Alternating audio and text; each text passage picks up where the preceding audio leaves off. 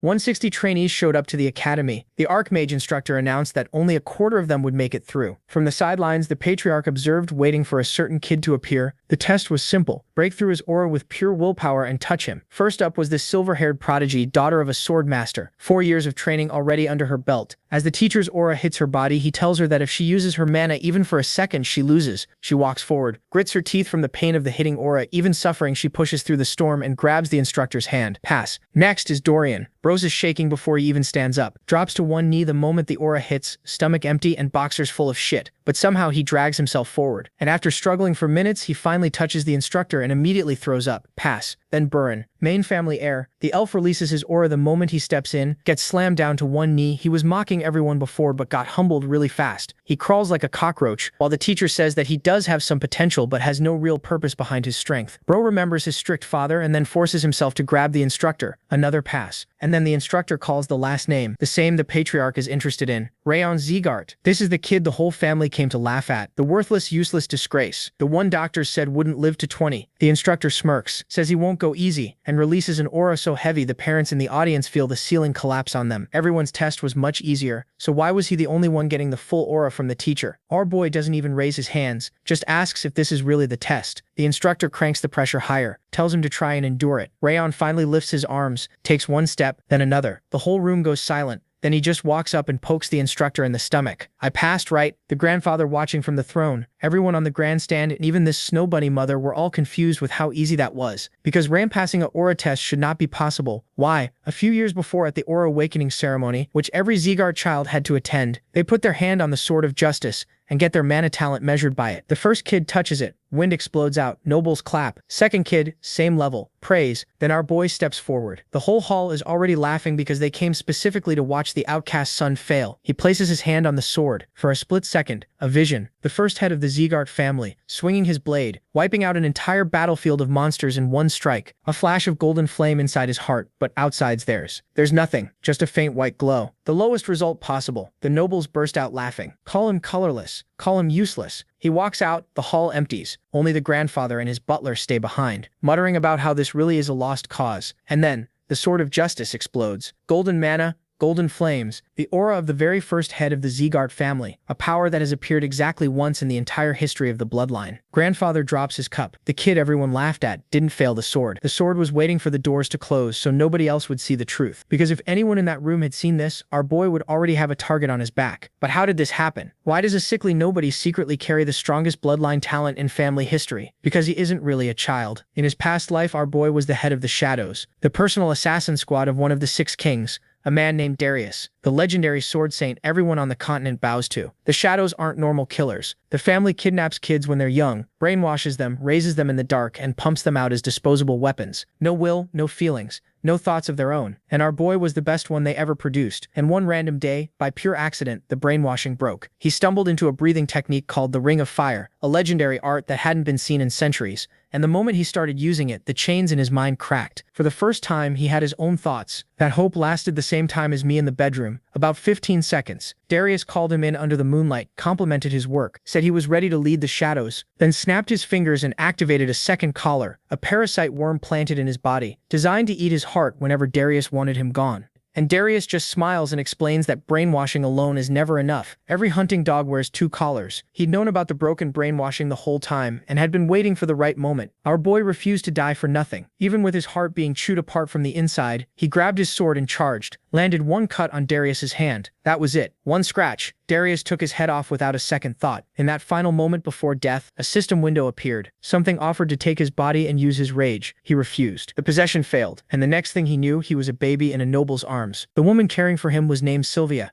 and it all still felt unreal. Holding him close, she smiled and asked him to try saying Mama. MC realized he had been reborn as her child, while keeping every memory from his life as a killer. At first he thought it was a dream, like he just slept for 100 days. But no matter how much time passed, he never woke up, so he accepted that he had truly been reincarnated. Later, Sylvia held him and wondered if the weather outside was nice again. She hoped the head of the family would return soon, so he could finally give the baby a proper name. Robin thought she couldn't keep calling him the child forever. The family head hadn't shown up for over 3 months. He had to be incredibly busy. He still knew little about this new life, but one thing was clear. He was born into wealth and into a very famous house. That was still better than being reborn as a commoner. After all, he still had revenge waiting for him. Rage and revenge filled his mind, but he had to stay patient. He had never left this room, so he didn't even know where he was. He also didn't understand his family's place in the world, let alone his own. And since he had failed to finish the Ring of Fire in his past life, he needed even more patience now. He had once been called the Robert family's greatest killer. If revenge was the goal, he could bury his feelings for as long as needed.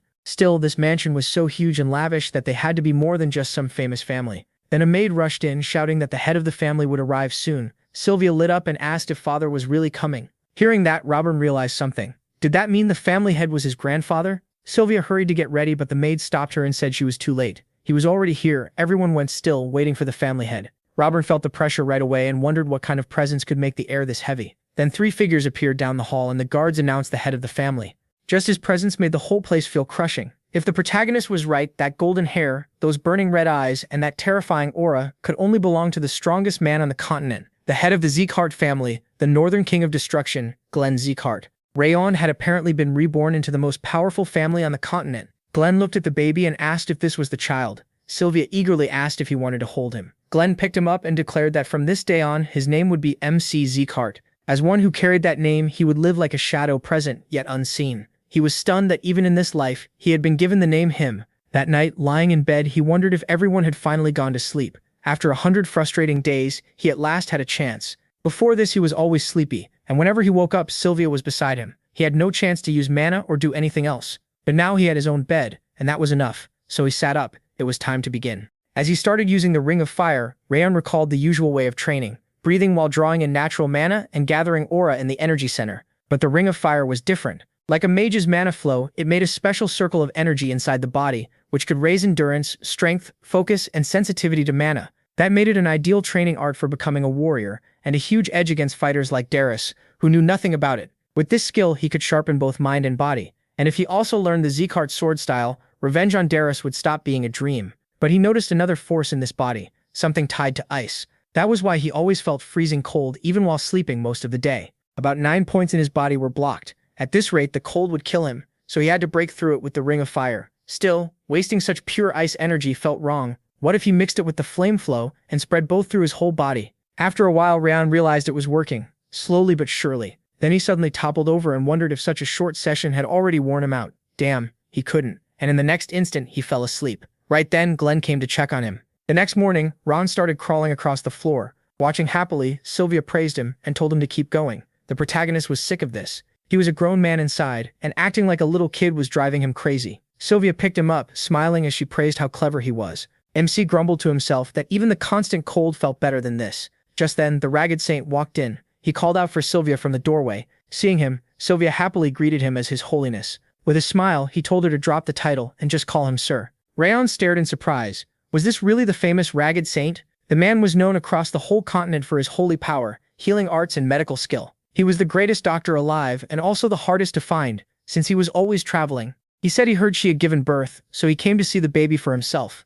Sylvia handed him over with a smile. The saint noted the blonde hair and red eyes, saying the child looked just like her. Sylvia beamed and asked if he was cute. He said of course Rayon was cute and joked that he looked nothing like Glenn. Then he asked for the boy's name. A little tense, Sylvia answered that his name was the protagonist. His face soured. He asked if Glenn had really named him after a shadow. Calling a child that, he said, was a terrible idea. MC was surprised he spoke to the family head so casually. Still, he had heard the Ragged Saint and the Northern King of Destruction were close friends. The old man said he wanted to examine the child. He placed a hand on his stomach, and his smile vanished. His condition was bad. Sylvia quickly asked what was wrong. The saint explained that the protagonist was under a frost curse.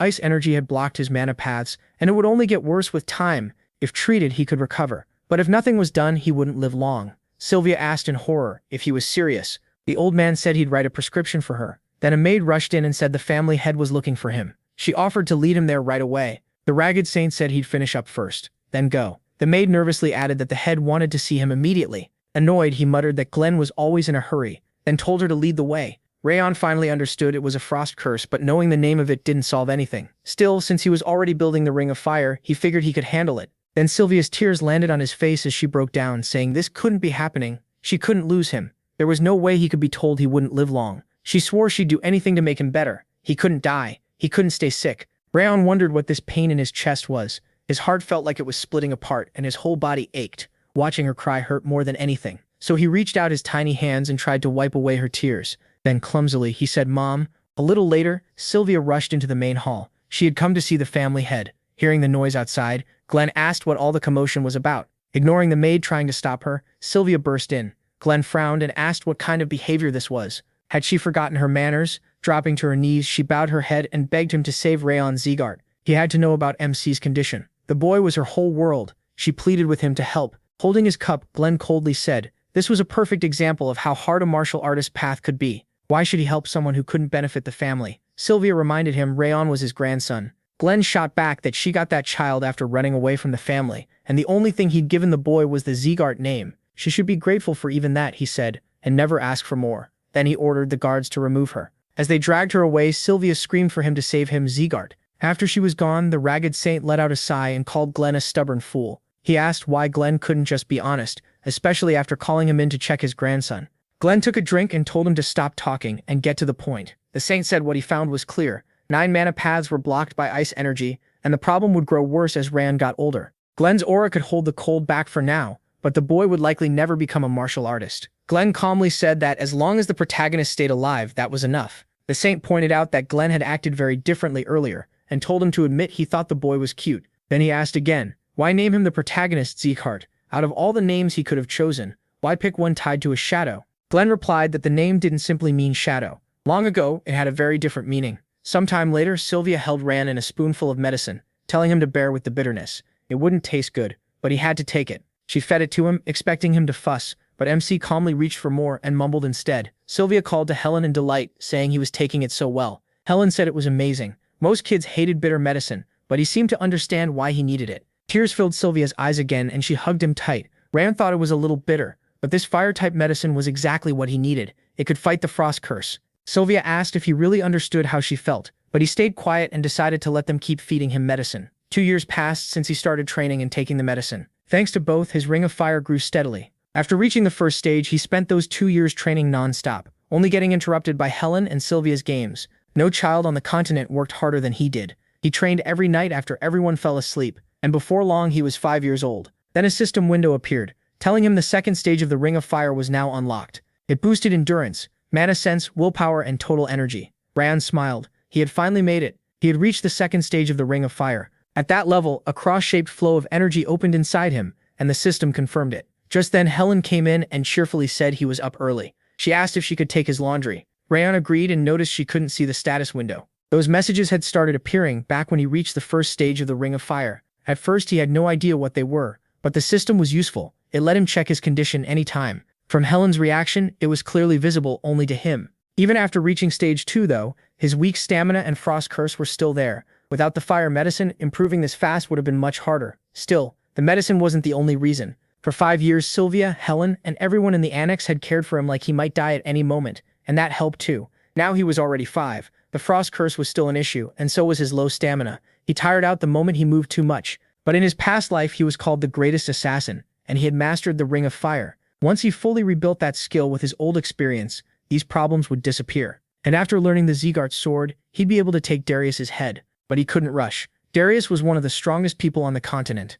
If revenge blinded him when they met again, he'd lose. Very few people could kill Darius, so Rayon had to build strength slowly, and strike only when the time was right. That meant one thing: keep training. Then Sylvia entered the room with a smile and said he was awake. Did he remember they had somewhere to go today? She told him to change clothes and get ready for the main house. Rayon realized the day had come. The 6 kings and 5 demons were the powers that kept the continent balanced. The Zegart family, the one he had been reborn into, belonged to the 6 kings. Those 6 stood on the side of good, while the 5 demons stood on the side of evil. To see if a new variable had appeared in a family, they held a determination ceremony. And today was the protagonist's turn. When they arrived at the huge mansion, the gathered relatives were already talking. One said this was his first time back since last year's ceremony. Another mocked him, saying he'd been busy with missions, and mentioned they were testing the Branch family's children today. Someone added that Karun's 4th son would be taking part. Another nodded and said rumor had it Sylvia's son would be there too. Confused, one of them asked what he meant. Wasn't that the outcast? Rayon and Sylvia stepped into the hall, and the people there immediately started whispering about them. They mocked him for being so small and said the rumors about his sickness had to be true.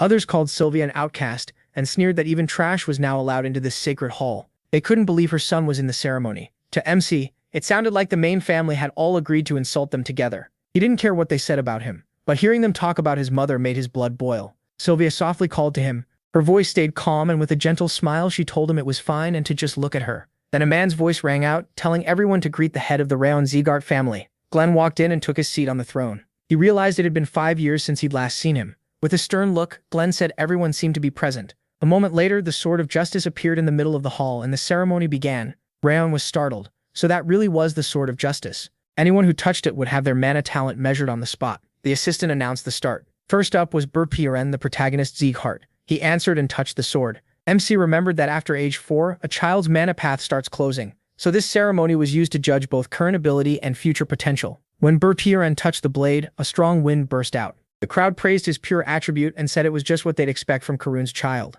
Glenn said it suited a swordmaster and told him to keep training wind mana. Next, the assistant called Luna Slyan from the vassal family. Watching closely, Rayon figured out the basics. The length of the light showed mana purity, while the swirls revealed its attribute. That was how the Zeeghart family judged talent. When Luna touched the sword, people wondered if the Slyan family had produced another genius. They said she was on Burden's level. He saw clearly that worth in this place came down to talent. He didn't expect much from his own result, especially with the ice still mixed into his energy. After Luna finished, the assistant said she'd done well. Then he announced the final participant, Rayon Zeeghart. He was told to step forward. Sylvia smiled and said it was his turn. The protagonist nodded, not expecting anything special. He only wanted to learn what kind of mana this body had and what he should train from now on. Sylvia asked if he had watched the others carefully. He had, so all he needed to do was copy them. Rayon walked up and placed his hand on the sword. The moment he touched it, golden fire exploded around him. Then a vision appeared. The first head of the Zeeghart family, holding a sword and wiping out every monster nearby in a single swing,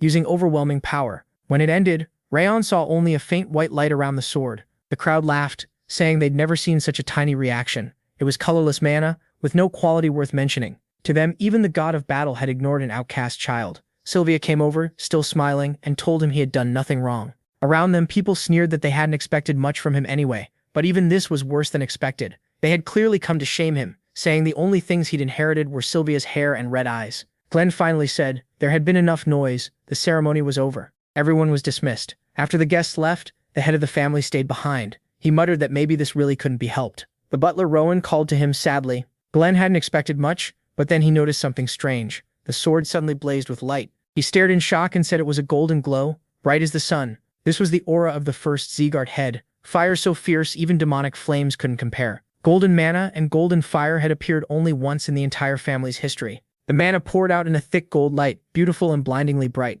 Golden flame. What kind of person was Rayon? Later, outside, MC opened his status window. It showed a 9-node frost curse. Low stamina, weak mana sensitivity, ring of fire at stage 2, and water resistance at stage 2. He decided that was fine for now, he just needed to push ring of fire to stage 3. 7 years passed after the ceremony, and he turned 12. With non-stop training, he came close to the 3rd stage of ring of fire. If he could solve the ice problem, it would go even faster. His water resistance had improved enough that he no longer felt cold. He still had trouble moving, but he was much better than before and could finally start physical training. Then Sylvia called out, telling him to hurry before they were late. Rayon sighed and figured it was time for the next ceremony. He'd have to see those annoying people again. Once it finally ended, the assistant praised Langrisser Lagretta and declared the ceremony complete. The protagonist was surprised it had ended so quickly, probably because only branch family members took part. Then Glenn called him over and asked why he had ignored the order to start basic training for a whole month. Rayon was confused. What basic training? Sylvia quickly explained that MC wasn't like the other children.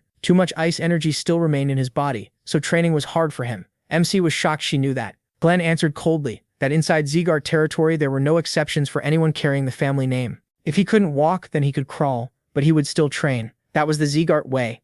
Sylvia cried out that she couldn't make him do that and begged for more time. Glenn shot back, asking if she planned to run away from the family again. Since she had the child, she was to live here as a Zeeghart. If she refused, she could leave at once. The others started whispering that she'd probably run away again. They mocked her ruined core and broken mana paths, saying someone like her disgusted them. Rayon understood exactly why they treated Sylvia this way. She had once left the family. She trained in martial arts, but lost her core and could no longer use aura. That was the price she paid to marry his father. Then his father died before he was even born, so she had no choice but to return. Of course, someone who had left the family in disgrace would be mocked when she came back, but to Rayon they were just narrow-minded fools. As Sylvia's son, he wouldn't stand there and let them talk about her like that. So the protagonist stepped into the center of the hall. Sylvia shouted for him to stop and come back, saying she'd handle it herself. But Rayon calmly replied that it was fine. He would obey the order and start training next month. The instructor from the first martial hall warned that even basic training would be too much for a sick child. MC answered firmly that it didn't matter. If he wanted to keep the name MC Zegart, he would attend. Glenn asked if he truly understood how heavy that name was. At once he felt a crushing aura bear down on him, making his blood surge. It felt like his whole body was being flattened, but he kept looking straight at Glenn as his heart pounded wildly. This power was far beyond the Robert family, so this was the strength of the Northern King of Destruction. Sylvia grabbed him and begged Glenn to stop, saying Rayon was still too young to understand. The instructor also tried to calm things down, reminding him the protagonist was only a child, but Glenn said he was the one speaking. Sylvia, trembling, insisted MC still couldn't train and begged him to stop pressuring the boy with his aura. In that moment, Rayon remembered what he used to be, an assassin, someone who lived in darkness, always closer to death than life. But that life was over. He wouldn't hide in the shadows anymore. He wouldn't live as a killer again. Now he was Rayon Zegart, and he would win back Sylvia's rightful place. He walked closer to the throne and said he had grown up shut away in the annex, so he didn't know how great the Zegart name really was. If training would teach him that, then he would accept it. He would protect Sylvia and bring back the smiles of the people he cared about. Glenn asked what that meant. Was he planning to judge the family during training? Rayon said he had no other choice. If so, then he should have the instructor train him properly and not let him down. He thought that in his past life, he was the top assassin. On top of that, he had the Ring of Fire, something most people thought was just a legend. If he used both together, he could earn his place in this family. He would prove how strong he could become. Later, during training, the second hall's instructor Karen Zegart asked his assistant if Rain wasn't supposed to be too weak to even walk around. The assistant said yes, that was what the maids claimed. After hearing Sylvia and the head speak, they said he had a serious illness. The instructor frowned, thinking the boy's body looked terrible as usual. How had he survived Glenn's aura? Karen then remembered that Sylvia had once been more gifted than most. He told him to send a maid to their annex right away and have her report everything that happened there. A while later, in the 5th training hall, everyone greeted the family. Glenn walked over to the sofa and called for Rimmer Dias, the instructor, telling him to quit acting like a rag and stand up. Rimmer rose and said Glenn looked as sharp as ever. His fake sleeping act had failed again. While the other instructors worked with their hands, he, the so-called chief instructor, worked with his head so it all balanced out. Glenn said flatly that he was already 50 and should start acting like it. Glenn said flatly that he was already 50 years old and needed to grow up. Rimmer just smiled and brushed that off. Age meant nothing to an elf. Then he asked if Glenn came because of his youngest grandson. Sylvia had already visited, but he hadn't expected Glenn too. Glenn asked, surprised, if she had come. Rimmer nodded and said she asked him to make sure Rayon Zegart didn't get hurt. If that was Glenn's reason too, there was no need. He had already made it clear he wouldn't go easy in the 5th hall, not even for the family's favorite youngest child. Glenn calmly said that was fine. The protagonist didn't need special treatment, and he had no interest in weaklings. Robert looked at him in surprise, realizing his care for the boy ran even deeper than expected. He wanted to give MC the love he couldn't give Sylvia. Glenn snapped that if Robert weren't an old friend, his head would already be on the floor. He told him to be harsh, cut off the weak right away, and teach only the ones worth teaching. Robert smiled and said he'd handle it his own way. Glenn answered that was exactly what he wanted. With that, Glenn turned to leave. Reimer smiled and told him to take care of himself. After Glenn left, Reimer wondered what kind of boy Round was. Later, he opened the status window. It showed the 3rd stage of the Ring of Fire was now unlocked. It boosted his mind and spirit, mana sensitivity, energy amount, endurance, strength, agility, and water resistance, while weakening the frost curse. He smiled, feeling the difference right away. Mana came easier and his mind felt clearer. He remembered Sylvia warning him not to push too hard on the first day. Thanks to her stopping him, his progress had been smoother. The status window also let him track that progress. Still, this was only the start. Training in the Rayon Zegart family was famous for being brutal.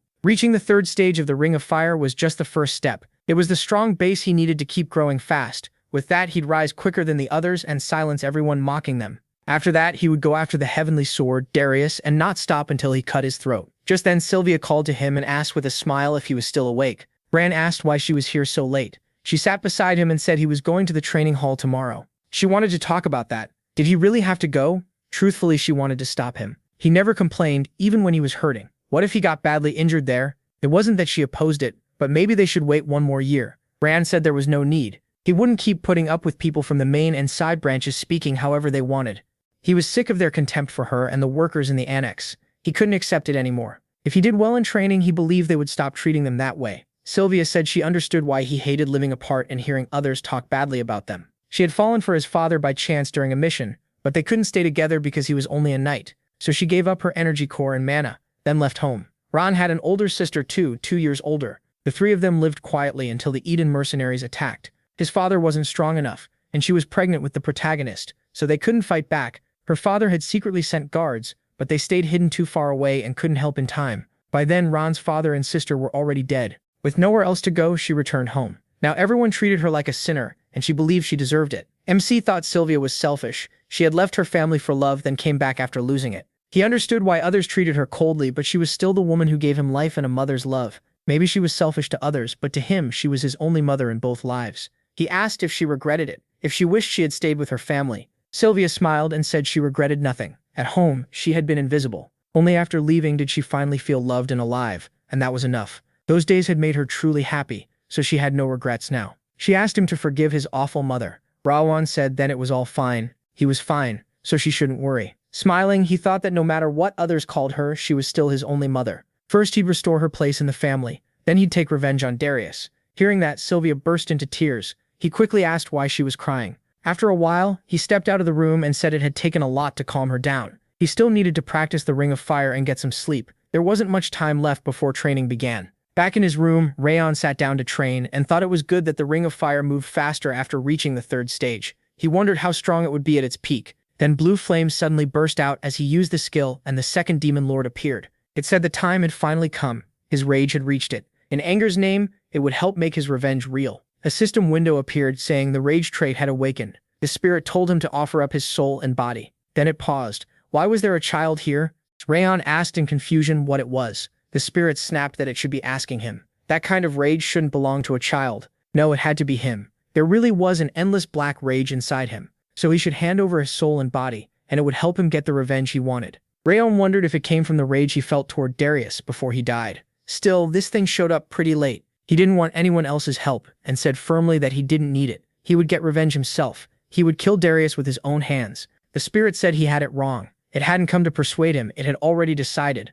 A freezing flame wrapped around Rayon, and he wondered what it was. The spirit lunged at him, and shouted that now all he had to do was gladly give up his body. As it closed in, the protagonist realized how cold it was. Not just his body, even his mind felt like it was freezing. This thing wasn't fire. Its true element was ice. The spirit told him to think about Darius, and let his rage boil over. Even if Darius were a god, he would still kill him. Rayon realized he was only enduring because of his water resistance, but the attack wasn't just cold. It kept feeding his anger too. The spirit said it would wipe out his enemy completely. In return, it only wanted his body. MC thought that if he gave in, what would happen to Sylvia and the maids? No matter what, he couldn't let it take his body. The spirit urged him to stop resisting and accept his rage. He would feel better that way. There was no reason to hold back. It wanted to avoid damaging the body it planned to use, but if he kept resisting, it would devour his essence anyway. He desperately thought that his body was about to break apart. He was near his limit. He couldn't hold on much longer. At this rate, he was finished. Then he realized something. If water resistance had let him endure the cold this long,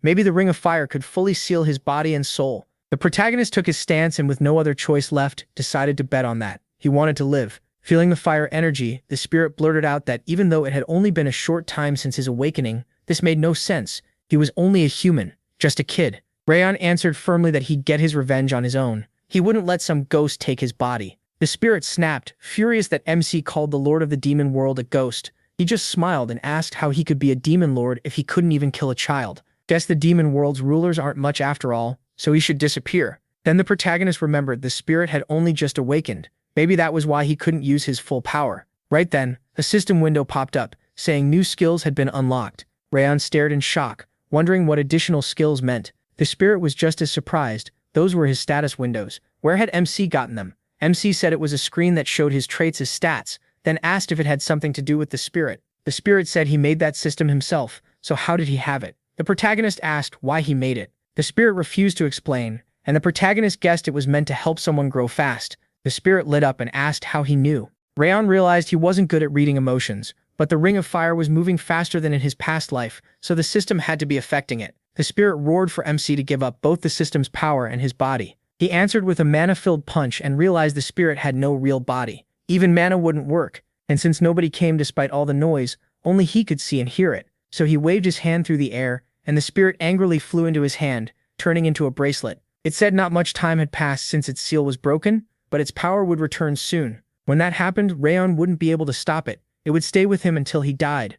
The protagonist thought the thing was a total leech. He wanted to get rid of it now, but that might mean losing the system. And then there was Sylvie and Helen. Better to keep it close and watch it. For now, he'd hold it back and get stronger as fast as he could. MC asked why it chose a flower bracelet since it really didn't suit him. The spirit grumbled that MC should respect his taste. MC sighed and let it go. A little later in the hall, Helen said she was sure the young master would be fine. Sylvia said she knew, but still. Just then he came down from the second floor and said with a smile that he was ready. It was time to head to the training hall, so they went outside. Sylvia told him to stay alert and take care. The protagonist promised to be careful and said they'd meet again. Helen asked Sylvia why she was sending him off with such a sad face. She might make him worry. Sylvia stepped closer and forced a smile, saying she believed in him. Raewon told her not to worry. He wouldn't push himself too far, and if things got bad, he'd back off right away. As MC started to leave, Sylvia asked if he'd really be okay. Helen said he was already feeling better, maybe well enough to handle the training. He looked much healthier than before. She remembered saying goodbye to him and added that out of all the Zeegard instructors, his teacher was the most observant.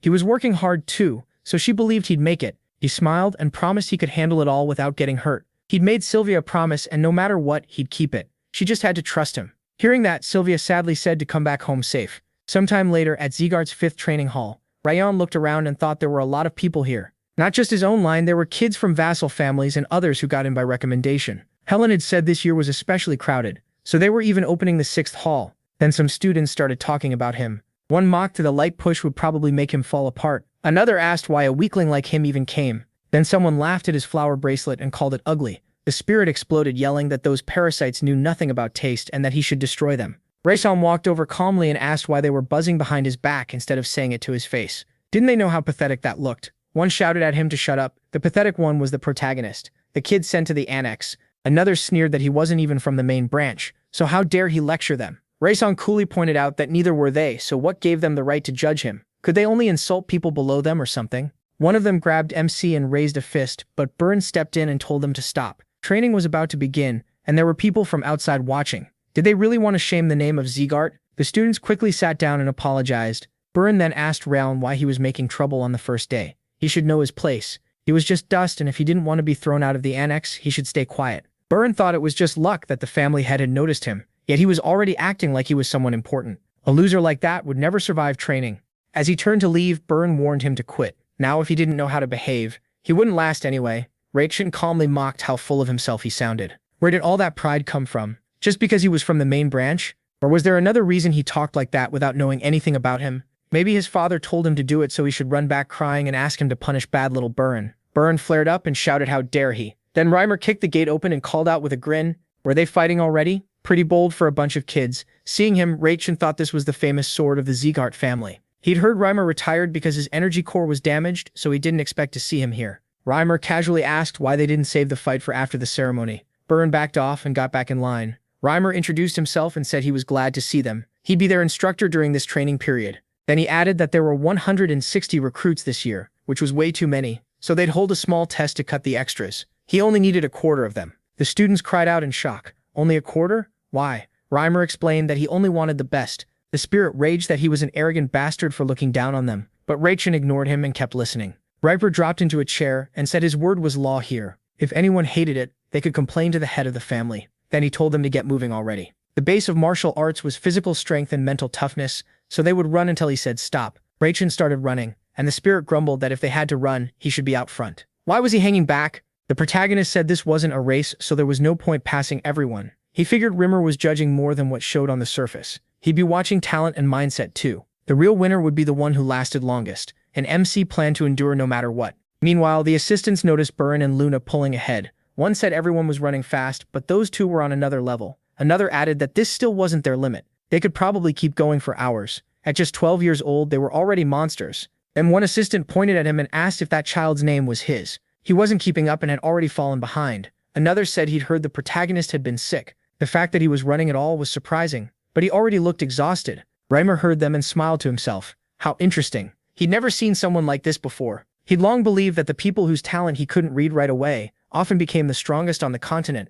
Usually he could see a child's future clearly, but Rachel showed him nothing. That meant MC was clearly beyond what he could read, and Rimmer found that very amusing. Around then, the other students started mocking him again, saying he talked big but was stuck at the back. Another said he deserved it and would be cut soon. Someone laughed that he wouldn't last 10 more minutes. Rachel thought that was strange. They were only running even though they'd been promised hellish training. In his past life, he'd had to sprint from enemies and wild beasts, so this felt way too easy. After a while, one of the staff looked at the way the protagonist was running and stared in shock. What the hell was this? Rayon should have used up all his stamina by now. He was running past his limit, and he shouldn't have had any strength left. Was he really running on willpower alone? He was training like he was ready to die for it. The instructor smiled, surprised, and said MC had caught his interest. Meanwhile, Burst noticed he was still running and snapped, asking why he hadn't stopped yet. Everyone had said he was too weak to train. He remembered an instructor telling his father that the saint in rags said Sylvia's son likely wouldn't survive childhood. With the frost curse, learning martial arts should have been impossible. Burn thought Rayon looked so frail, so why was he still going? It annoyed him. He wanted to prove the gap between them and show the protagonist could never match him, so he used his aura and burst forward. MC figured that for someone who acted noble, Burn was still just a kid. Even Luna seemed more grown up than him. Still, this test wasn't about beating others. It was about lasting the longest, so there was no reason to speed up just because Burn wanted attention. After a while, some students started wearing out. One asked how Rayon was still going. Another girl frowned and said she'd heard he was weak because of some illness. Did he seriously never get tired? Hearing that, he thought he was already at death's door from the cold energy raging inside him. His lungs and heart felt ready to give out, but he pushed the last of his strength through the ring of fire. That skill had grown a lot lately, and if he used it fully, the benefits would come fast. Then the spirit of rage appeared and asked, so this was the body's condition? And this was supposed to be his future vessel? If Rayon handed it over, he could crush that blue-haired boy with ease. He could freeze this whole place. The protagonist told himself he had to endure. Rage was trying to take over his mind, but he had to act like nothing was wrong. Keeping a straight face, he told the spirit to shut up and calm down. That trick wouldn't work on him. The spirit only smirked, saying no one could resist his anger forever. They'd see how long Rayon lasted. MC grabbed his chest and told himself to hold on. If he showed even a little weakness, this bastard would devour him. The spirit clicked his tongue in frustration. What a stubborn bastard. Why wasn't his rage working? Rayon thought he was beyond tired. He felt like he was dying.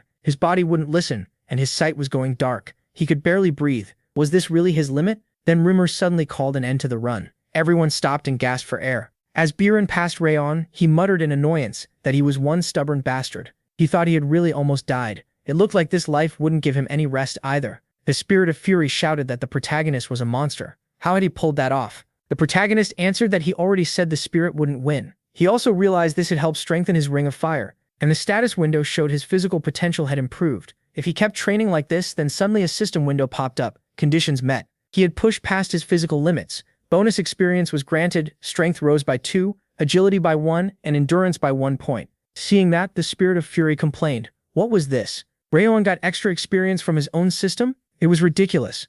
The instructor gathered everyone and said they had done well. The test was over. As for what he said earlier that he would only keep a quarter of them, that was a lie. They could relax. The students protested, saying they had run themselves to death for that test. Reimer explained he couldn't throw out that many people on the first day, but that only applied today. If they kept performing like this, most of them would be cut. He had told all 160 of them to run with everything they had, but not one had truly done it, except a single person. Some gave up and others secretly used aura. Honestly, he didn't care what they did to pass this one test. But from now on, they'd better follow his orders if they wanted to stay. It would not be this easy again. For now, they were only provisional students. In 6 months, they'd face the final test, and then he would judge them. Only the best would remain, though he wouldn't be the one ranking them. Now they could head to the dorms provided by the Rayon Zegart family. He also pointed out the training hall to the left. Later, Remmer stepped into the forest and found Glenn sitting in his usual spot. He asked how things looked. Remmer smiled and asked why Glenn was even bothering to ask. Since he was here, he had clearly seen everything himself.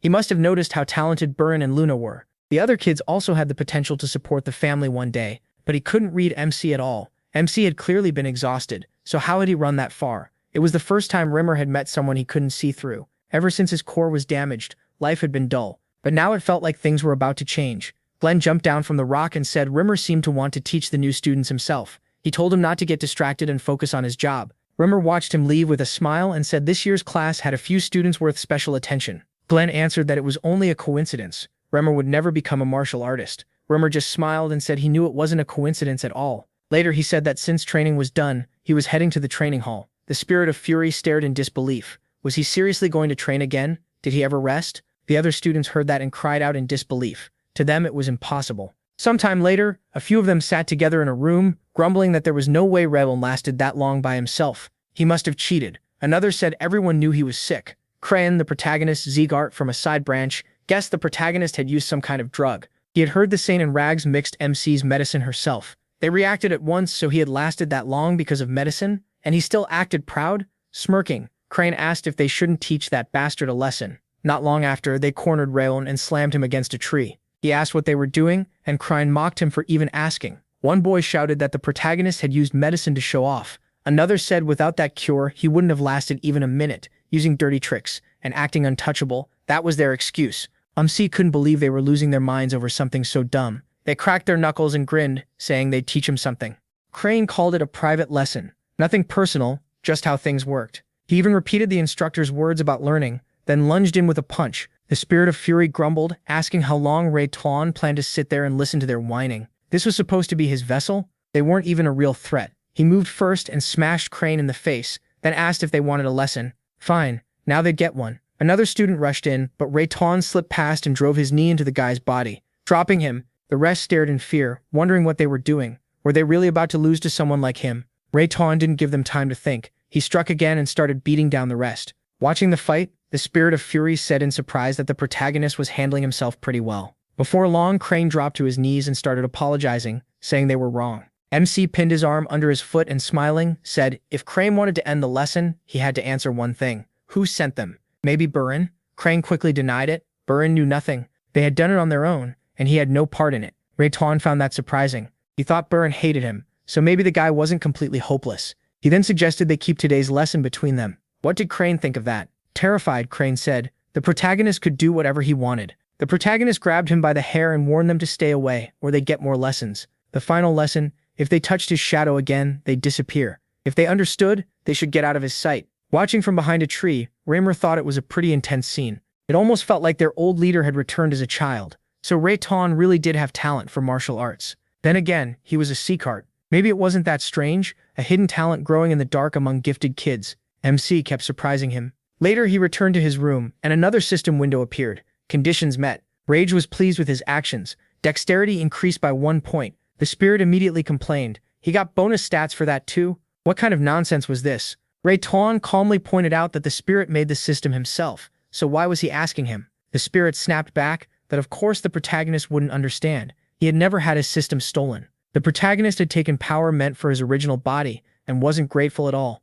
Then he made an offer. How about a bet? If MC won, he'd get a bonus. If he lost, he'd stop resisting Rage. System windows popped up with Rage's offer. If he got the best result on the training test, he'd gain 2 points in every stat plus 1 extra stat of his choice. If he lost, he'd suffer a 10-day Rage penalty. Radon asked if this was the test Rimmer had talked about. The Spirit said yes and reminded him Rimmer planned to pick the top students. Then he asked what a stat of his choice meant. Rage said he could take one of his stats, though of course it would be lowered first, since he was still inexperienced. The protagonist then asked what the Rage penalty was. The Spirit answered that he would give in to Rage. He'd fall a little deeper under its control. It might only be a little, but that would be enough. Ray Tuan wouldn't be able to control himself as well anymore.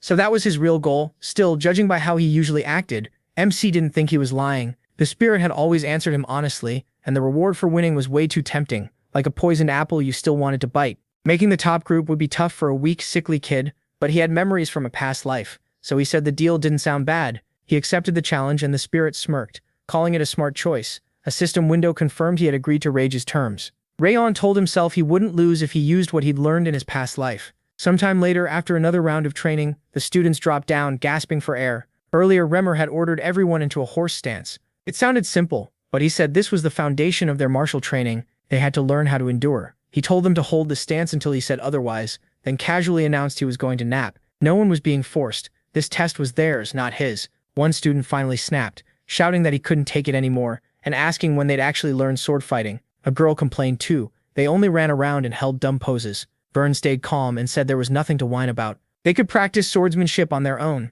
If they spent all their time on basics, they'd lose the skills they already had. Watching, the Spirit of Fury noticed they were leaving. They were going off to train with swords and asked if Rayon was coming. He said there was no point. Why learn fighting techniques before building his body through basic training? Right now, he didn't even need a sword. What he needed was strength and stamina. Because of the frost curse, his body was weaker than everyone else's, so the basics mattered most for both growth and training. He wasn't in a rush, so he focused on strengthening his body and headed to train. From behind a wall, Luna watched and thought he was wrong, but he was getting stronger fast, already lifting more than he had the day before. People said he was sick, yet he still raised the weight every single day. Training daily could make anyone stronger, but increasing the weight every time was almost impossible. Already he could lift 10 kilos more than he had at the start of the week. Maybe his training method was just different. How could someone this sick become this strong? There had to be something unusual about him. Luna walked up and stopped in front of him. Miranda looked confused and asked if she wanted something. She didn't answer. She just kept staring at him, thinking, why is he improving so fast? Then she sat beside him and started lifting the barbell too. As they kept training, she watched him and became more sure she wasn't imagining it.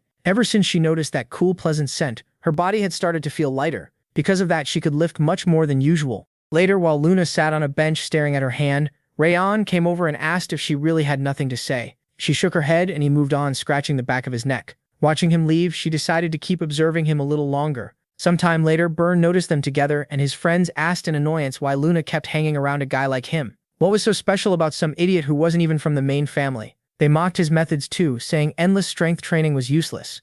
Rowan was weak, so maybe he needed that kind of work, but no matter how much he trained, he'd never catch up to them. They still didn't know what the test would be, but practicing swordsmanship would at least help them defend themselves. They said they didn't care about that outcast from the Branch family and left, sure the test results would prove everything. Later, while the protagonist was training with dumbbells again, Dorian came up to him awkwardly and introduced himself. He asked if Rowan could show him the right way to train and explained he was a recommended student. MC said he didn't mind. Happy, Dorian opened his bag and thanked him, saying he had some cookies and he should try one because they were really good. The protagonist took the cookie, then glanced at Luna and said he didn't want it. She could have it. That was when he noticed Luna staring hard at the cookie, so he handed it to her and thought that was surprising. Training went on, day after day. The calendar kept turning and autumn leaves began to fall. 6 months passed. Every day, Rowan ran until he was completely worn out, like his life depended on it. The runners who had once stayed far ahead of him no longer blocked his view. After all that brutal effort, only 2 people were still ahead. As time passed, those same 2 remained in front of him. Then, after a while, the teacher said he was glad to see everyone. He asked the students' parents and guardians to take their seats.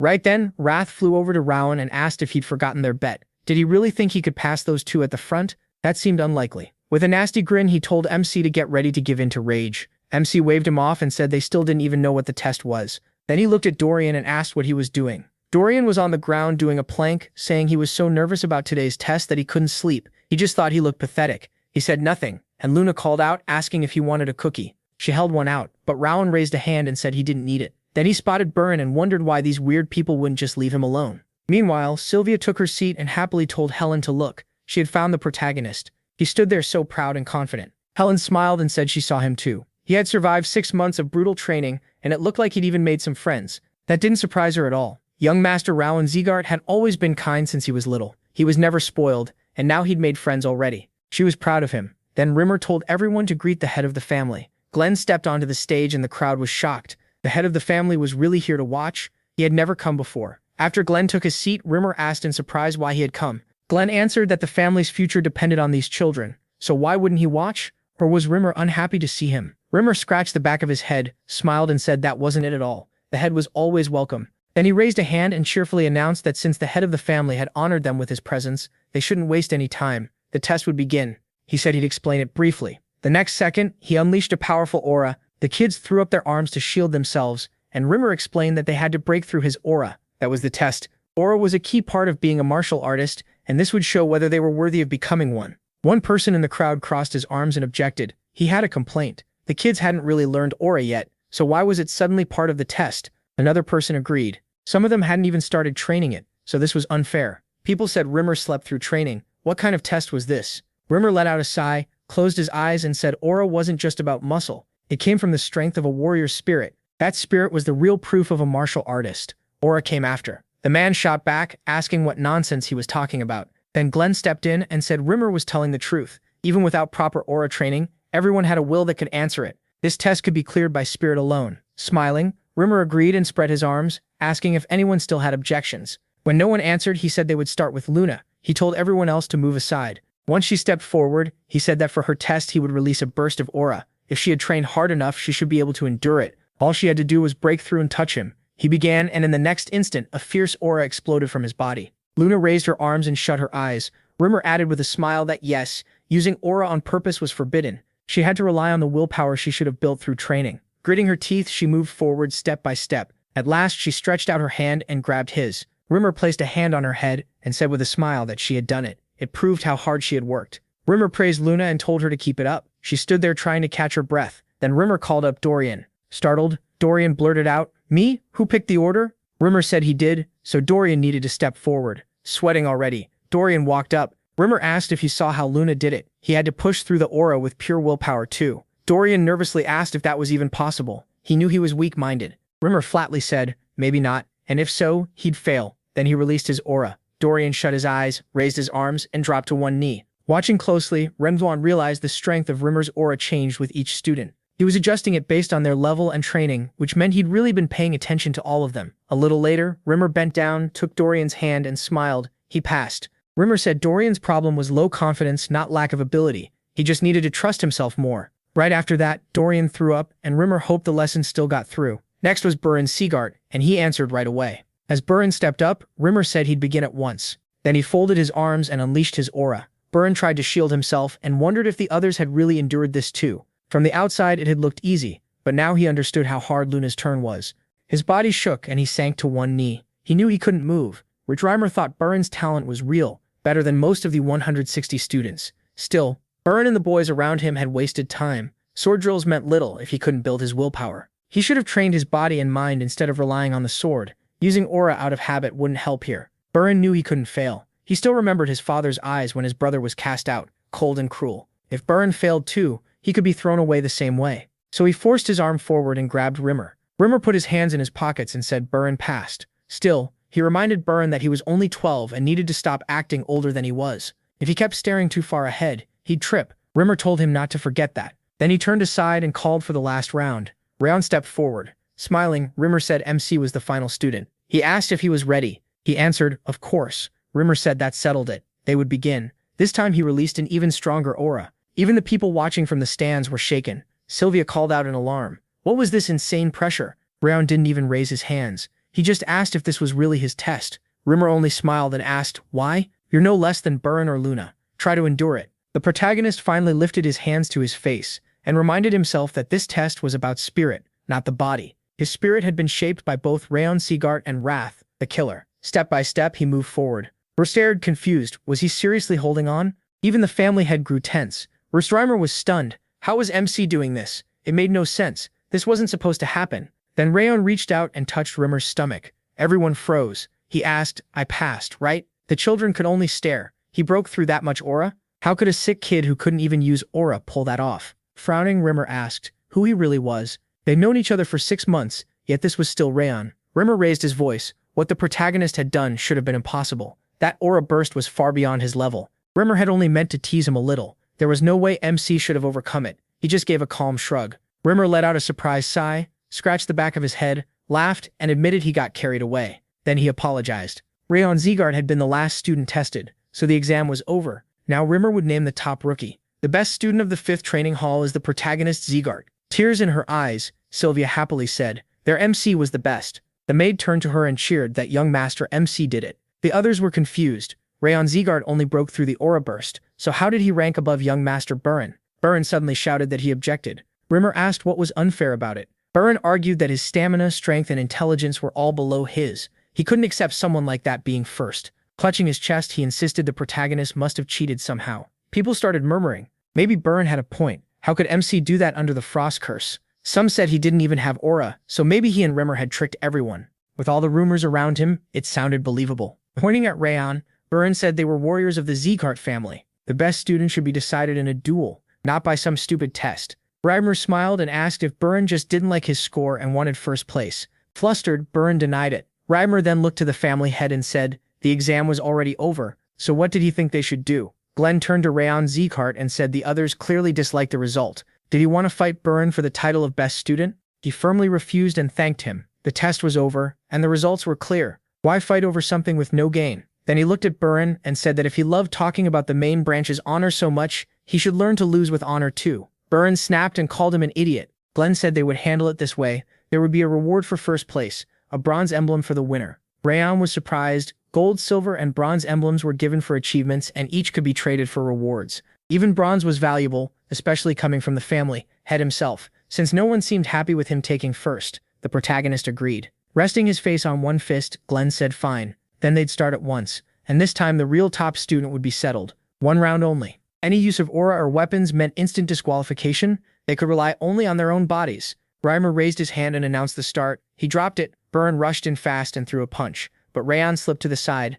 Burin followed with a kick, and MC blocked it with his hand and foot. Burin gathered force into his fist and yelled that this was the righteous tiger fist, his father's technique. Using martial arts moves wasn't against the rules, so he wasn't cheating. Then he drove a punch into Rayon's stomach, and the crowd shouted for Lord Burin. They said he couldn't answer back. Burin kept attacking, thinking the protagonist was just a stray from a sideline, someone weaker than him. He believed MC should simply give up first place. His father's words came back to him. There was no reason to care about weaklings like that. Burin couldn't let his father down. His father was watching, and Burin had to prove himself. He couldn't let Rayon stand above him. He threw punch after punch, while he kept dodging. Then the protagonist noticed something. He could read Burin's fists and clearly see every path of every strike. Burin charged power into his fist again and shouted for MC to give up. He rushed in, yelling that it was over. He kicked off the ground and jumped. Rayon looked up and calmly asked, "Really?" He focused strength into his own fist, and their punches collided. Burin's hand was knocked back and he stared in shock. "What?" Then Rayon struck again and Burin coughed hard.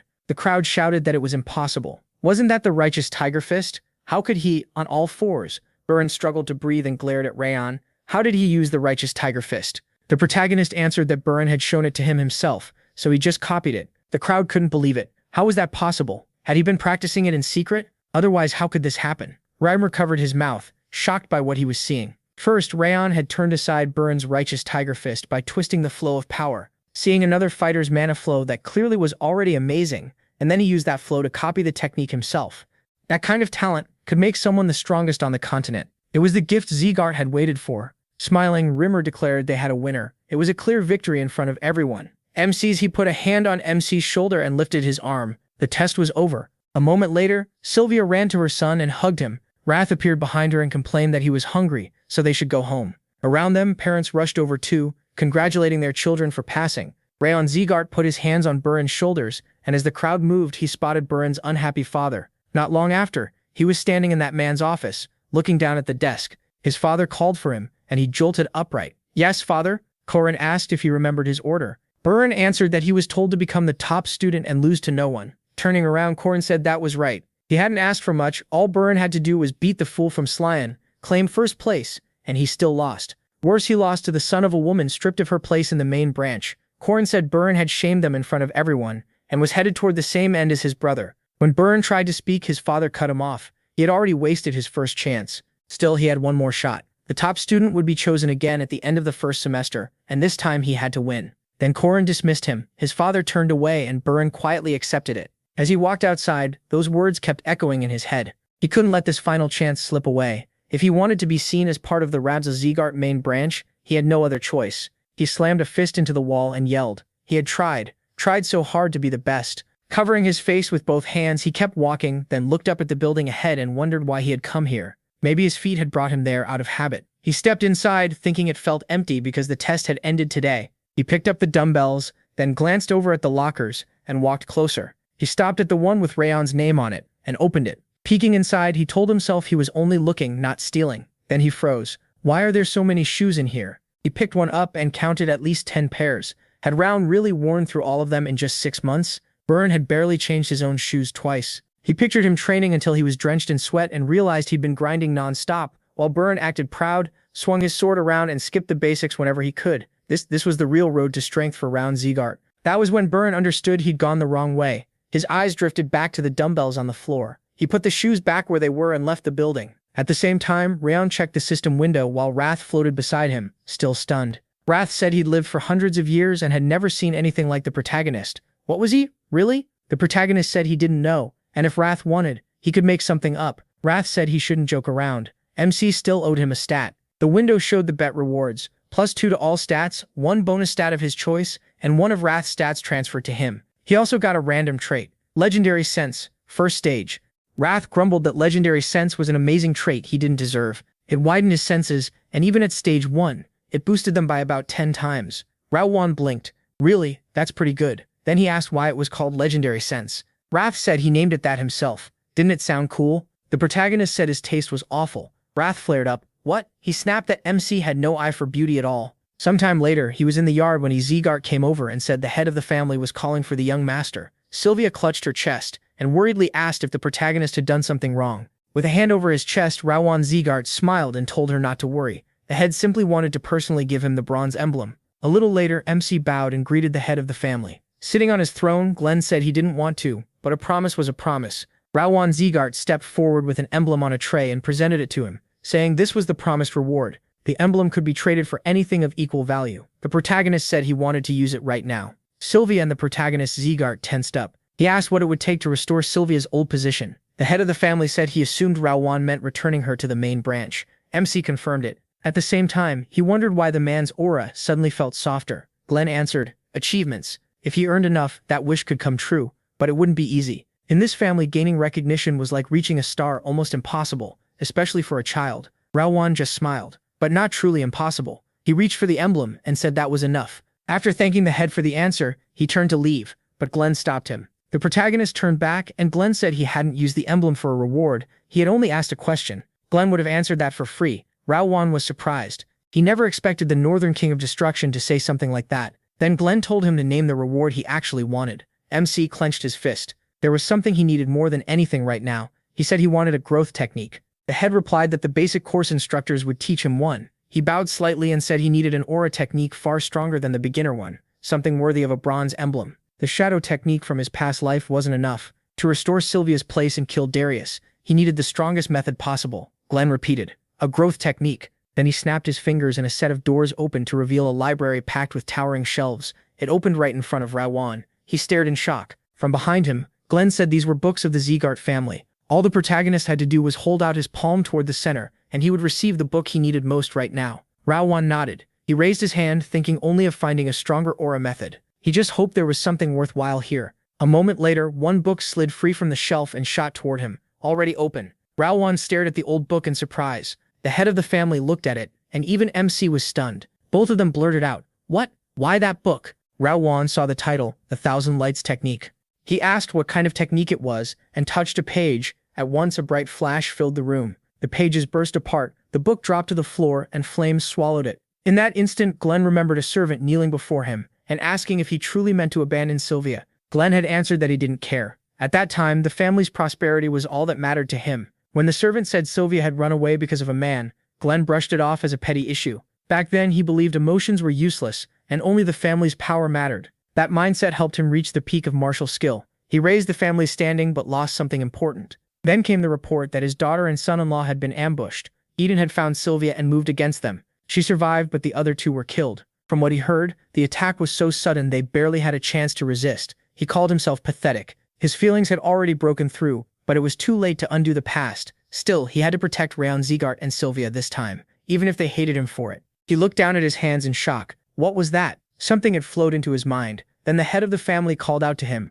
rising from his seat to ask what he had just done. Rayon said he didn't understand it either. The technique's contents had simply appeared in his head. Glenn immediately asked if he remembered the name. The protagonist looked at his hands again and answered, the Thousand Fire Technique. The system confirmed it. The Thousand Fire Technique guides him down the path of ancient flame. The technique had been stored in his memory. Glenn asked if Rayon meant the entire book had been imprinted in his mind. MC said yes. Glenn paused, then replied, I see. Good. He said he had received the bronze emblem reward and could go. The protagonist thanked him and headed out. After the doors shut behind him, Rayon Zegart started to ask if the technique the young master received was. Before he finished, the head confirmed it. He said MC had obtained the technique of the very first head of the MC Zegart family, the one no one else in their history had ever mastered. No one had even been able to read that book, and somehow it chose him. Zegart warned that if this leaked, both him and Miss Sylvia could be in danger. The head said not to worry, no one knew about the Thousand Lights technique. Then Rayon Zegart asked what they should do now that the book was gone. Glenn said it didn't matter, someone now carried its knowledge.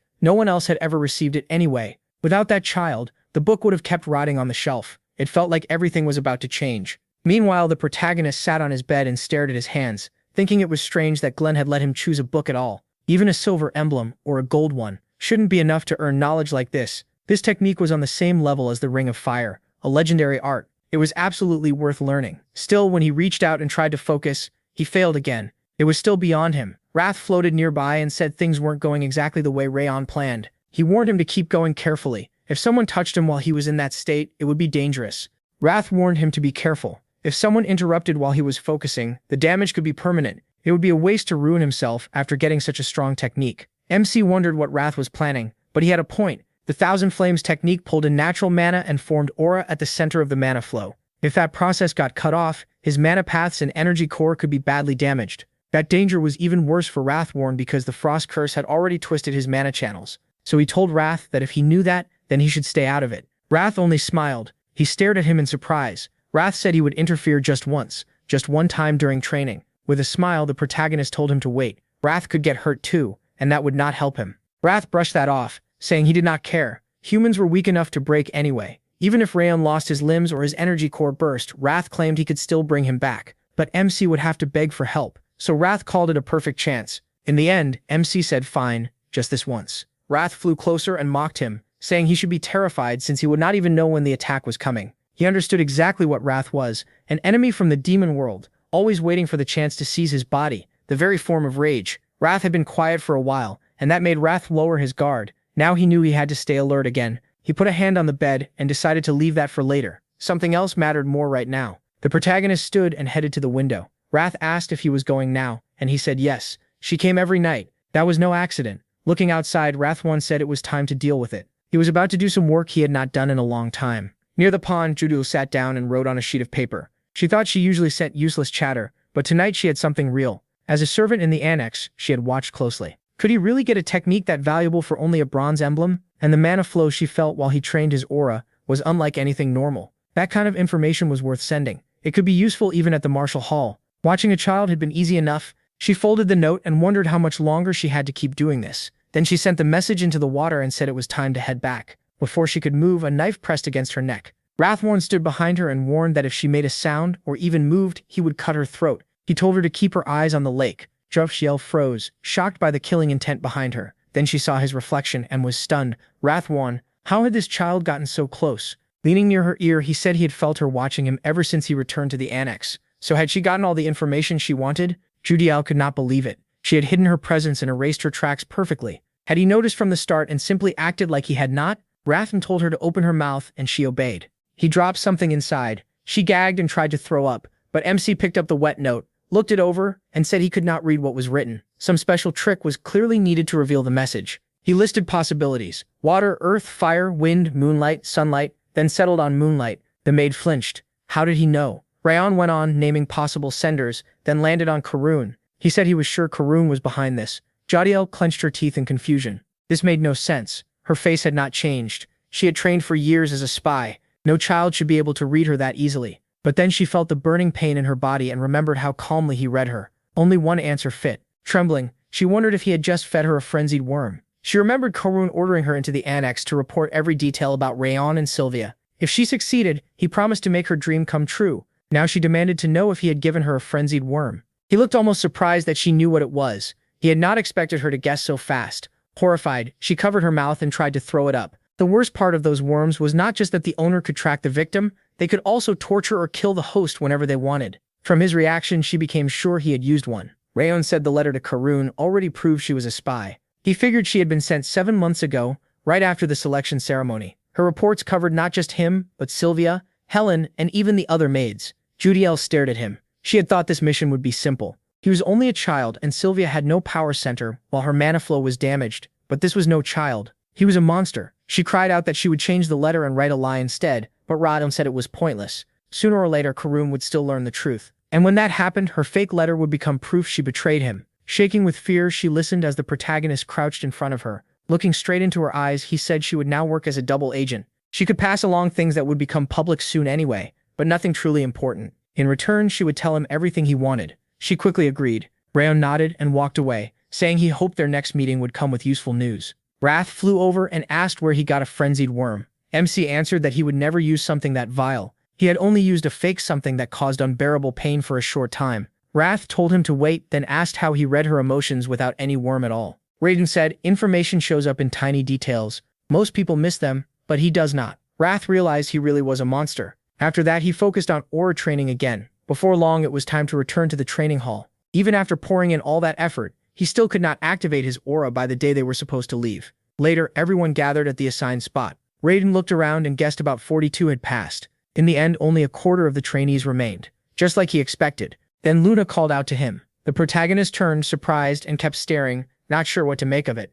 A few days earlier at the Slyan family estate, Luna's mother had asked if young Master Rayon helped her train. While eating a cookie, Luna said yes. Her mother asked if she thanked him. Luna said she gave him a cookie. That was not what she meant. When asked if she said thank you out loud, Luna answered no, explaining that her dad told her not to speak to boys first. Her mother smiled, Then she gently told Luna that gender did not matter when it came to saying thanks. If someone helped her, she should thank them. That was basic manners. Luna agreed and decided she would thank him next time. Now in the present, she finally did. Rayon, caught off guard, just answered, okay. Wrath asked what was wrong with her, and MC whispered that he had no idea. A moment later, Dorian came over drenched in sweat. He asked if he had made it too, then rambled that he never thought he would survive probation and become a real student. The training had been so brutal he kept having nightmares, and last night he barely slept because he was scared of messing up today. Then he said he was glad Rayon became top student, better him than young Master Burn. Right after that, Dorian turned and saw Burn standing behind him. He dropped to the ground in panic, while Burn stepped in front of the protagonist. For a second, nobody spoke.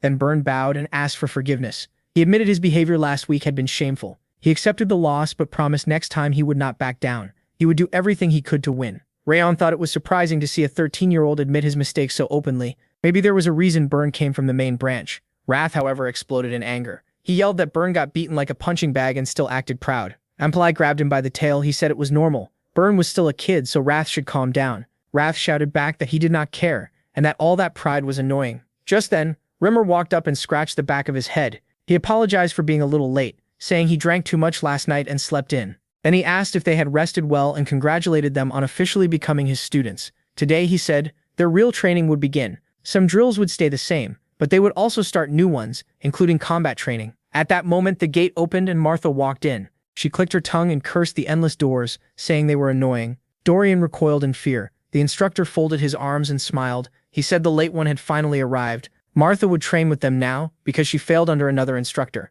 From this point on, she was their classmate, so they should welcome her. Martha Rayon Zegard of the main branch. Rimmer added that they should not judge by appearances because she was actually very kind. But Martha cut him off with a wave and demanded to know who the top student was. She asked if it annoyed them that some weakling ranked above them. She wanted to see the strongest for herself, so she told them to hurry up and fight. Burn wondered why he always got dragged into this kind of mess. Still, he introduced himself as the top student. Martha looked him over with interest and leaned in, then said he didn't look the part and told him to start already. Before anything happened, Burn stepped in behind her with his arms crossed and said she was acting shamefully. She spun around and asked who was barking at her. Walking right up to him, she warned Burn to watch his mouth or he'd end up in the gutter. He should remember who he was talking to. Burn fired back that Rayon had earned the top spot in front of the head and the instructors, so who was she to challenge that? Martha snapped that he was doing the same thing, so who was he to talk? Was he going to answer or not? He said that was exactly why he spoke up. He didn't want anyone repeating his mistakes and acting disgracefully. Rayon thought Burn really had changed.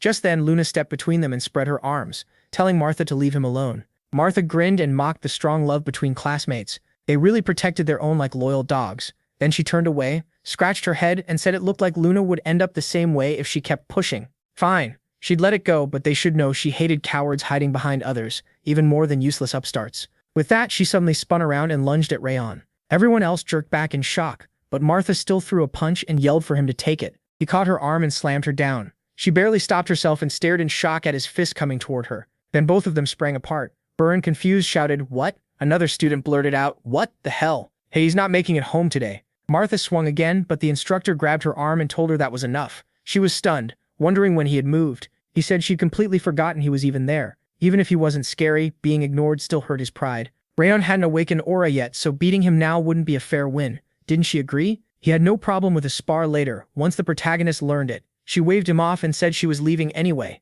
The instructor then told MC to return to his spot too. He agreed, but Wrath shouted, asking what he was doing. Was he really letting that idiot get away with it? She was begging for punishment. Wrath said if it were him, he'd rip off her limbs and toss her body onto a glacier. Rayon answered that he'd already hit her once. Wrath yelled that it wasn't enough and he should finish it. The protagonist said not yet. If he was going to fight her for first place, it would be smarter to make a bet and take something from her. He told Wrath to be patient, he'd get even later. After that, training continued until the instructor called a 10-minute break. MC took a drink of water and looked at his hand. This wasn't easy. Up to level 2 it wasn't that hard, because he already knew it. But level 3 added more variations, and that made things much tougher. Then he glanced to the side and thought about how Rayon had started from nothing and learned all this in less than a month. It had taken him a full month just to master the 7-form fist. At this rate, he would reach sword training at the same time. At least he wasn't the only impatient one. He then looked over at Martha swinging her sword at high speed and wondered if she was competing too. She stopped, breathing hard, and cursed under her breath. Rayon was supposed to be learning fist skills for the first time, so how was he improving this fast? He hadn't trained before like Burn or Luna. With that frost curse, his body should have been a mess, so how could he keep training for days? She told herself she couldn't fall behind.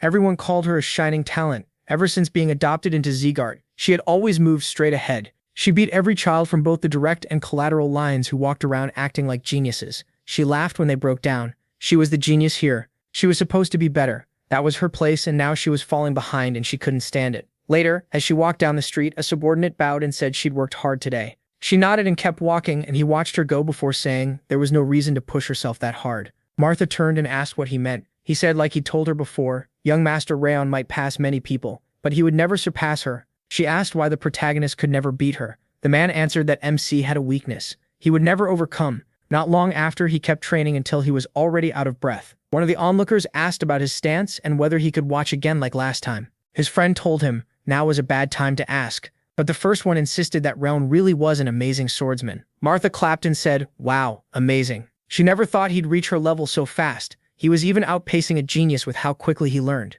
But with his terrible mana sensitivity, all that effort was useless. Too bad his talent wouldn't matter, though he might make a great instructor for young swordsmen. The others just watched in silence. When she turned around, she noticed no one said anything, which was exactly what she expected. Of course they hadn't known this flaw. Rayon probably wouldn't awaken aura even after 4 months. Back in the present, the subordinate said, "Young master, the protagonist wouldn't be able to awaken aura." Martha was stunned. What? He said it made sense she didn't know, since she had only recently joined the family. At the mana sensitivity ceremony, young Master MC's result had been the absolute lowest possible. In the 5th training hall, the only one who still hadn't awakened aura was Rayon. Even with the bronze emblem growth method, it was only a little above average, better than the Linden method everyone starts with, maybe. But since he still hadn't awakened aura, the man believed the ceremony result was correct. He could become a brilliant swordsman and fighter, but not awaken aura. That meant he could never become a true martial artist. After a while, Martha brushed back her hair and thought she was still angry about falling behind that idiot, but at least she could finally stop thinking about him.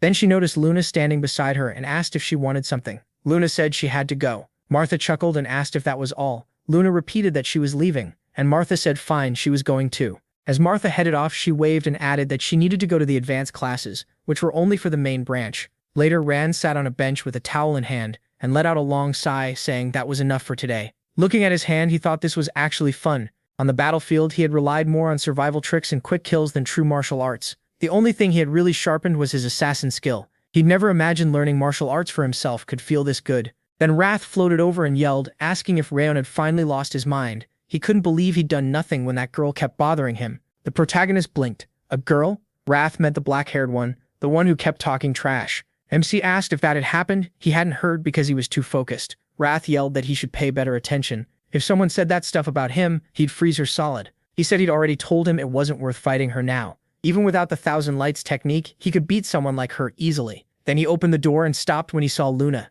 He asked why she was there. Luna opened the box in her hands and held out a dessert, telling him to eat. He took it and noticed it was cold. What was this? She just repeated that he should eat it, and he agreed. As he did, he remembered a killer's basic rule: never eat something from someone else. Still, he didn't think Luna would try to harm him. After swallowing it, he was surprised, and so was Wrath. The cold aura only made it taste better. What was it? Luna asked if he liked it, and when he said yes, she told him it was scoop ice cream. Then she shut the box and turned away, starting to leave. Wrath reached out and told her to wait. Wrath yelled for her to give him one too before going. What a weird girl. The protagonist watched her in surprise and wondered if she had been worried about him. Luna was actually pretty sweet. It looked like there had originally been 4 scoops in the box. Had she left the last one for him on purpose? Giving up her favorite dessert must not have been easy. He sighed and said it was kind of her. He'd repay her someday. A little later, they went outside, and Wrath said that in that case, Rayon should at least ask for more sweets. MC then entered the building and said he was back. Jodo lit up. She hadn't seen him in so long. So why had he taken forever? He said it had only been a week. She asked if he was hungry and said she could cook right away. He said he was fine, but she told him to sit down quickly. Then she handed him a note and said she was about to send this report to the Central Hall and the Arts Division. He asked if anything else had been ordered. She said nothing major. Until recently, they had only told her to keep a Judal. Said they used to watch him closely because his sword skills improved so fast. But now, since he still can't train aura, it feels like they've started to lose interest. Rathon asked about his mother. Judah said they didn't seem very interested in Miss Sylvia either, and she worried they might call her back. The protagonist thought that was bad. Sylvia had been very useful. Then Judo carefully suggested maybe he was hiding his aura talent on purpose. Caught off guard, MC asked who thought that and what she meant. She lowered her head, told him to forget it, and apologized for asking something so rude. Wrath said it was fine and told her she could go. She answered that she understood. Wrath laughed, amazed that someone thought he was hiding his skills on purpose. He answered that using the situation to his advantage made sense. Wrath pointed out that aura training was clearly hard for him and asked why. The protagonist said he didn't know either, so all he could do was train more. Wrath could only call him a monster and tell him to sleep. Rayon headed for the door, saying only training would help him with aura. Before he could finish, he stopped in shock when he saw Rimmer waiting outside. MC called out, and the instructor looked over and asked if he'd slept enough. Surprised, he asked why he was here. Rimmer said he'd come to teach him. He placed a hand on the protagonist's shoulder and said he would show him what attribute he had. A little later, they walked into the forest, and Rayon said he thought this was supposed to be about attributes, so why were they climbing into the mountains? Rimmer just told him to be patient. Lazy as he was still a great teacher. MC asked how he planned to teach him out here. Rimmer turned back, remembering the first day he saw Rayon's technique. Those flames had been so fierce they felt like standing inside a volcano. His technique was far beyond everyone else's. Even more shocking was how boldly he took in the cold inside his body and mixed it with the fire in his mana circuit. If the protagonist could fully master that technique, Rimmer stopped and said this place should work. Rayon looked around and asked if they were really stopping in the middle of the forest. Why here? Rimmer pointed at him and said he once made a sword from wind to protect his lord. Because of that, he could sense the kind of wind a person should choose. Rayon quietly looked at his hand, and Rimmer added that maybe he should have made the example weaker, but MC didn't seem scared at all. That wasn't normal for a child. Rimmer had felt wind since birth because he was an elf, but he was human, and with cold blocking his mana flow, it should have been even harder. Rimmer explained that wind came in many forms. Warm, cold, even violent gusts. He had wanted a wind sword that could cut anything, and he reached that goal. The protagonist also needed to choose what fit him. He should think about the kind of fire he wanted. Rayon looked at his hand again and said they were in the north, where making a strong flame wasn't easy. It might even burn down the whole forest. Rimmer waved that off and said, yeah, that would be a disaster, but he knew a better place. After a while, they reached a charcoal workshop, and Rimmer called out to the old man inside. Belkin answered that he'd been wondering why the flame kept flickering. Rimmer had been messing with it. Rimmer folded his arms and told him to let it go since he wouldn't succeed today anyway. Looking around, Rayon asked where they were. Rimmer said this was the home of the hottest, fiercest fire in the north, a charcoal workshop. Belkin turned and asked what kind of junk he dragged in this time. Rimmer told him to relax. This was the master's grandson. Belkin scoffed, saying he'd retired long ago, so even the master coming himself wouldn't matter. Rayon stared at the fire and wondered if this was really just fire. He had seen countless flames in his past life, ones made by others, ones he'd made himself, and even magic fire from wizards. But this was different. The heat, the shape, the sparks, this was the fire he wanted for himself. He reached toward it, then clenched his fist and turned to see the flame had already been lowered. Then the old master introduced himself and said if Rayon expected him to bow politely, he was in the wrong place. MC was stunned. This craftsman was famous across the world for his work. Could this really be him? The man rumored to have made Glenn's Sword of True Paradise, the one who vanished 30 years ago, had been here all along. Rayon bowed, said he was glad to meet him, and introduced himself. The craftsman asked Rimmer if he'd already told the boy who he was. Rimmer denied it, and said this old man was the craftsman of Sieghart. Belkin snapped that he was retired. Rimmer agreed, retired for over 10 years. Since then, all he'd done was tend this furnace. He spent the whole year making fire here, so there was no better place to feel a true flame. When Rayon asked for help, Belkin wanted to know why he hadn't gone to the forges. He said there were too many eyes there. He didn't want anyone seeing the technique before he mastered it. Belkin asked what he meant. Rimmer simply said the protagonist was Sylvia's son. Belkin turned back, and MC said he wouldn't be a bother, but begged for one chance to feel the flames. Belkin said he made charcoal, golden charcoal, a kind that could create a fire hotter than white or black charcoal. He'd already spent 10 years trying to invent it, so Rayon could do whatever he wanted, as long as he stayed out of the way. He thanked him with a smile. Later, the two adults stood outside, and Rimmer told Belkin he was kinder than expected. He hadn't thought the old man would agree so fast. Patting his shoulder, Rimmer added that if he kept being nice, he'd bring him some good liquor. Belkin said he wasn't doing this for Rimmer. The moment the boy stepped inside, the furnace flames flared up. The heat jumped so much, it ruined the charcoal. That meant Rayon's aura had the power to control fire. If this really was that child, he might make Velkin's dream come true. For 7 months, the protagonist kept visiting Velkin. He focused on the kind of fire he wanted, and little by little, he began to understand it. People say fire is the wildest and strongest element, but it changes once you can control it yourself. A flame sharpened through years of training is steadier than any other element, and the Thousand Flames technique helped even more. Rayon had told him to think about the fire he wanted. Rayon kept searching for that image. What he truly needed was power to deal with Tellus and restore Sylvia to the place she deserved. The road to those goals ran through darkness where he couldn't clearly see his next step. He needed a bright torch to light the way, a flame that could become his weapon against monsters, stronger than rain or snow, a fire that never wavered. That was the kind of flame Rayon wanted. He felt burning energy sink into his body. The heat of the workshop was entering him, and he had to focus to catch that fire and feel it deep inside. Had meditation brought him into a spiritual state? Now he could actually see images forming in his mind. If he focused just a little more, a voice suddenly cut in. It was Wrath's turn. Didn't he say from the start he'd strike when Rayon was most exposed? Now MC could taste the frozen flame. MC grinned, thinking Wrath had finally made his move. Why now? He'd almost forgotten about him because he'd been so quiet lately. But Wrath had never been an ally. He was a demon lord that wanted Rayon dead. The pressure was terrifying. His body felt like it was breaking apart, and even breathing hurt. If he tried to move carelessly, he'd die at once. So what could he do? Stopping the Thousand Flames technique would mean certain death. All he could do was gather his aura. He had to think if he wanted to live, but his mind was fading. Wrath mocked how pathetic his struggle looked. Did he really think he could hold Wrath back again? It was useless. His body and soul belonged to Wrath now. As Rayon started to black out, Wrath said all his effort and resistance had meant nothing. He was no different from the man working that furnace. Still, Wrath said not to worry. He'd take revenge for him. The protagonist caught one word. Furnace. That was the hint he needed. This was all or nothing. If he didn't risk it, nothing would change. So instead of taking in the natural mana heated by the furnace, he chose to absorb the mana from the flames themselves. A far hotter, stronger fire that could swallow everything around it. Raon accepted it all and activated the fire. Wrath screamed, asking what he was doing, and MC answered that he was going to win. At that moment, Velkin sat by the furnace when fire suddenly burst around him.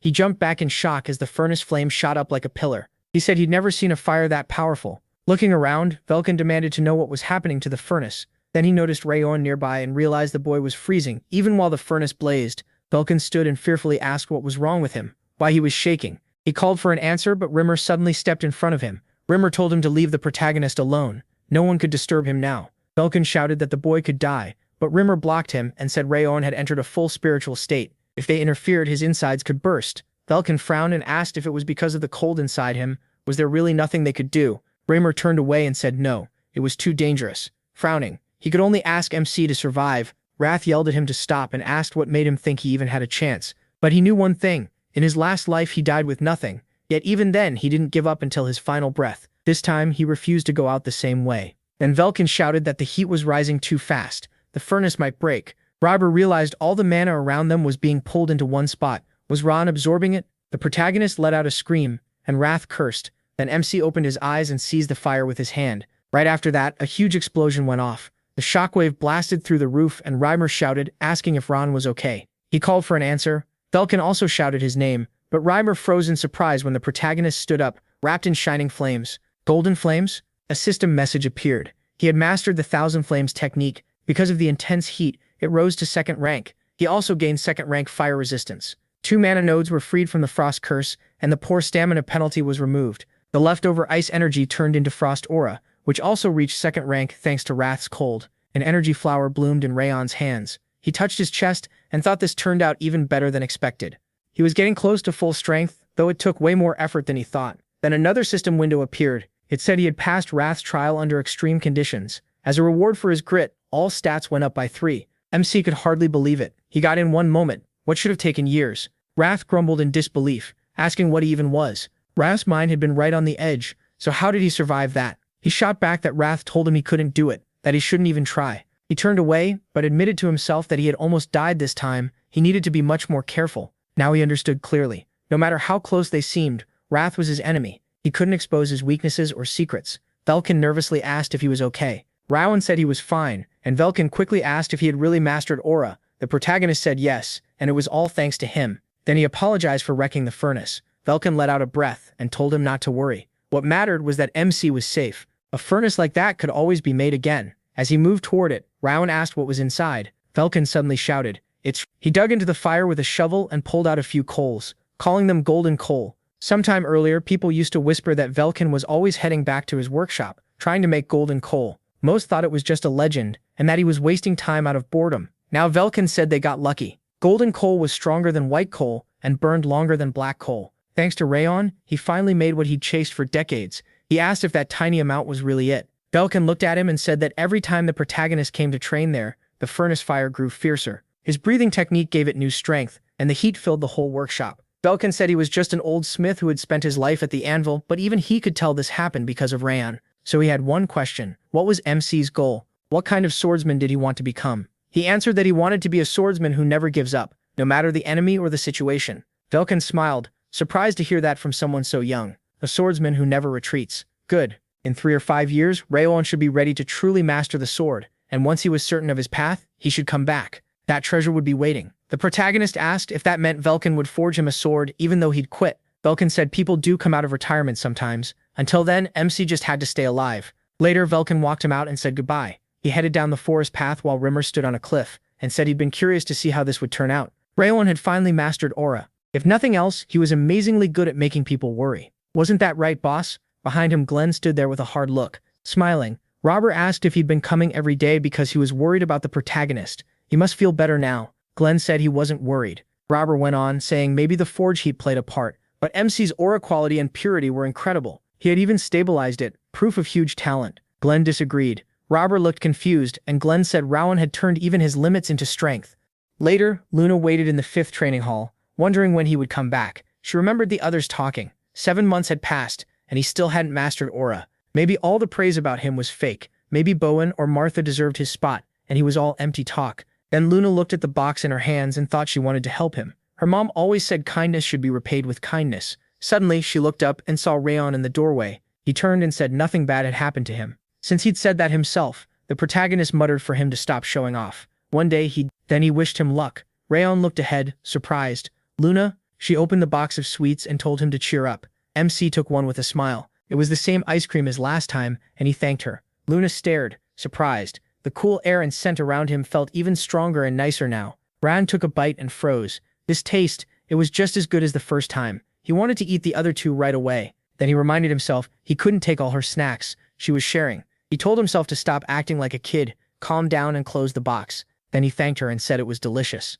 Luna asked if he wanted more, but Ran said one was enough. She then asked if he felt better. He looked at her surprised, then let out a breath and said, yeah, he did. Luna smiled, said okay, and walked off still smiling. Rowan watched her leave, thinking he really didn't understand that girl. After a while, Reimer stepped up and asked if training had gotten boring. Then he announced that next month something special was coming. Since everyone had learned the basics and training methods, it was time to focus on their energy core. One of the boys asked what he meant, and even another student looked confused. Smiling, Rimmer revealed they'd be having duels next month. Martha was thrilled to hear it. Rimmer added that the results would affect both rankings and status, so they should spend this month preparing. Then Martha raised her hand and told him to wait. What about the ones falling behind? Some still hadn't mastered aura. Everyone looked at Rayon, but Rimmer said actually every student had completed that task. Martha's eyes widened and she asked when that happened. Rimmer answered, yesterday or today. He didn't remember. Martha grinned and said finally, something fun. She was bored to death while he was stuck on the basics. She walked up to Rayon and reminded him that she hated kids weaker than her. She tolerated him long enough, and if he couldn't handle it, he should give up his spot. She'd show him how things were really done. Suddenly, Burns' hand came out in front of her, telling Martha to leave him alone. Rayon had only just mastered aura, and the duels weren't for another month. If she pushed now, she had no honor as a swordsman. Martha put a hand on Burns' shoulder and mocked him as young Master Burn. He cared so much about honor because it was all he had. Anyone strong enough to defend themselves earned their place. That should be obvious to him. Burn frowned. Martha jerked a thumb at the others and said those fools mastered aura in a month, while their so-called best student barely did it in 6. Even harder techniques took less time. That meant the protagonist had no talent, and Burn knew it because they'd both gone through the determination ceremony. He stayed silent, thinking that a swordsman without aura could never become famous. Martha went on, saying the instructor suggested duels for a reason. He wanted to update the rankings. Wasn't that obvious? Reemur spread his arms and asked, why not? Martha turned to Rayon and said he didn't deserve the top spot. It was time to fix that and give it to someone worthy. She proposed a duel with first place in the rankings as the prize. MC refused at once. What kind of prize was that when he already had it? If she wanted his place, she needed to offer something equal. Martha smirked and asked if he really didn't understand. In her eyes, he was an idiot. Nobody there thought he deserved that spot. Rayon asked if she was scared. Martha's eyes widened and she saw the smug look on his face. Was he really saying that to her? She burst out laughing, clutching her side. Martha burst out laughing, mocking him. No strength? That's hilarious. Fine, she said she was okay with a wager. Then she pulled out an elemental sphere, a rare medicine from her father that boosts both body and spirit. If Rayon wins, she'll hand it over. He quietly called out to Wrath, remembering his advice about waiting for the right moment with Martha. When Wrath asked what he meant, the protagonist said the timing finally favored him. This was their chance. A month later, Martha checked the calendar and said a full month had passed since their bet. Now she was finally going to make him pay. No one her age had ever beaten her, and for the first time, someone had actually hit her. 8 months later, she finally had her shot at revenge for that humiliation. Rayon had only learned aura a month ago, while she already had 3 years behind her. Fighting him should be easy, but waiting on someone she saw as talentless was still annoying. Even so, she had to keep getting stronger. There was someone she wanted to save. Martha frowned.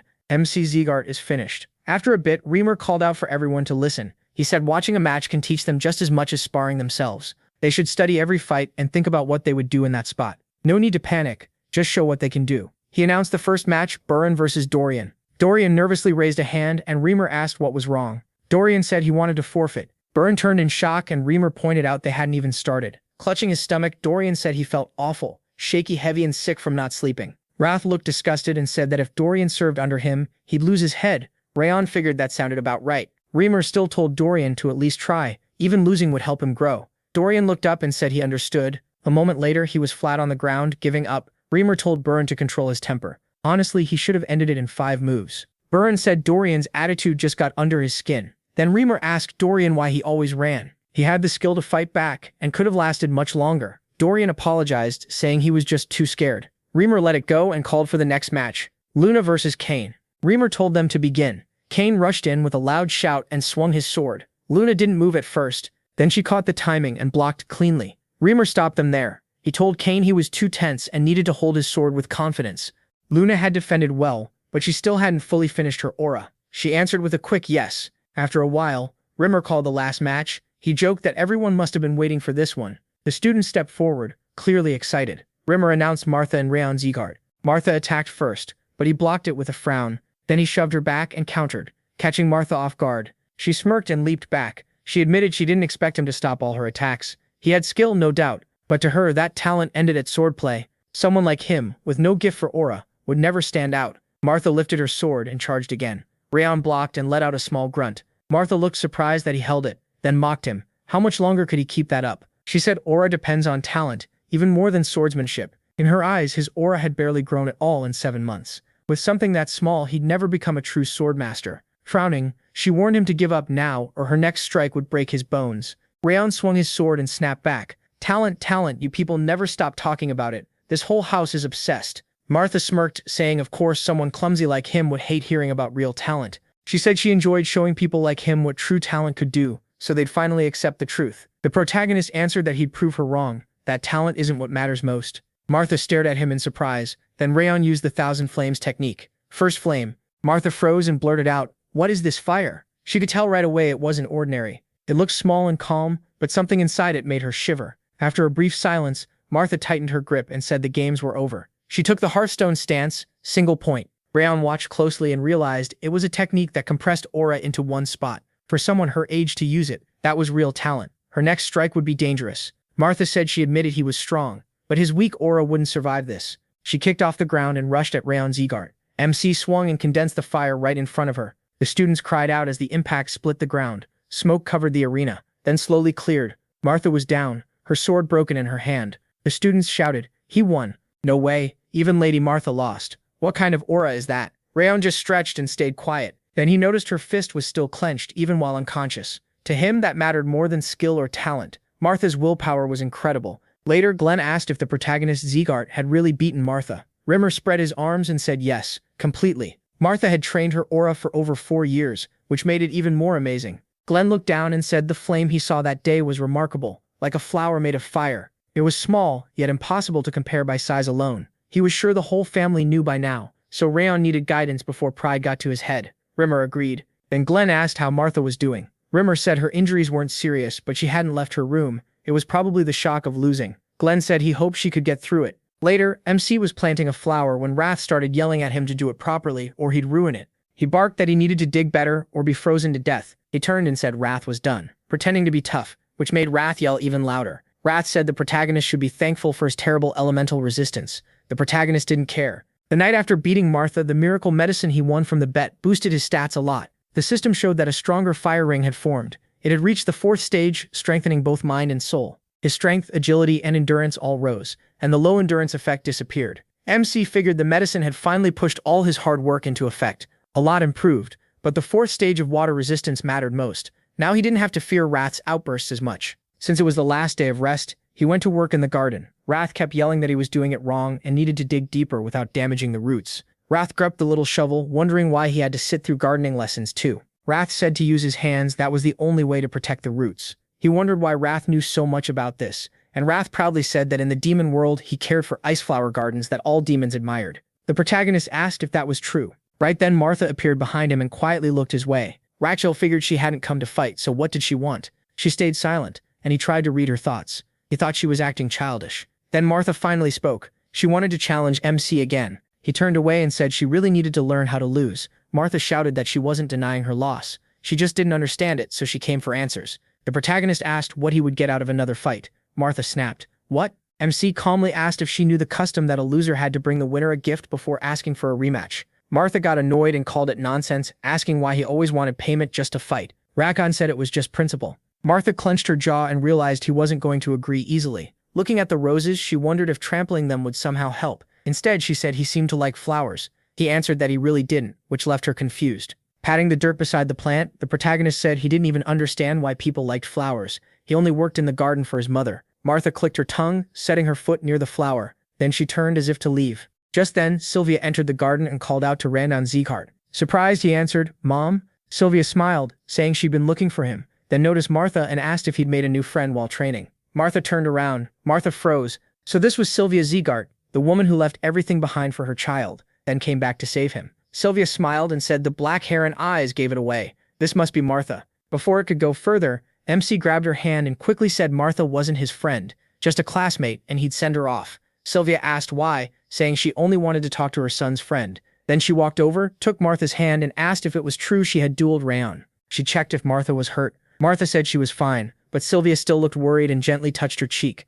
Sylvia said she knew Daniel had brought in a talented child, but she hadn't expected someone this gifted, and this cute too. Then she asked what had brought Martha here. Martha shyly said she only had something to tell him, and was already leaving. Sylvia stopped her and asked if she wanted to stay for lunch. Martha blinked in surprise, and Sylvia said she couldn't send the protagonist's friend away hungry. Martha just froze in shock. A little later, MC and Martha sat across from each other at the table. He glanced at Sylvia and wondered what was going on. Sylvia set a dish in front of Martha and explained that Rayon liked meat stew, so she often made meals like this for him. Then she asked if Martha was a year older than him. Martha said yes, she was 15. Sylvia smiled and asked whether training had been hard for her, but Martha said not really. Sylvia went on, saying the cooks here were good, though the meat wasn't as nice as what they had in the main house, so it might be a little tough. She gave Martha's shoulder a soft pat and told her to chew carefully, otherwise she might get an upset stomach. That instantly reminded Martha of her own mother. Her eyes dropped and she quietly chewed the meat. After a while, Martha thanked Sylvia and said the food was delicious. Sylvia brushed it off. Happy Martha liked it and said she hoped she and the protagonist would stay friends.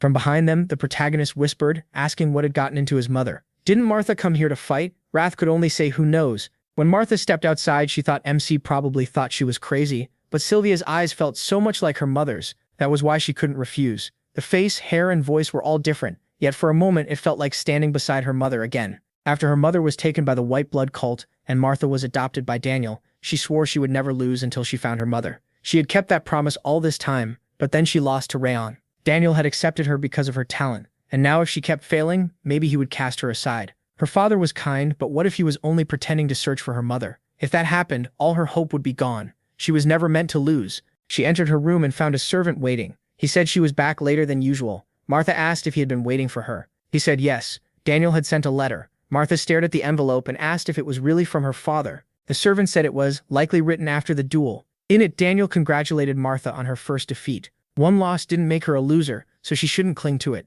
She just needed to understand why she lost and use that to grow. He added that he wished he could comfort her in person, but his mission was taking longer than expected. At the end, he asked her to forgive him for not being there. He wrote that he was still searching for her mother and would never give up, so she shouldn't doubt that. Martha stepped forward and told the servant to let her father know she understood, and that she was deeply grateful. The servant bowed and said he would. Martha turned to the door, thinking about how badly she had lost, not from carelessness, but because she was truly beaten.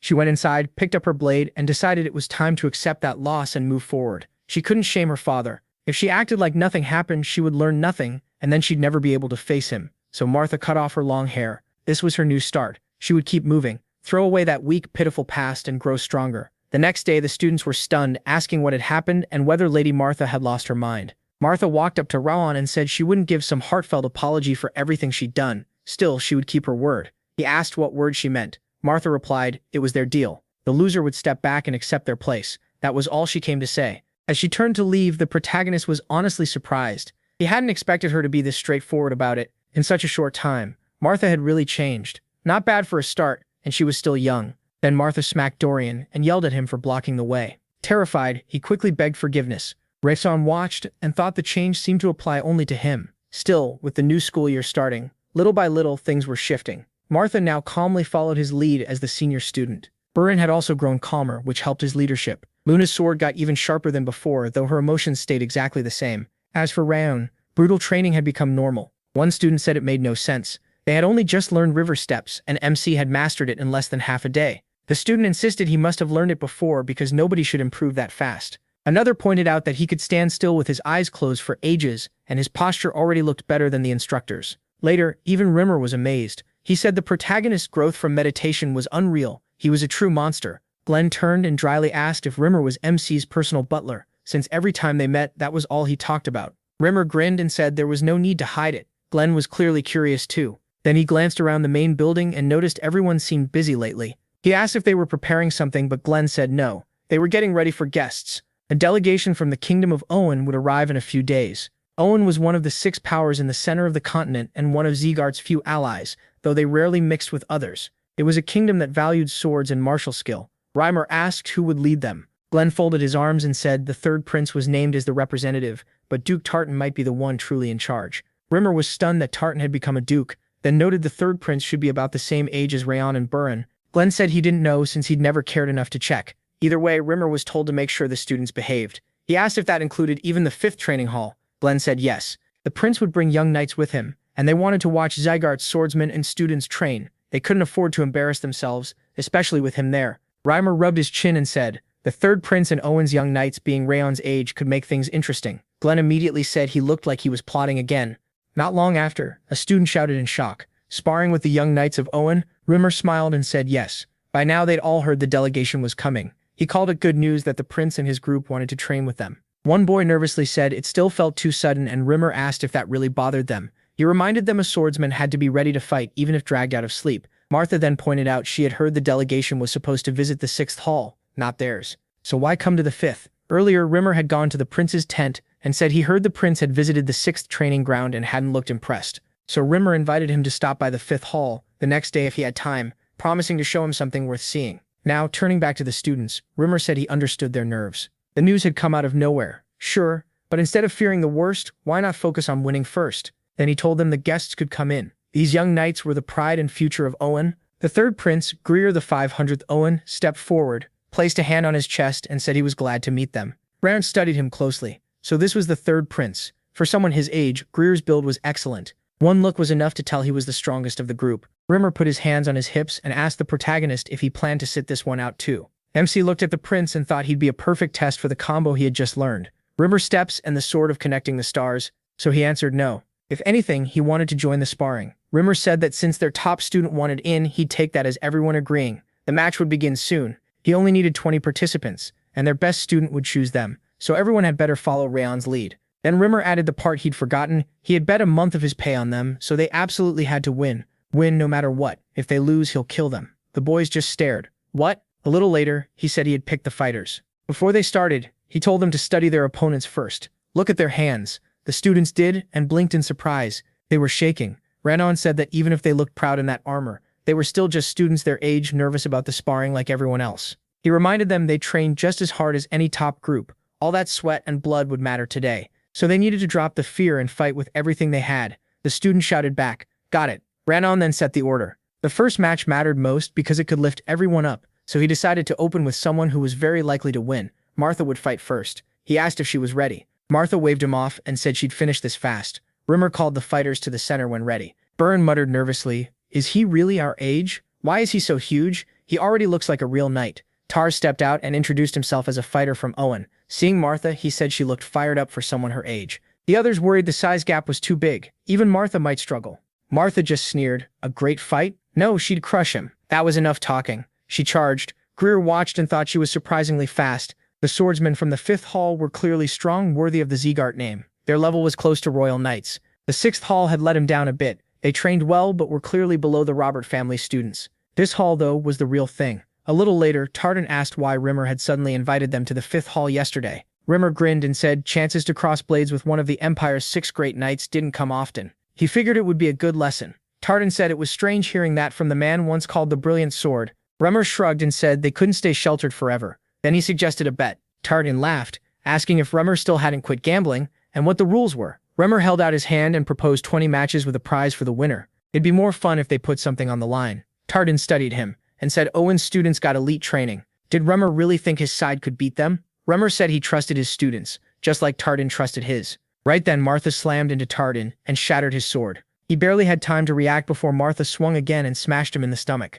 Tarj cried out, and then Martha was declared the winner. Raywan watched closely, impressed. He'd thought she might hold back after their last match, but she looked even faster and stronger now. She sheathed her sword and mocked Tarz. What was the point of all those muscles, if he couldn't even go all out on the first strike? Idiot. The protagonist thought it was interesting. Wrath grumbled that interesting was a stretch. It was just bugs fighting in sand. Rayon said those bugs were still young. Wrath snorted that even young demons fought in a more exciting way. MC squeezed him and told him to be quiet. He was enjoying this. Rimmer called for the next one, the 18th match, Luna versus Adelia. He looked at Luna and said it was her turn. She gave a short nod. She stepped forward, and when Adelia asked, she gave her name. Luna. Adelia stared at her oddly. Then fire wrapped around Adelia's body. Luna calmly said she hated fire. She gripped her sword and cold mana spread around her. Their blades met, and the clash kicked up smoke across the arena. Then Luna slipped behind Adelia, making her spin around in shock. Was that an illusion? Luna rested her blade on Adelia's shoulder, and Rimmer announced Luna as the winner of the 18th match. Adelia admitted defeat and thanked her for the battle, but Luna ignored that, walked to Rayon, and asked if he saw her fight. The protagonist told her she did well. Luna sat down and gave a pleased little yeah. Rimmer smiled. Now it was 9 wins to 9. Things were getting heated, so he called round 19 Burin and Saloon. Get ready. Saloon Castle introduced himself and said he had recently become a knight. Burin introduced himself as a student here. Rayon studied them and realized Saloon was strong, the strongest Owen student besides the third prince. Rimmer gave the signal to start. Burin rushed in with a sword strike. Saloon frowned. Their skill levels were even, and if either one dropped their guard for a second, it would end right there. He was sure Burin knew that too. The two kept pushing until both suddenly stopped. The students gasped, both swords had broken. Then Romer shouted that the round ended in a draw. Rayon folded his arms and praised Burin. That knight had been one of their strongest. Burin frowned and said that didn't matter. If he fought with Zegart's name on the line, he had to win. MC put a hand on his shoulder and said there was no need to worry. He'd take the final round and protect Zegart's honor. As they walked to the center, Greer realized this was the opponent chosen for him. He didn't look impressive at all. Greer asked if he was from the main Zegart line. Rayon answered no, he was from a side branch. Greer clicked his tongue, annoyed. He hadn't expected such an easy-looking match. He'd rather fight one of those other three. Turning to Rimmer, he said he had a suggestion. Rimmer asked what it was. Greer pointed at Luna and Martha. They didn't seem tired after their matches, so maybe he could face them after beating this one. Reimer said he didn't mind if Greer won, of course. Greer replied they should get ready because this would be over fast. He even decided not to use aura and save his strength. Tartan looked at Reimer and asked what kind of monster that boy was. His presence was so faint he'd almost missed it. Reimer said he hadn't missed it at all. Tartan asked why he didn't warn the prince if he knew. He then answered his own question. The prince would one day support Owen's whole kingdom, but he still hadn't learned what defeat felt like. This would teach him. Still, the prince was no weakling. Even Rayon wouldn't beat him easily. Reimer crossed his arms and said he disagreed. Then he asked for another bet. Tartan looked annoyed. Again with the gambling? Reimer said it was simple. Drinks. Tartan agreed and asked who he was betting on. Reimer smiled and said Rayon would beat the prince in 5 strikes. At that moment, he grabbed his sword and rushed Greer with a stream of fire. Greer's eyes widened in fear, and Tartan blurted out, "What?" The protagonist slashed Greer's side, and the prince cried out and dropped to his knees. MC said it looked over. Reimer laughed and said it hadn't even taken 5 attacks. Greer realized he had judged too fast. There was a reason Rayon had been saved for last. He was a monster. Tartan asked if he was really just a trainee. His movement and sword skill were incredible. Reimer said that was exactly why he'd picked the protagonist to win. He'd better reserve a nice place for those drinks. Greer told MC to stop, saying he could still fight. Tartan tried to tell him the duel was already over, but Greer shouted that he hadn't shown his real power yet. If only he'd gone all out from the start. Martha suddenly stepped in and told him to stop barking like a beaten dog. If he was really a prince, he should accept losing. What a crybaby. Just like one of her friends. Burin frowned at that, and Luna glanced his way from the side. Greer asked, "What?" Martha crossed her arms and said she'd been trying to speak nicely because he was a prince. Instead, he should just leave. He lost.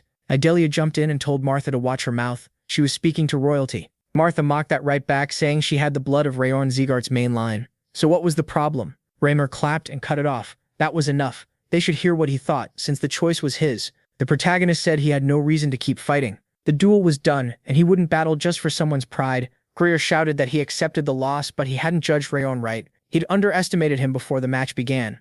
Now he was so ashamed he couldn't even lift his head. He lowered his sword and asked for one more fight. If he walked away like this, he'd regret it forever. Please, MC. MC looked at him, surprised, and thought he never expected this, especially not Greer lowering his sword. He'd taken him for just another spoiled brat. Then he answered, okay, but this would be the last one. Greer agreed at once, reached for his sword and looked at his pendant. He realized his own pride had blinded him to the talent standing right in front of him. This time, he would use everything he had. He unleashed his mana, shocking everyone there. Tartan shouted, "Third Prince, that technique." Greer cut him off. This wasn't the time to hide his strength. He wanted to face Rayon at full power. Wrath smiled and called him a fool for showing everything so openly. The protagonist answered that it didn't matter. He could beat him again. Wrath laughed and said Greer's aura was huge. He was actually stronger. MC asked if he wanted to bet, and Wrath instantly agreed. A system window popped up. Wrath offered a bet. Beat the third Prince of Owen and all stats go up by 4. If he lost, he'd take a 10-point Wrath penalty. Wrath lowered his stance as Greer faced him. Greer said he was starting now. He kicked off the ground and charged, but he blocked the strike. The people watching stared in confusion. The fight kept going and Greer realized something. He was using everything he had, yet the protagonist handled it with ease. Was the protagonist a genius? No, monster fit even better. Greer decided to show his true best. MC studied him and recognized the Perez sword style, a technique passed down only to Owen's heirs. From Greer's energy, Rayon could tell the next attack would be his all-out move. He told him to come. Greer answered that this was everything he had. He charged straight at the protagonist. But MC had already memorized every move Greer had used. He answered with the Thousand Flames technique. First flame, Cyclatorsia. Greer froze in shock. Golden flame aura? No, he couldn't give up yet. He still had one more technique. With a shout, Greer rushed in again. Rayon sent fire mana at him. The clash shook the area, but he held his ground, stunning Greer. Greer stared at his aura as the protagonist released more mana, wondering if Rayon could really push back even this. A moment later, Greer dropped to his knees again. Rimmer declared MC Zegart the winner. Greer looked at his shattered sword and couldn't believe it. He had been faster and stronger, yet Rayon had cut right through his aura. Greer muttered that the world was far wider than he thought. Then he held out his hand and thanked him. He said he'd learned a lot from the duel, and fully admitted defeat. The protagonist smiled and said he had learned a lot too. Greer apologized for looking down on him and admitted his own poor judgment. MC said it was fine. When Greer asked his age, MC answered that he had turned 14 this year. Greer let out a breath. He had lost to a younger, less experienced swordsman. Then he held out his hand again and told him to take what was in it. He asked what it was, and Greer said it was proof that the third Prince of Owen, Greer the 500th Owen, would grant him any one request. Rayon wondered why he'd give away something so valuable. Greer smiled and said losing this duel had opened his eyes. It felt like he had reached a new understanding. Lucky to lose to someone like the protagonist, he turned to leave, saying they would meet again. Next time he hoped he'd still be ahead, but keeping up with MC sounded fun. Greer told Rimmer he had lost, so Rimmer won the bet. Rimmer praised him, then went to Duke Tartan and said it was time to leave. Tartan agreed, but Greer said he had just decided on something urgent. As Rayon walked down, he thought about his past life. People always said following your real path came with no price. Was this what a reward felt like? It was strange. This life kept surprising him. Later at the palace, Glenn asked if that was the lesson Greer had taken from the duel. Greer said yes. He had foolishly believed he was the best, but Rayon made him rethink many things. Greer added that he had dueled across the 6 kingdoms, yet had never met a swordsman like him. Even though he was younger, there was still much to learn from him. Glenn said he understood. Greer explained that was why he wanted to return right after the meeting. He was eager to train. He wanted his body to learn what he had seen from the protagonist. Glenn agreed and told him to pass on his thanks to the king. Greer thanked him. Not long after, the group rode out. Tartan called to Greer. Greer asked what he wanted to say. Tartan pointed out that Greer had revealed every trump card, even the Perez sword technique against Rayon. Wasn't that too much? He reminded him that hiding his strength mattered. Greer admitted he might have gone a little too far. Tartan also mentioned the medal, but Greer cut him off. He said MC had shown real mercy. Even after being badly underestimated, Rayon still accepted his selfish request, so Greer gave him the same in return. Besides, he had revealed a secret technique too. Tartan said that was true, but Greer interrupted again and said the medal was also an investment. Tartan asked what he meant. Greer said the protagonist already had amazing skill, character, and wisdom at such a young age. Even from a collateral branch, he was sure MC would become someone important. Building ties with him could only help. Tartan said Greer had thought it through. Well, Greer smiled and said he was raised in a royal family. If he couldn't think ahead in moments like this, what good was he? Then he wondered how far Rayon Zegart would have grown by the time they met again. At that moment, he asked if Glenn was proud that his grandson had been praised by a prince from a neighboring kingdom. Glenn asked what he was talking about. The protagonist said he was only thinking out loud, but it had been a long time since he'd seen such a big smile on Glenn's face. Glenn touched his face and asked with a smile, and MC said yes. He had been smiling ever since the third prince brought up MC's name. Glenn answered that he must just be getting old and imagining things. He then brought up the leader, saying he was still worried about Duke Tartan's words. What did Glenn plan to do? The protagonist remembered Tartan saying he had a private message unrelated to the prince's letter. It came from the ruler of Owen Lacrosse, Albertian de Owen II. The 5 demons had started moving again. Later, Rimmer told everyone they had done well against Owen's knights. Since they were ready for the next step, he would give them special training next week. Someone asked what kind of training, and Dorian nervously asked the same. Rimmer said, maybe training wasn't the best word. They were heading into a real battle, so they had better be ready for bloodshed. South of Rayon Zegart's lands, groups of toll-taking bandits had gathered. Along with the mountain gang called the Claws of the Snow Tiger, plenty of other scum were there too, making money off mountain passage rights. Lately they had grown more violent, attacking merchants and killing people. A student asked if the mission was just to scare them off. Rimmer said that had been the plan at first. When asked why, he said at first and why they couldn't simply raid them. Rimmer explained that the bandits had recently surrounded a village south of the mountains and slaughtered everyone there. After that, they burned it down and ran. The student cried out, and Rimmer said their mission was now total extermination. Most were rabble, but many were still dangerous, so no one should let their guard down. He told them to get ready. They would leave tomorrow evening. Later, Luna trained alone, cutting falling leaves with her sword. She had decided to work on her stance before tomorrow's mission, but something still felt off. Rayon's lunges were smooth and flexible, hers weren't, and she couldn't tell what she was doing wrong. Looking toward the mountain, Luna thought MC was probably still training too. Maybe she should ask him for help. Then she shook her head. She didn't want to bother him. She had to figure it out herself. After a while, she climbed the slope and lay down, thinking she felt weaker than before, but her movements were definitely smoother. That was enough for today. She wondered if Rayon was still there. Maybe she could stop by and say goodbye before heading home. She remembered saying she'd bring ice cream, so she should get back early this weekend. Luna turned and thought, right, she'd go home early, talk with him tomorrow, and share the ice cream then. As she turned the corner, someone called out to her. Luna looked back and her eyes widened in fear. Surya smiled and said it had been a long time since they had seen each other. Luna cried out, Surya! He stepped closer and said it was hurtful that she wasn't happy to see her own brother. Luna started trembling, and Surya said Rimmer's training seemed to be helping. She had gotten much stronger than he expected, and he said he was proud of her. But surely she wasn't really planning to go to war and risk her life.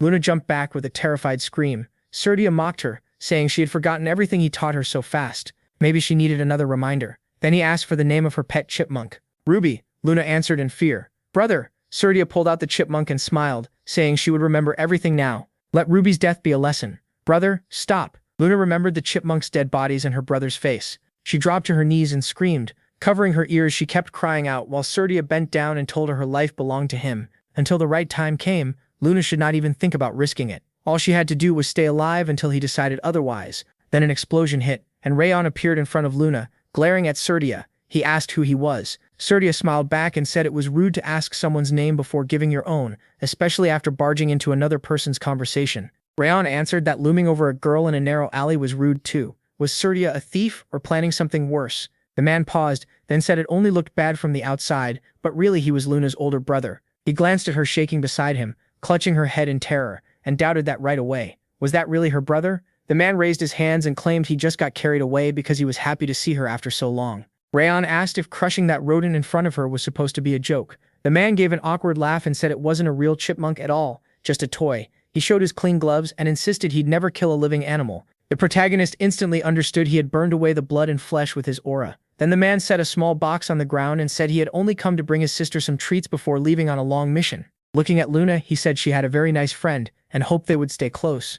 After that, he waved, apologized for taking the joke too far, and walked away. Rayon Zegart recognized him. He was a sword genius from the Slyant house, one of the 12 monsters who could one day become one of the next generation's rulers of the Slyant family. MC had only heard of him before his reincarnation, so this was their first meeting. But he already knew the truth. This guy was a madman pretending to be a kind hero. He gave off the same rotten feeling as Darius. Once he was gone, Ravon held out a hand to Luna and offered to walk her back. When they reached the carriage, she thanked him for coming to say goodbye. He told her to sleep early since they were leaving the next day. She got into the carriage without a word and left, but what had just happened kept spinning in her head, and it stayed with her even after she got home. Opening the box her brother had left, Luna thought he had shown up again, and he still hadn't changed at all. Back when she was little, she once came to him with scratches on her arms from her pet and tried to explain that everything was fine, that Ruby was only upset because she was pregnant. He killed it anyway, saying his dear sister shouldn't be hurt by some animal or really do anything at all besides breathe. He even warned her that if she told anyone, he would kill them too. He said he'd destroy the house and burn everyone but her. That's when she decided staying quiet was the only way to keep anyone from getting hurt. When she first came here, she thought she was the only outcast, the only one who knew pain. Then she met someone she could share that pain with. That person was Rayon Zegart. She saw how kind he was, how hard he worked, and how much he had suffered. Watching him change through pure effort and earn everyone's respect made her believe she could change too. She worked beside him to make that real, but now it felt impossible. Things only stayed calm as long as she endured everything alone. The next day, they headed for the southern edge of Zegart territory, to the village of Jartan. Rumor said they would spend the night there and praise them for making it through the dimensional gate. He told them to rest while they could. This would be their last chance before the mission. A village official welcomed them and led them to their rooms. After settling in, Round thanked Wrath. Without his warning yesterday, he might not have noticed anything. He hadn't realized that man was hiding his presence. Wrath said he only wanted to protect his source of ice cream. Still, the protagonist kept thinking Syria might be gone for a while on that mission, but Luna was clearly afraid of him. Wrath told him to hand over his body so he could kill that idiot and be back in no time. A real warrior pays back double and takes revenge 10 times over. Luna had introduced him to the world of scoop ice cream, so he was ready to do anything for her. Thinking Wrath was joking, Rowan refused, but Wrath made it clear he meant every word. Even so, MC still said no. Syria had already left deep scars on Luna. Killing him now wouldn't erase what she had suffered. He thought Luna was the first child he had ever needed to protect. In either life, if anything happened to her, he would kill the one responsible himself. A few days after leaving Zegart lands, they reached a village ruined by the snow tiger claws. The moment they entered, several of the trainees felt sick from what they saw. Burned bodies were piled up among shattered homes. Byrne glanced at one corpse with visible unease, and Rowan thought the scene was beyond cruel. He checked Martha, but she barely reacted. She must have seen plenty of bodies before or made them. Then he noticed someone was missing and looked around. Where was Luna? She had walked over to a house and was staring at a burned man who seemed to have tried escaping before he died. The sight made her stomach turn. Rumor gathered everyone and said the snow tiger claws were behind this massacre. He told them to burn this scene into their memories. Then he showed them a silent whistle. It made no sound to normal ears, only specially trained people could hear it. If they ran into danger, they were to use it and help would come. He handed one to each of them and reminded them their enemies showed no mercy. But before blowing the whistle, they had to do everything they could on their own. They needed to learn to fight without help, and if the chance came, kill without hesitation. Luna trembled. The others answered that they understood, and then Rumor told them to split into groups led by the top students. Martha would lead Group A, Burr and Group B, each taking 3 or 4 people. Luna meanwhile looked down at her sword and remembered her brother's warning. He had told her she belonged to him. She must never do anything that could hurt her, and if she did get hurt, he would kill whoever caused it for it. Raynor Zegart pulled her from those thoughts by asking her to join his group. She hesitated, then agreed. The two of them moved out to search for the enemy. The protagonist studied the top of Mount Rutan and thought the high ground would make it easier to judge the area below. It was also a good place to hide or escape, since anyone attacking uphill would be at a disadvantage. But because it was the most obvious hiding spot, they probably wouldn't choose it, unless they expected their hunters to think that way. That meant the hill was still the best bet. It looked open, but there could be space underneath. Radon told Luna they would check there first and leave the forest to the other teams. She nodded and headed for the hill. Watching her, MC looked troubled, and Wrath pointed out how worried he was about her. Maybe he should talk to her. Radon said he didn't even know what to say. It was a family issue. As he followed her, he thought he barely understood his own feelings about Sylvia, so he was hardly the right person to give family advice. Still, he knew what Syria had done to Luna. The moment he got the chance, he would deal with it. Reaching the cliff's edge, he looked down and saw he was right. A thick hidden patch lay below, invisible from outside, and someone had carefully brushed away human tracks. That might fool beginners, but the broken branches gave them away. Crouching in the snow, Rowan thought real assassins needed more than killing skill. Tracking, scouting, and gathering information mattered too. These tricks might fool a normal hunter, but not him. He rose and told Luna the bandits' hideout had to be nearby. She should follow him quietly. So quietly even her breathing couldn't be heard. They moved with care and searched the area. Rayon spotted traps near the trees, and they slipped past them. Soon they reached the bandits' camp and hid behind the brush. Just as he expected, the only real defense was the traps at the entrance. The bandits likely thought no one would come this far, even with all the tracks. They had underestimated them. Just as he guessed, the camp was in a cave beneath the hill. Stepping out carefully, he noticed a starving boy near the entrance, and wondered if he was a hostage. The guards at the entrance were sturdy, but they had no aura, just regular fighters. The huge man beside the hostage looked skilled enough with a sword to hold his own. The rest were probably inside. There was no way they'd leave a hostage with only a weak guard team. A whole pack of bandits might be waiting in the cave. Should he use the whistle? He could fall back and rejoin the main group before attacking, but the hostage looked close to death. At this rate, the boy might freeze before help arrived. Since they hadn't been noticed yet, the best move was to rescue him first, then take the bandits out quietly if possible. Luna kept her eyes on the boy, clearly shaken by how bad he looked, and then Rayon got her attention. He told her not to panic, they could save him, but he needed her help. When he gave the signal, she had to block the sound. He would handle the rest himself. Could she do it? Since she wanted to change too, Luna steeled herself and said she'd help. One of the guards yawned, grumbling about how much longer they had to stand there. Then a girl suddenly stepped out of the trees, putting them on alert. Without a word, she used her aura and set up a sound-blocking barrier, so the bandits inside couldn't hear anything anymore, not even themselves. That was Rayon's cue. He burst from cover, deciding to kill these two before dealing with the stronger ones. He slipped between them and slashed at neck level. Then he stopped.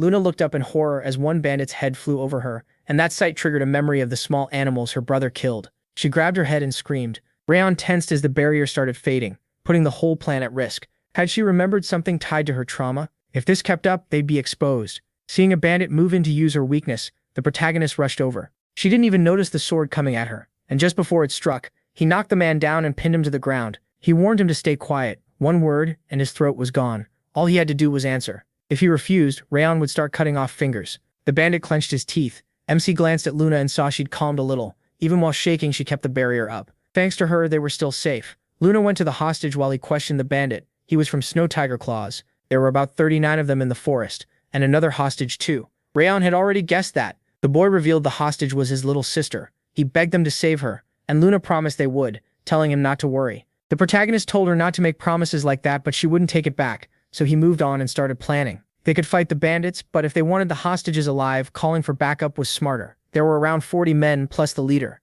Even for them, that was a lot. Luna suggested the whistle and blew as hard as she could. Rayon noticed he was standing close to her, yet heard nothing. So that was why Rimmer gave it to them. Then a voice suddenly came from the cave. The bandit leader had somehow heard the whistle and raised the alarm, leaving MC stunned. Could someone really have hearing sharp enough for that? Even he couldn't hear it. Luna quickly pulled the boy away while Rayon grabbed the captured bandit and stepped out, blade at his throat. The gang leader mocked how a little kid got in here and caused so much trouble. Who was he trying to call? He brushed it off. He wanted a hostage trade. If they handed over the girl, he'd return this man. The old man burst out laughing, saying he didn't care whether that fool lived or died. The girl mattered. He didn't. He told Rayon to lower his sword, and one bandit aimed his blade at the girl. Her scared cry made the protagonist snap. He told Luna to turn away and wait for his signal. Then he killed the hostage, and the others surged forward. But too late. They were furious. Rayon hurled his sword at them, and it struck the man holding the girl. As he screamed, MC gave Luna the signal to make a frost fog with her aura. She moved at once, touching the snow, and a white cloud spread fast, cutting the bandit's sight. Rayon used the cover, rushed into the cave, grabbed the girl, and escaped with Luna. When the fog cleared, the bandits realized she was gone and immediately chased them. The girl was clearly important. After a while, they found a safe spot, but the children were freezing and asleep, so they couldn't keep moving. He said they didn't know what the bandits might do to the village and suggested ending this here. He told Luna to guard the children, but she didn't want him going alone. His arm was hurt, and she argued back. Rayon insisted he was fine. He said he'd wipe them out fast and be right back, but she still tried to stop him. It was too risky in his condition, and their instructors would arrive soon. They only had to wait.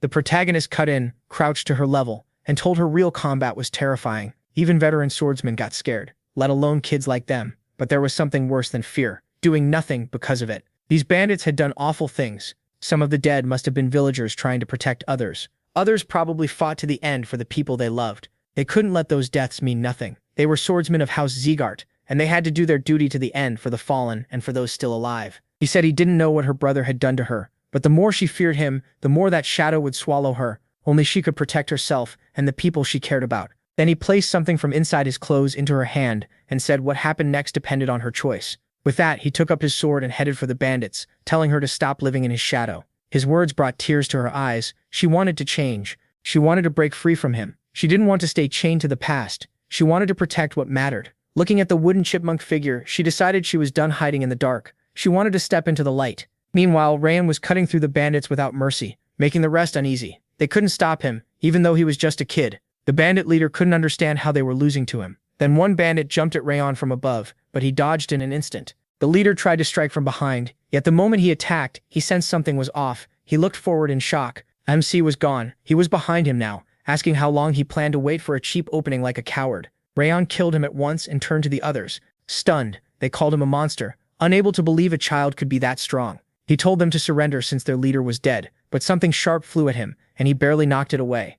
Then the real leader appeared, Vukin. Chuckling, he called the whole thing pathetic. How were they dying to a kid like this? If word got out, the North and South Alliance would laugh at them. Still, the boy looked rich, probably from a powerful family. That made things better. Vukan lunged, saying he'd worried their gifts wouldn't be enough, but now fortune was on his side. He punched Rayon hard enough to send him into the wall, and the protagonist knew at once this man was the true head of Snow Tiger Claws. He wasn't some beginner, he was closer to a swordmaster. Then a bandit shouted from the entrance that they'd found the girl and the hostages. MC turned and saw Luna barely holding back her enemy's blade. He worried she still wasn't ready for a real fight, but he had to help her. Vukan threw another punch and mocked him for losing focus in front of his enemy. Was he worried about them? Fine, then he'd keep him busy. Rayon cursed inwardly as he kept blocking, while the bandit facing Luna backed off and said she used strange techniques. She looked like she'd never killed before. He charged again, and Luna was told to hand over all the hostages. Looking at the children, she knew she had to protect them no matter what, but that meant killing the man in front of her.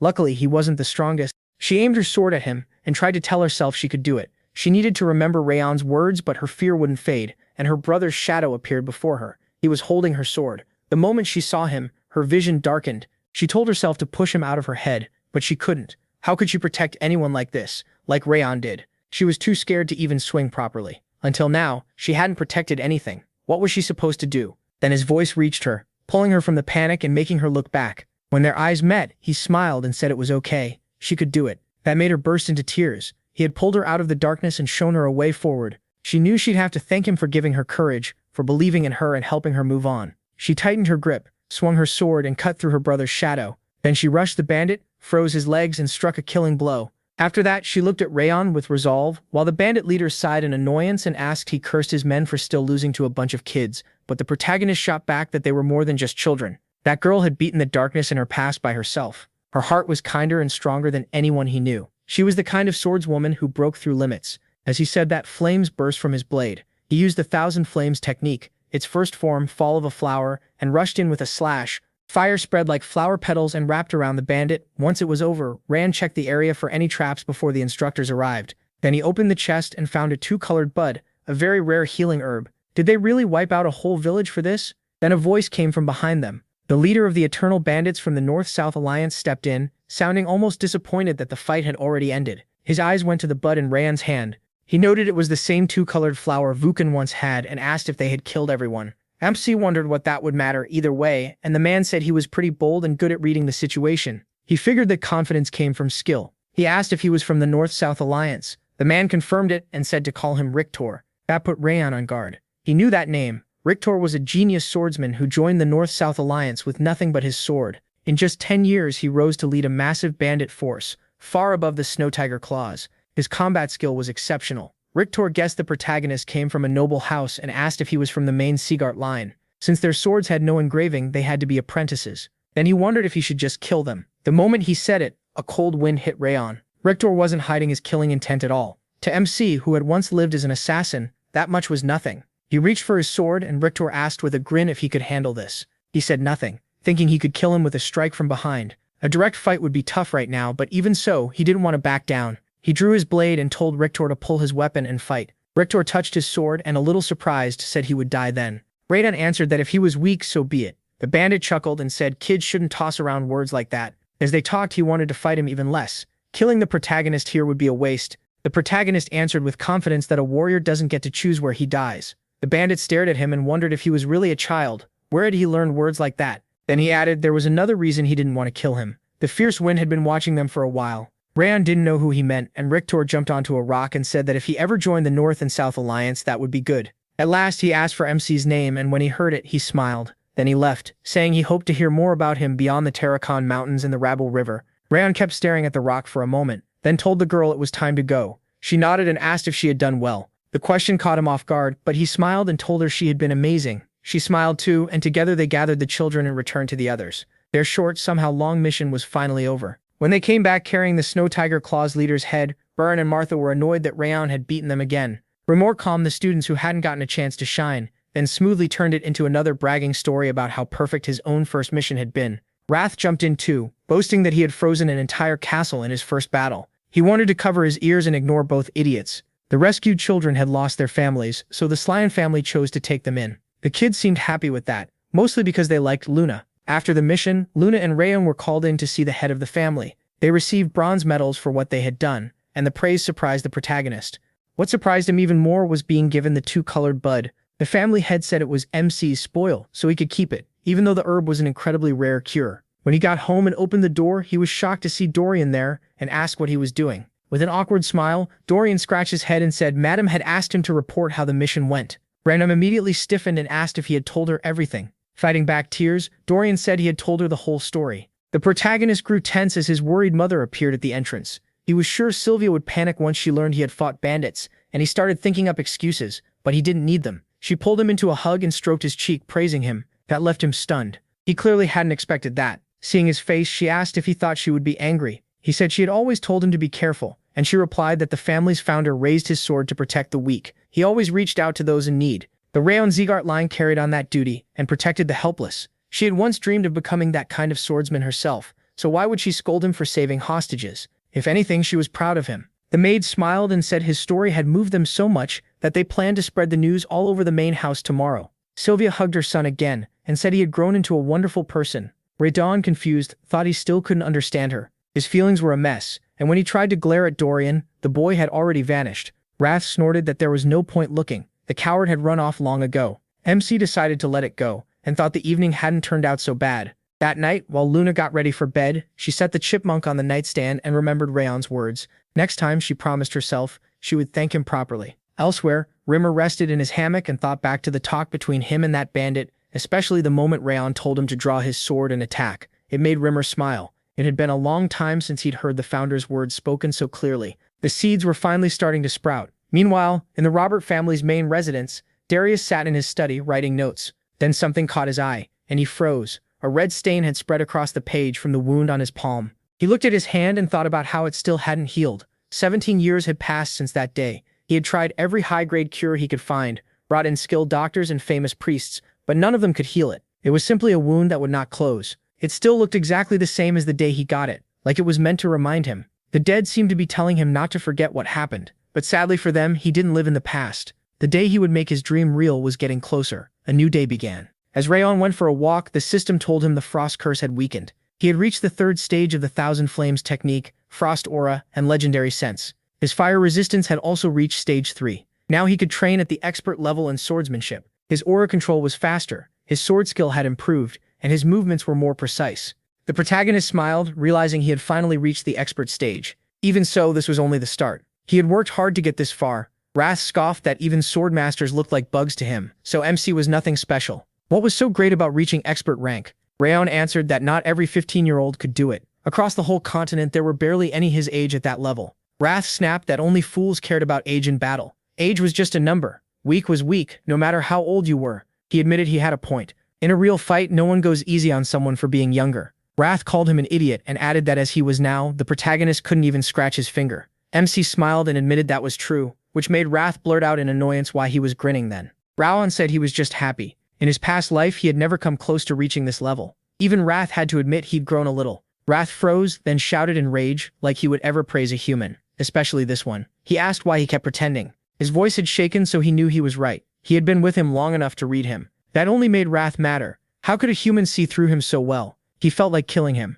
Wrath screamed in frustration, and Raon coolly said his anger meant nothing to him. If Wrath didn't recover his power soon, it would swallow him whole, wouldn't it? Wrath suddenly smiled and said the protagonist's nonsense reminded him of the old days. MC sensed where this was going and shivered as Wrath went on. Back in the demon world, plenty of people had challenged him. Not wanting to hear more, he headed off to train, while Wrath yelled at him for ignoring him. After a while, Rimmer clapped his hands and called an end to the day's training, and the students thanked him, but Burin still wasn't satisfied. He asked the elf if, since he showed up 20 minutes late, they should train a little longer. Rimmer just bolted, saying they could make up for it tomorrow. Burin thought that was unbelievably irresponsible. Rimmer told everyone to wrap up so the people on cleaning duty could get started. Then the group went to their lockers, including Dorian. He packed up like nothing was wrong, but the second he shut his locker, he found Martha standing there staring at him. He let out a scream. Startled, he shrank back as she grabbed his shoulder and asked if cleaning with her was really that awful. Dorian hurriedly said no. Actually, it was an honor. Martha snatched the mop from him and grumbled that her training schedule was already packed.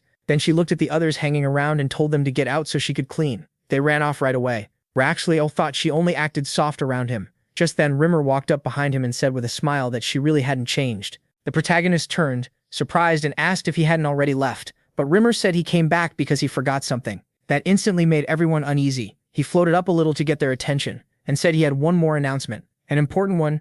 After a short pause, he awkwardly smiled and told them they had a second mission. Everyone's expressions fell, and the hall went completely quiet at the sudden news. Rimmer gave an awkward laugh and apologized. They were stunned that he could forget something this important.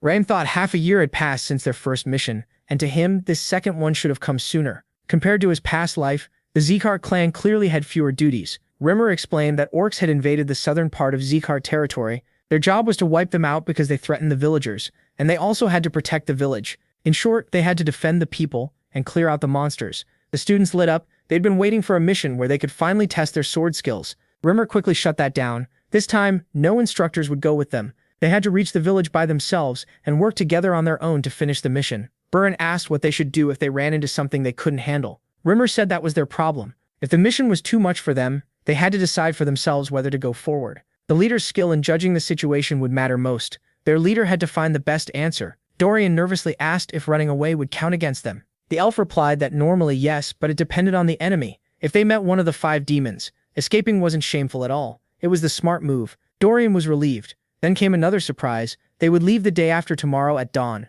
That of course made everyone upset because they barely had time to prepare. Rimmer said a monster-clearing mission needed far more planning than their last one. If they didn't prepare well, the village would pay the price, so they had to be careful. Byrne complained that he should have told them sooner so they could have gotten ready. Ram told everyone not to panic. The instructor had already warned them they wouldn't always know about missions ahead of time. Instead of wasting time arguing, they needed to prepare. The more they complained, the worse their chances got. No one could really argue with that. Danger wouldn't always wait until they were fully ready. Seeing MC take charge, the instructor smiled and warned them that orcs were more violent and stronger than they thought. They were nothing like the enemies they faced before, especially because of their size, and they moved in groups so they'd probably outnumber them. At their current level, fighting them head-on would be hard, so in battle they should focus on dodging, not blocking. And they should pack as light as possible. They were to meet here in 2 days at dawn. After that, everyone split up. Time passed, and Rand finished packing his things. He picked a bag with a lightweight effect. Rimmer had made it clear that extra weight would only slow them down. That probably meant this mission would depend entirely on them. Still, he felt ready. Then Wrath appeared and opened with insults, asking if Rand really thought everything would go the way he planned. Anything could go wrong at any moment. The protagonist answered that anything could happen, including demons handing over their stat points without a fight. Wrath got mad and said he wanted to sew MC's mouth shut. Right then, someone knocked on the door. Wondering who would come this late, he opened it and froze in surprise. His unhappy mother stood there. She said he should have at least told her he was going on a mission. Rain wondered how she found out, and asked if Dorian had spilled everything again. She said Rimmer told her, and that made him want to tear the elf's ears off. He apologized, and her expression softened a little. Then she took his hands and told him that leading a mission takes much more than being the top student. He had to find the right way forward and guide everyone else. Doing that alone wasn't easy. He also had to choose the right formation to keep losses low and bring everyone back safely. The lives of his friends would depend on his choices. Rand was caught off guard. He expected anger, but instead she was giving advice. Sylvia said monster clearing only sounds simple. In truth, it's hard. They had to make sure every single creature was killed so the villagers would truly be safe. She told him to remember that he wasn't a rookie anymore, but a full representative of Zeegard. She wanted him to prove he was a swordsman who could protect the family's ideals. Confused, he said he thought she would scold him. Sylvia shot back that of course she was angry. She was hurt too and deeply worried about him. But this wasn't the time to lecture him. She hugged him and, smiling, told him to focus on getting ready. When he came back, then she'd scold him. She was proud to see him shining after all that training, but she would never stop worrying about him. He hugged her back and soon it was time to leave. Before they departed, Rimmer gave them one final warning. Anything could happen out there, no matter what. They had to stay alert. If something was beyond their strength, they were to retreat. They answered together that they understood. After that, he wished them a safe trip. The normal route would take a month, but the path had already been prepared, so they should arrive in a couple of weeks. He wished them luck, and Ray and his leader started organizing everyone. He ordered the students into 4 squads. They would move using the formation discussed that morning. Watching him, the elf smiled. He was sure they'd do well with the protagonist leading them. The protagonist wasn't just talented with the sword and aura, he was smart too. Reimer believed he'd finish this mission and come back safely, even at only 15. His expectations for him kept rising. As he watched the students leave, another instructor came over and asked if it was time to head out after them. At this distance, the students wouldn't notice them if they left now. Rainmore said it was still too early. One of them had senses that were too sharp. He yawned and wandered off to take a nap, which made the other instructors nervous because it was already time for them to move. Rainmore said it would have been better if they worried this much about the orcs. Somewhere deep in the forest, inside a cave filled with bones, a group got word that a squad of students was heading for a village. They decided to go there too, and their leader ordered them to kill anyone who got in the way. With that, they set out. Time passed and Rand's squad reached the forest near the village, where something unexpected happened. Another squad blocked their path, led by Kane Zeegart from the main family branch. the top student of the 6th training hall. Both leaders were confused. Neither understood why they had met here. MC remembered hearing that Kane had joined the 6th hall late because of some injuries, but he looked completely fine now. From the feel of it, he was also skilled with a sword. Kane said his team was on a mission tied to the orc raid. So what were they doing here? Ryan replied that his group had the same mission, which left Kane baffled. He wondered if both teams had really been sent to the same place, because no one had told him that. The night before departure, the instructors gathered at a tavern nearby. One of them told Rimmer he'd heard his students did great on their last mission. They were so young, yet they handled the mountain bandits. Rimmer grinned proudly and said that even as their teacher, he was amazed. Maybe they should be sent to handle the orc raid too, since they were doing so well. He was sure they'd finish it fast. Maybe their leader would even thank him. Then Methan, the instructor of the 6th training hall, stepped up behind him and said his students would take that mission instead. Against monsters, teamwork mattered more. He argued that Training Hall 5 was full of individualists, while Training Hall 6 fit this kind of mission better. His students had just cleared Hell Week without a single failure, so they would be the ones going. Rimmer sighed and said, Methan was just jealous because his kids had been getting all the attention lately. Why not send both groups together? The orcs still need to be dealt with, and a little rivalry would make them move faster. That sounded fine, but they needed the leader's approval first. Even so, they were already excited to see how it would turn out. In the present, Burren stepped up and said working together would only cause confusion, so they should head back and leave the mission to them. That clearly annoyed Kane. He warned Burren not to say it again. Was the 5th training hall getting ahead of itself? His squad was built for missions like this, where teamwork mattered most. Rimmer said he knew how skilled Kane was, but that didn't mean he could look down on the 5th training hall. Rimmer watched without stepping in. He was sure Rimmer knew both squads had been sent here, so why hadn't he mentioned it sooner? After thinking it over, he realized the instructor wanted them to face something that felt like a real mission. Monster raids depend on teamwork and tactics, two things they were still weak at. Maybe this was meant to push them into competing with the 6th training hall and fix those flaws on their own. Once he figured that out, he quietly cursed that elf. Still, this was a good chance for everyone. Before he left, his mother told him to prove he was the kind of swordsman the family could look up to. He hadn't stopped thinking about that since, so Rayon stepped in and told them both to calm down. There was no point wasting time arguing when neither side would back down. A competition would settle it. Burren asked what he meant. They didn't even know what was waiting for them, and he wanted a contest. The protagonist pointed out that neither side planned to give up this mission. And if it was an orc raid, there should be more than enough enemies to go around, especially elite ones, so they would compete to decide who led the mission. After that, they would take out the elite orcs first, throw the rest into chaos, and finish the cleanup. It was a solid plan. If the leading team ran into trouble, that just gave the other side a chance. Would everyone accept that? Kane did, saying it was fair. Then Rayon told them to head for the mountains first. The contest began. Burren, Martha, and a few others rushed ahead. The rules were simple: beat the other team or take their flag. Either way was better than standing around arguing. Rayon told them to make a plan first, but they were too sure of themselves and ignored him. Martha was the worst about it. She'd finally found worthy opponents and didn't think losers like them deserved tactics. With a grin, she charged in and started the fight. Meanwhile, MC relied on his sharp senses to read the battle without even needing to watch it directly. The clash had already begun. Luna asked if it was really okay to let them fight with no plan. Raina said some people were just too full of themselves to listen. She wondered if they could still win, but he was certain they'd lose, and badly. Sure enough, Burn and Martha started getting pushed back. They kept attacking, but couldn't understand why nothing worked. Their opponents were weaker on their own, yet their defense had no openings. Some of them shouted that Burn and Martha weren't the center of the world and needed to stop looking down on others. That only left Martha more confused. By the time the sun was sinking behind the mountains, they returned to the main group looking frustrated and miserable. Ragyan asked if it had gone as easily as they expected. Instead, they were the ones forced back. That was their mistake. The world hadn't stopped growing while they trained. Did they think being stronger than those students once meant they would always win? That was the result of charging in with no plan and no knowledge of the enemy. Their confidence ruined them. They burned through stamina, used up aura, and even revealed their techniques.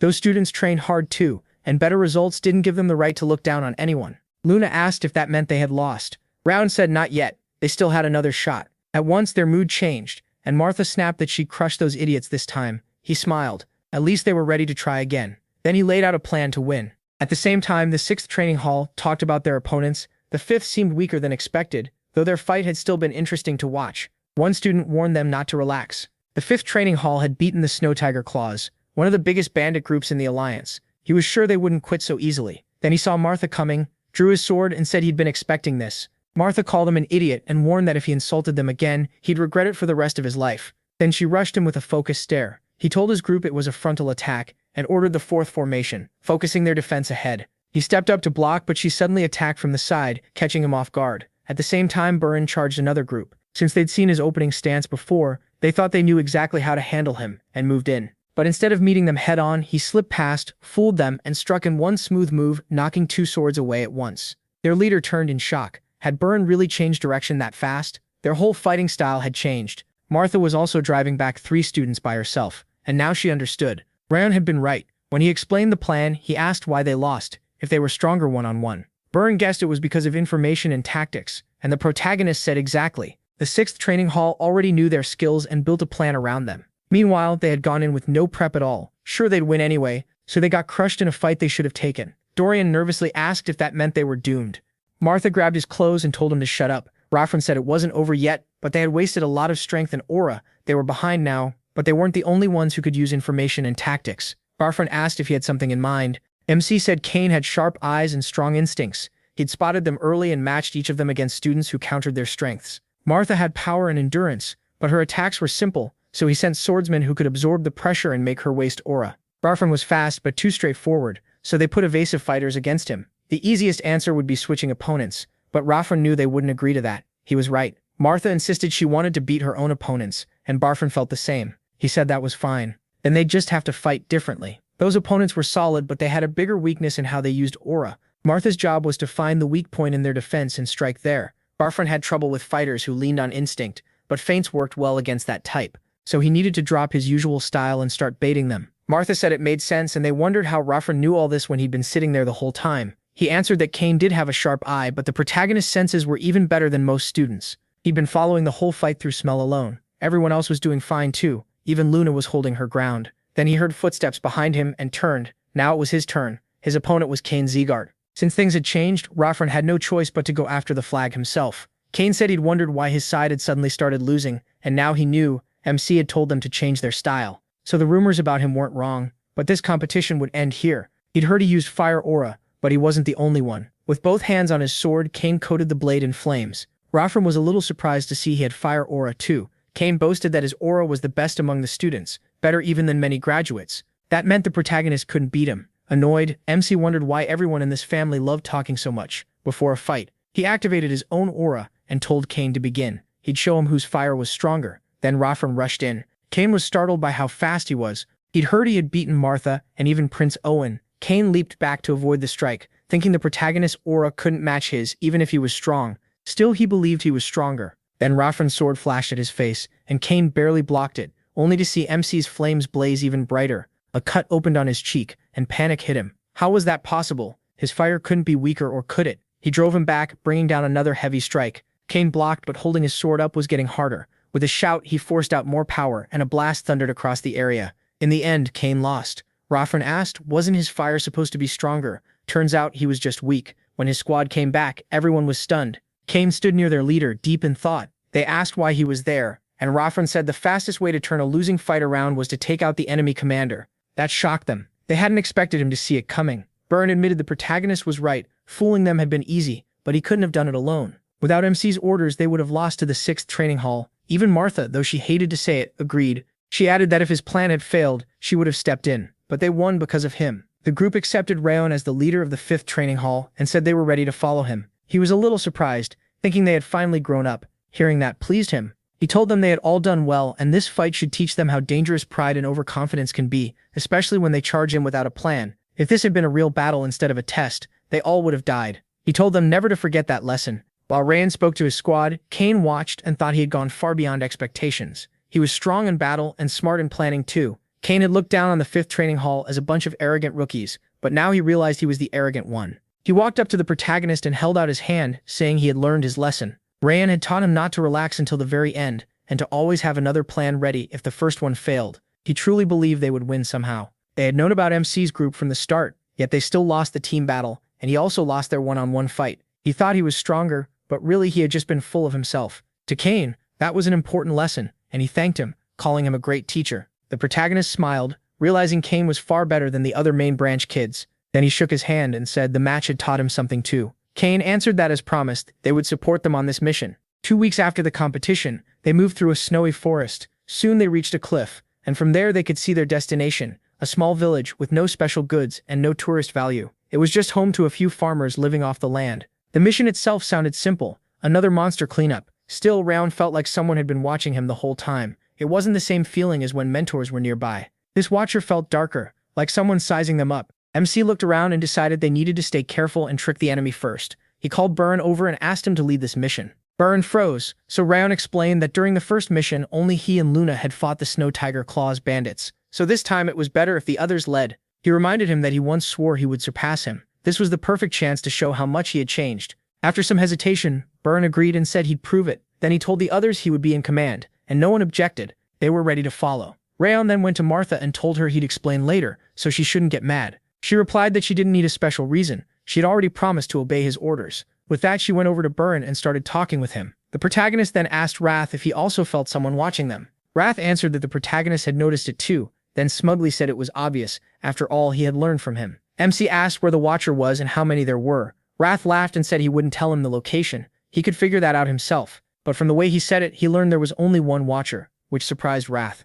The protagonist pointed out that Wrath said he, not they, and thanked him for the clue. Wrath instantly started cursing after realizing he had slipped up, but MC ignored him. Even so, he knew they couldn't be sure there was only one enemy. Maybe only one was watching while others stayed hidden. He couldn't afford to relax. With a heavy sigh, Rachin realized this mission would not be easy. Not long after, the man watching them returned to his commander and reported that they were Zegart's scions. The commander asked if they were one of the 6 kings' groups, then said that together they still weren't that strong. The scout said they looked like students and had no mentor with them, so this was probably only their second mission. The commander asked if anyone had noticed him. The man confidently said no, then smirked, saying mere students could never see through his disguise. His subordinate asked why Zegart had sent disciples at all, when they already had the orcs under control. The commander replied that the villagers must have told them everything. They didn't like the change and asked for help because the number of orcs had grown. He had expected to find the mana stone quickly, but they had been wrong. Looking toward the village, the subordinate said it was nowhere in sight. Maybe it was hidden there.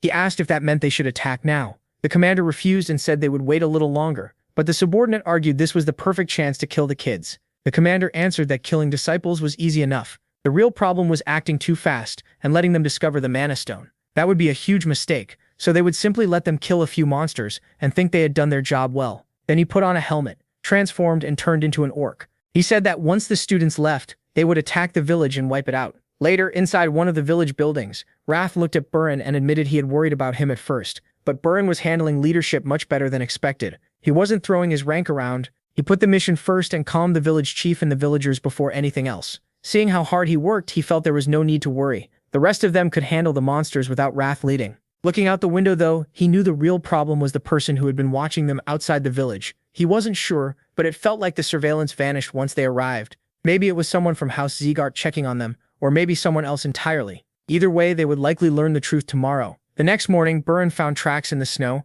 and said monsters were definitely moving through the area. The village chief had said monsters came every year, but now there were 3 times more than usual. The villagers couldn't handle that many. They had already spotted over 100, so the total might be more than 200. But numbers weren't the only issue. They didn't know the forest well, so a villager would guide them through the mountains. He was the fastest man in the village, so he should be a big help. The guide Konbar looked nervous, as if he had sensed something was wrong when the village chief visited last night. Still, he agreed to guide the Zegart group. Radlon noticed his fear and told him not to worry. They would make sure he got home safely.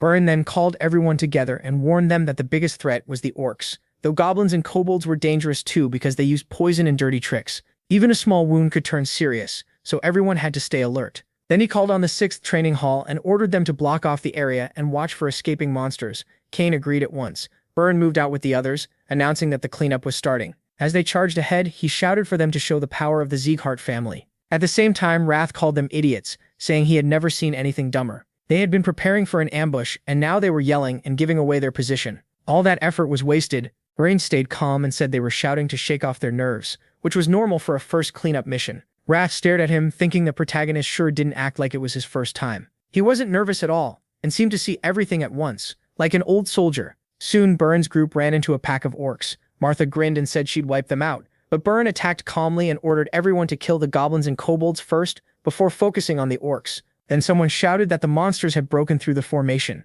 and 2 huge orcs were charging straight at Kanbar. Kanbar went pale and shouted, asking if the orcs were coming this way. He knew it. He never should have come. Rayon stood calmly between him and the monsters, then struck one of them with a powerful slash. Right after that, he dashed to the second and cut it down with another heavy blow. Then he stepped back and sheathed his sword, leaving both monsters fatally wounded. The stunned guy dropped to the ground and asked if they were already dead. Rakon turned to him, said his name, and asked if he was hurt. Kanbar, still shaken, said he was fine. MC calmly asked about old stories tied to these mountains, maybe a treasure or some great monster. Kanbar nodded and said there was one. Long ago, according to legend, a brutal battle happened here between the Goblin King from the west and a group of knights. People said the Goblin King's ring was still hidden somewhere in these mountains. That made Rakon realize what was going on. The presence he'd been sensing this whole time was Eden, a group that worships one of the 5 demon kings, famous for madness. Their goal is to bring back the age when monsters ruled and humans bowed to them. If that were all, they'd have been wiped out already, but they can control and tame monsters. On top of that, they can use monster powers themselves.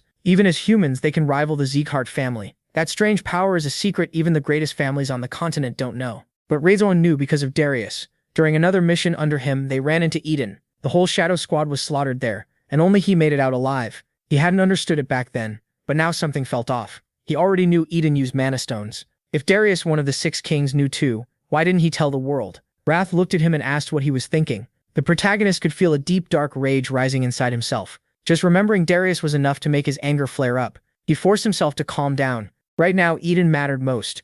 He guessed they were after the Goblin King's Mana Stone. Centuries had passed since that king was defeated, but Rayon was sure the powerful stone was still hidden somewhere here. Most likely, Eden was using them to make sure the mission looked finished. Once they left, the search would start again. Meanwhile, Borin rushed at a monster with his sword raised, shouting that its master was his. He'd ended in one strike, but suddenly something hit first, kicking up snow in front of him. Martha had already killed the monster and grinned, saying it was hers. Borin clicked his tongue and complained that was unfair. Then he called to the others that the monster's leader was down, so they should finish the rest. Rayon called Kambar over and asked more about the Goblin King's story. Had anyone found treasure or jewelry in these mountains since then? Kambar thought for a moment and said that when he was a child, the chief had gone into the mountains and returned with a red gem he found near the peak. MC's eyes sharpened and he asked where that gem was. Now, Kambar said few people knew, but it had been buried under the chief's house. Since then, the village had actually become warmer. Hearing that, Rayon realized things were worse than he thought. If Eden hadn't found the Mana Stone in the mountains, then the village was the real target.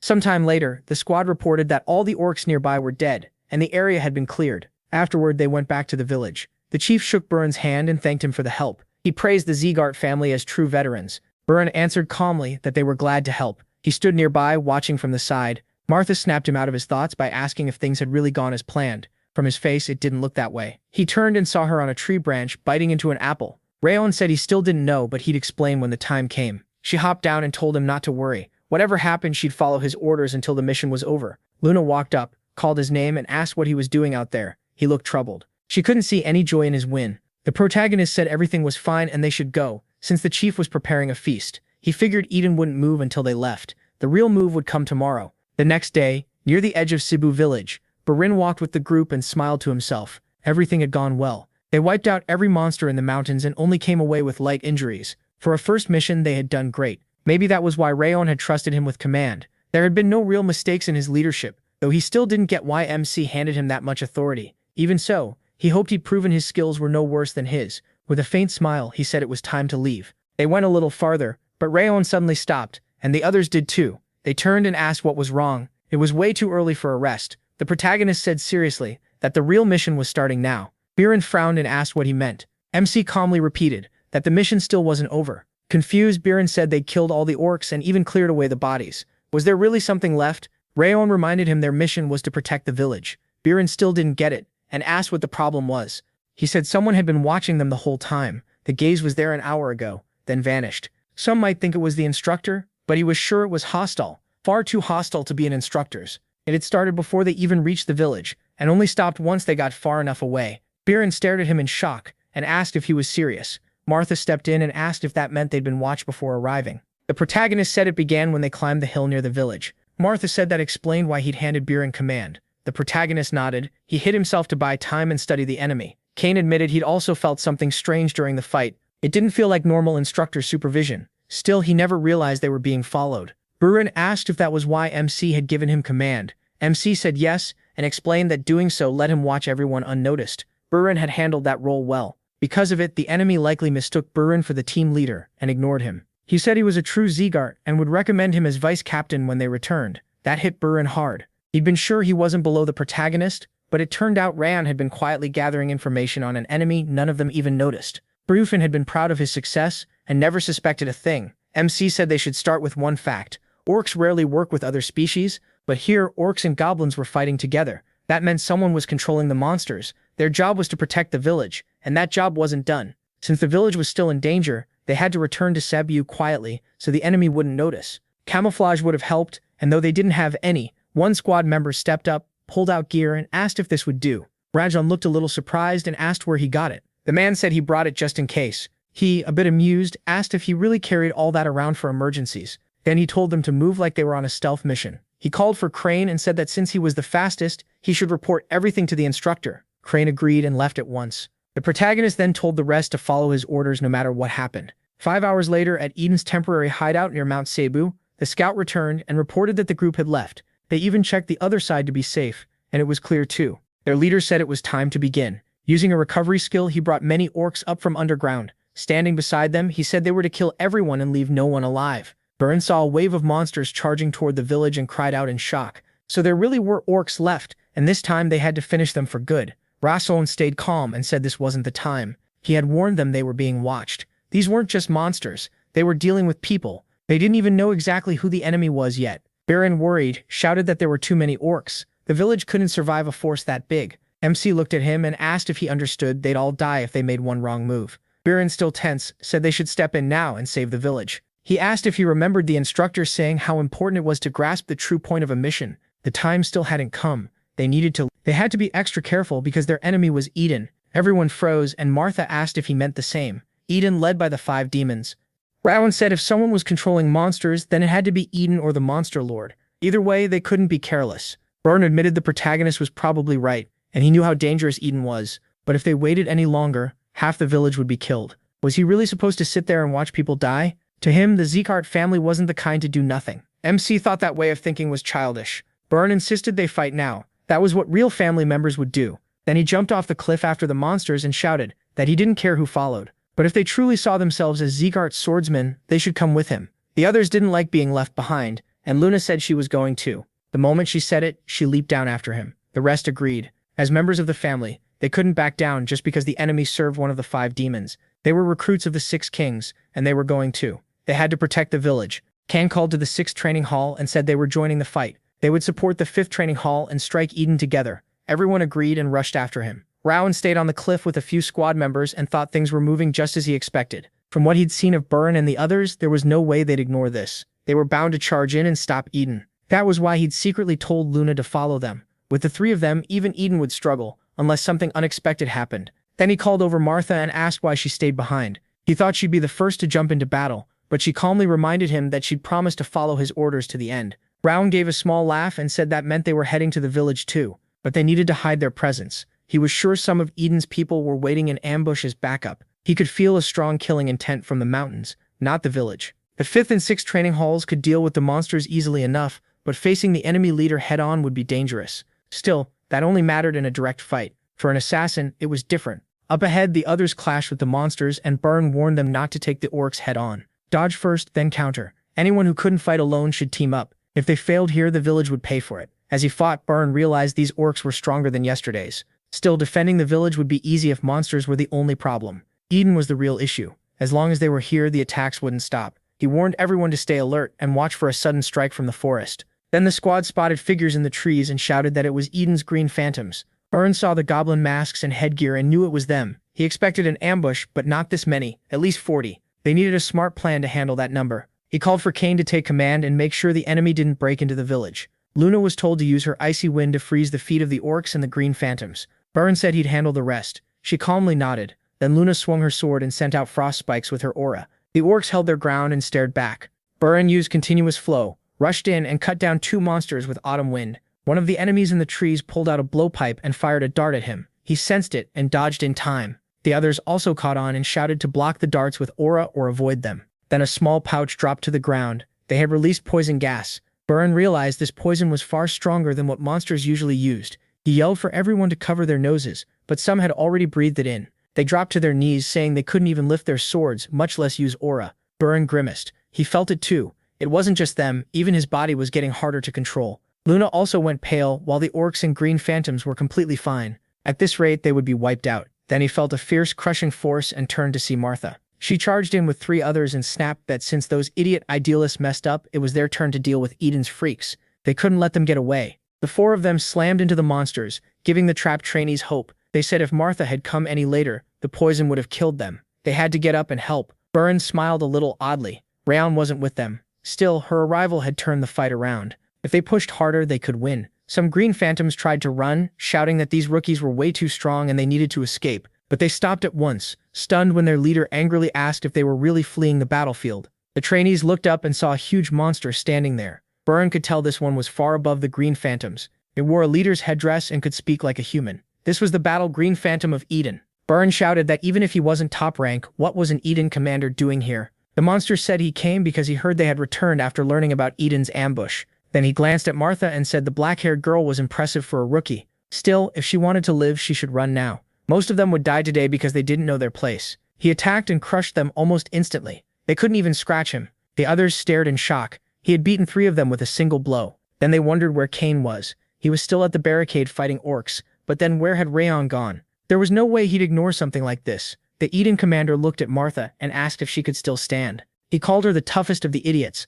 and said she was the only one who had sensed them. That just meant she was another sprout for him to crush, an insect with no skill, will, or discipline. He raised his weapon and declared they would all die today. Then Rayon burst in from behind, slashed at him, and said that wasn't happening. His sword blazed with aura as he moved in and used Cyclone Turn Thousand Flames first form, cutting off the monster's arm. The arm hit the ground, but the monster only laughed and called it a nice ambush. Rayon clicked his tongue. He hadn't expected the creature to escape with only 1 arm lost. He had wanted to end it in 1 strike from behind. The monster admitted that even as a surprise attack, the cut was skillful. He called him a promising member of the Sieghart family, but said that was all he had. From his condition, it was obvious he'd spent most of his strength on that 1 blow. The protagonist's hands shook. He really had burned through almost everything, trying to finish it in a sneak attack. Now he could barely move right. Still, he asked if this thing was really in charge here. The monster laughed and asked if he truly thought Eden's real leaders would bother with some village. Then he stood in front of Rayon and said these crazy rookies were hard to understand. He mocked MC's sharp tongue and said they'd see how long he could keep talking. He raised his sword, thinking he still hadn't fully recovered.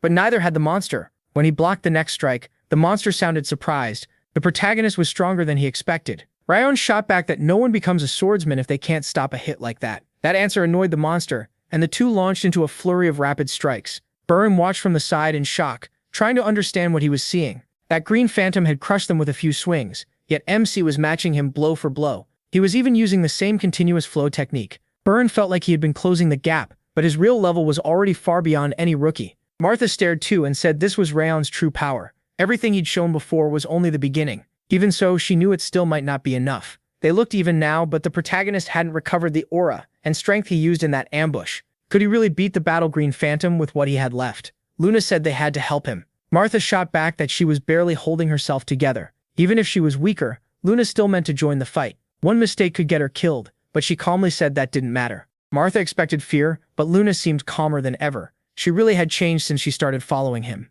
Burn got up, ashamed he had hesitated at all. Luna was right. They had to help. Martha glared at him and asked if the one who started this mess was finally speaking and whether breaking the rules would change anything. He calmly said he still couldn't ignore this and leave the team to die. They were swordsmen of the Sieghart family. After thinking it over, Martha agreed, but with one condition. If this went wrong, they would all share the blame. First, they had to set a formation and charge in together. The commander said it was surprising such a pathetic rookie had lasted this long against him. He even said MC was talented enough for Eden, and asked his name. Tired, MC gave it. The commander's face hardened. So he was from the main family line. His hair and eyes proved it. The blood of the Northern King of Destruction was in him. That killed any thought of recruiting him. Now he would do whatever it took to murder him. Right after that, he swung with terrifying speed. The attack came even faster than before. Ranon stared in shock. The madman had sped up again. Was he burning his own life to get stronger? The protagonist barely held on with the ring of fire, and he still hadn't fully recovered. Then he noticed Martha. She rushed in from behind the monster and slashed at his back.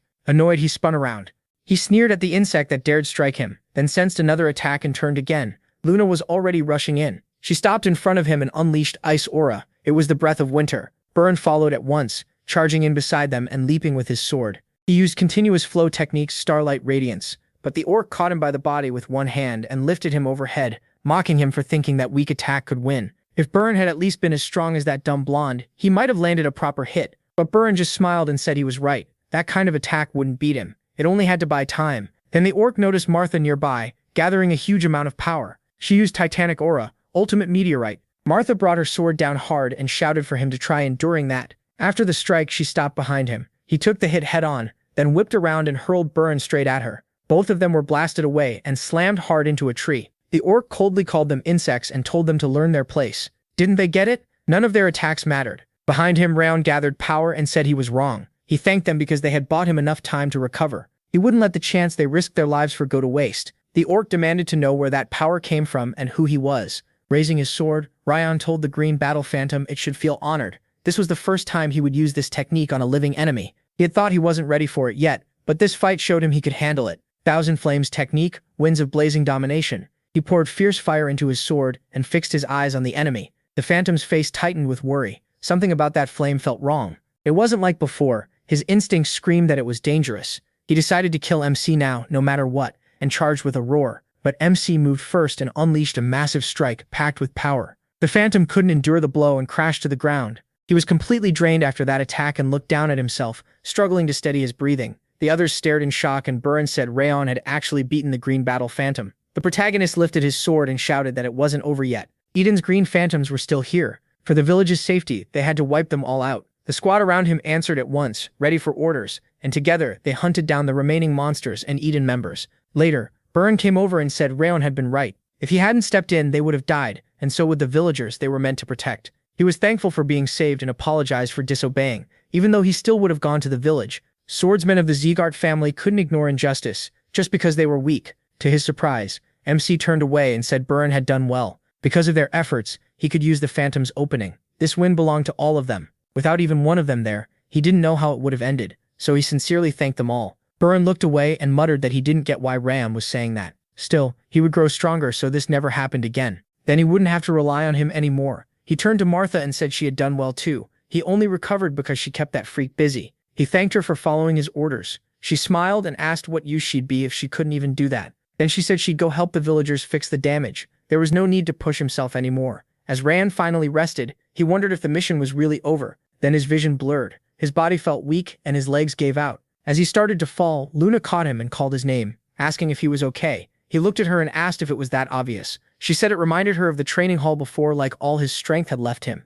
With a faint smile, Rawan realized he wasn't the only one watching over the team. They were watching him too. He thanked her, and then something drew his attention. A system message appeared. It said he had pushed past his limits in an extreme battle. He had ambushed an enemy stronger than himself, landed an invisible strike, and defeated someone above him in both strength and rank. He earned the title Unshakable. A status window appeared with his name, the title Unshakable, the status Frost Curse 5 nodded, and his abilities. Rage, Ring of Fire, Legendary Sense of the 4th stage, Thousand Flames Technique, Flame Resistance, Frost Aura of the 3rd stage, Water Resistance, and Invisible Strike of the 1st stage. His stats were Strength 57, Agility 58, Endurance 59, Energy 42, and Sense 64. Rayon guessed it was the reward for beating the Green Battle Phantom. Every stat had gone up, and he even got a new title and skill. He got back up, told Luna he was fine, and said she should return to the village. He wanted to check if anything had been missed. The title was even better than he expected. The system explained that Unshakable was given to those who don't flinch against stronger enemies,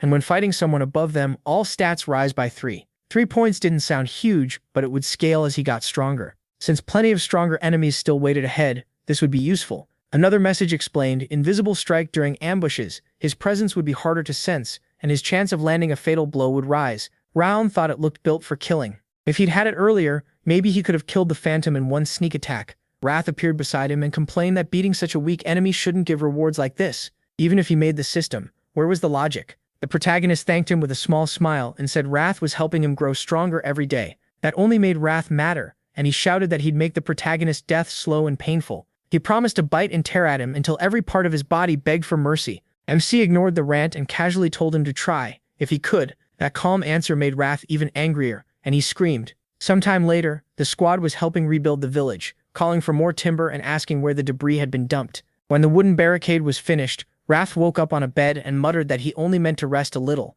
but had passed out instead. He stepped outside and saw that while he was asleep, they had finished repairing the barricades. Luna spotted him, called his name and asked if he was awake.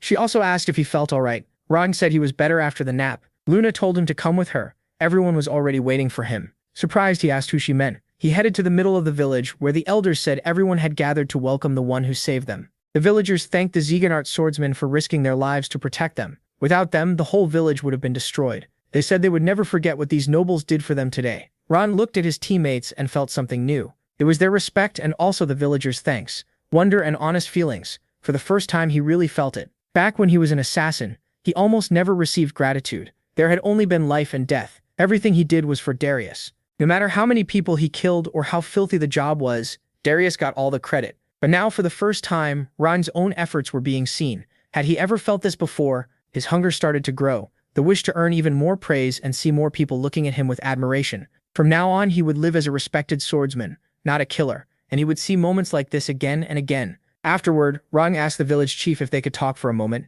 He had something to ask. The chief agreed, and they walked a short distance away from the village. Once they were alone, the chief asked what he wanted to know. The protagonist calmly asked if he knew who sent the orcs to attack. The chief said the blue-haired swordsman told him it was one of the 5 demons, but he still didn't understand why they wanted such a small, ordinary village. MC explained that during the battle, Kambar said they found a red gem on Mount Cebu. The chief nodded and said he found it there when he was young, and brought it back to the village. Then he realized what Ryan meant and shouted that it couldn't be true. He told him plainly that Eden had come for that gem. The chief asked, shaken, if the whole attack really happened because of it. His village had nearly been wiped out. The protagonist said they stopped the attack this time, but as long as the gem stayed here, Eden would keep coming. The chief said that after they buried it, the harvest improved and the village stayed warmer. To them, it was like a guardian god. He never knew it was a mana stone Eden wanted. He asked what they should do, dig it up and throw it away? Ron said no, he would take it himself. The chief was stunned that their savior would carry it away. MC explained that Eden believed the stone could bring back the dead. If they just tossed it somewhere, Eden would still find it, so taking it himself was safer. The chief worried that would put him in danger, but he calmly said it was fine. That was the way of the Zeganart family. The chief nodded and said their family had helped him once again, and he had no way to repay it. The protagonist asked what he meant. The chief said that years ago, when he was a little older than MC, Glenn Zeganart had also saved their village. He remembered it clearly. Just like Ryan, Glenn protected them from monsters. Then he added that Glenn had been kind and always smiling. He was caught off guard. Was he really talking about the same person? The chief cut the talk short and said they should keep moving. He would show the protagonist where the stone was. When they arrived, he pointed to the spot and said it had been buried there. He said he brought the stone to help the village, but instead, it nearly ruined everything. Rayon noticed the cloth and asked what it was. The chief said it was a family heirloom. He wrapped the stone in it to hide the light coming from it. Seeing the stone, MC realized it was the Goblin King's mana stone. If Eden got it, a monster with the Goblin King's power could be brought back. He started to say they needed to wrap it again, but someone beside them cut in. The man said he finally understood this cloth hid the mana stone's energy, which was why he couldn't find it no matter how hard he searched the mountain. He added that without it, the village would have been erased long ago. He turned sharply and demanded to know who he was. He couldn't understand how someone got that close without him noticing. The man pulled out a helmet shaped like an orc's head and smiled as he asked what Rayon thought. The protagonist looked at it and realized he was the Mad Blood Demon. The demon seemed amused that MC recognized the helmet, pretty sharp for a mere recruit. He said his strength was hard to measure, so he must be the one who killed the battle phantom.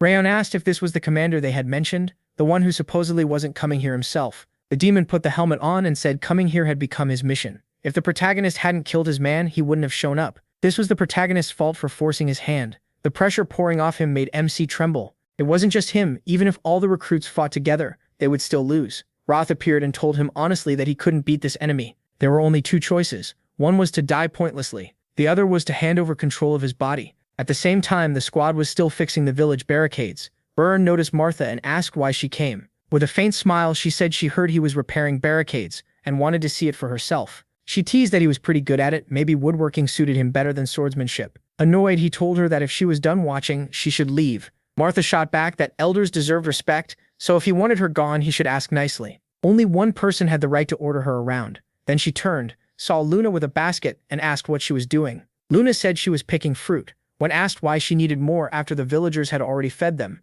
Luna said it was for Rayon. The fruit looked juicy, so she gathered some. Martha let out a sigh and joked that Luna was as devoted as a caring wife. Luna ignored that and said she should get going. Suddenly, a huge shockwave hit nearby with a deafening blast. Luna spun around at once. Remembering that Rayon had gone that way with the elder, she took off running and shouted that this was where he went with the village chief. They needed their weapons and had to call Kane and the others too. They all rushed that way and Martha yelled that this was the chief's house. What happened here? Burren shouted the protagonist's name, telling him to answer if he was alive.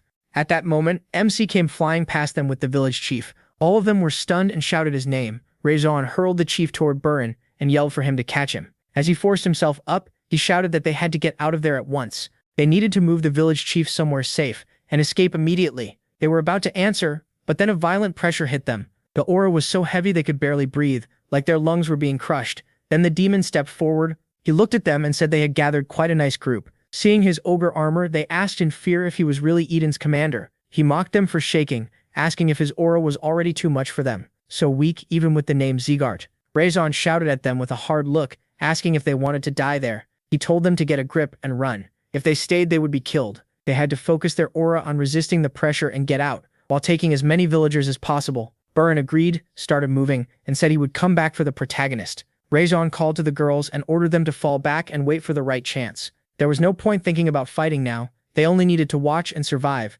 Instructor Rimmer always said to break past your limits, and this was one of those times. Now was the moment to push body and mind as far as they could go. The demon laughed and said he liked that spirit, but did MC really think going past his limits would be enough? Rizzes gripped his sword and thought about who stood behind him. The young recruits and the people of Cebu. If he ran, they were finished. No matter what, he had to take the demon's head, but he saw no clear way to do it. It felt like standing at the edge of a cliff and staring into a bottomless pit. Even in his past life, an enemy like this would have been overwhelming. The demon stayed still and asked why Rizzes was only staring. After all that talk, was he too scared to move? Then the demon lowered his stance to charge, saying it didn't matter anyway. He rushed in at incredible speed and threw a punch, saying he was simply striking first. He was shocked by how much faster he was, but still reacted and used the 1,000 Flames technique. 10 vortexes of flame, heavenly tornado. The demon kept coming. He pushed through the attack and admitted the blow was decent. The protagonist was stunned. The demon had broken through the 1,000 Flames and kept charging. He caught the strike with his sword and looked for a counter. Right after that, he sprang aside, barely blocking the next hit. Without the Ring of Fire reading his moves, he would have died. Running now was too soon. First, he had to create at least one opening for the others watching in fear. Even a tiny boost to their survival odds mattered. Maybe 10%, maybe only 1. Rizzes rushed in again, but the demon only laughed and told him to try. Then he leaped up, mocking flames that die in one blow. Flying down, he swung his fist and shouted that he should show him something better. MC's heart sank, but he still dodged to the side. As the demon straightened up, he said these flames were far beyond normal aura.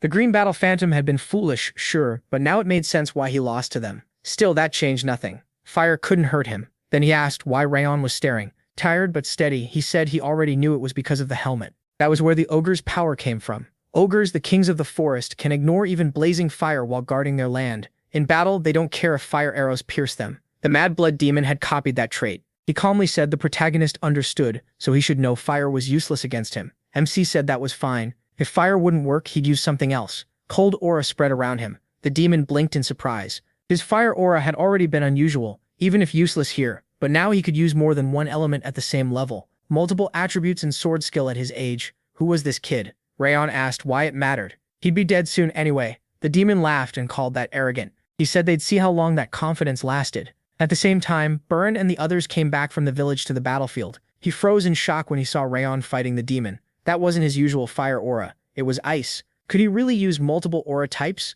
And with that aura and swordsmanship, when had he become a sword master? On the continent, fighters are ranked by how well they use aura. Anyone just starting is called a beginner. Those who can draw aura out and coat their weapons are aura masters. Above them are fighters who fully control aura and can release it into the space around them. Recognized as experts, by that standard, Rizzes had reached expert level. That should have been impossible, yet he was holding off the Mad Blood demon, an expert himself. Even against a monster like that, the protagonist still hadn't taken a crushing hit. How was he overcoming such a huge gap in power? Then MC glanced at him, and Burn understood. He was making an opening for them. They had trained together long enough to read each other with one look. He turned to the girls beside him. Both of them understood at once and nodded. They were Zegarts. Protecting the village was their duty, and with Rizzes there, they felt they could do anything. He charged the demon, then called to his allies to strike now. The two attacked at the same time. Sure, the three of them together could win, but the demon stayed calm. He had been waiting for this. The instant they moved, he unleashed a massive burst of energy that blasted them all away. Burn stared in shock.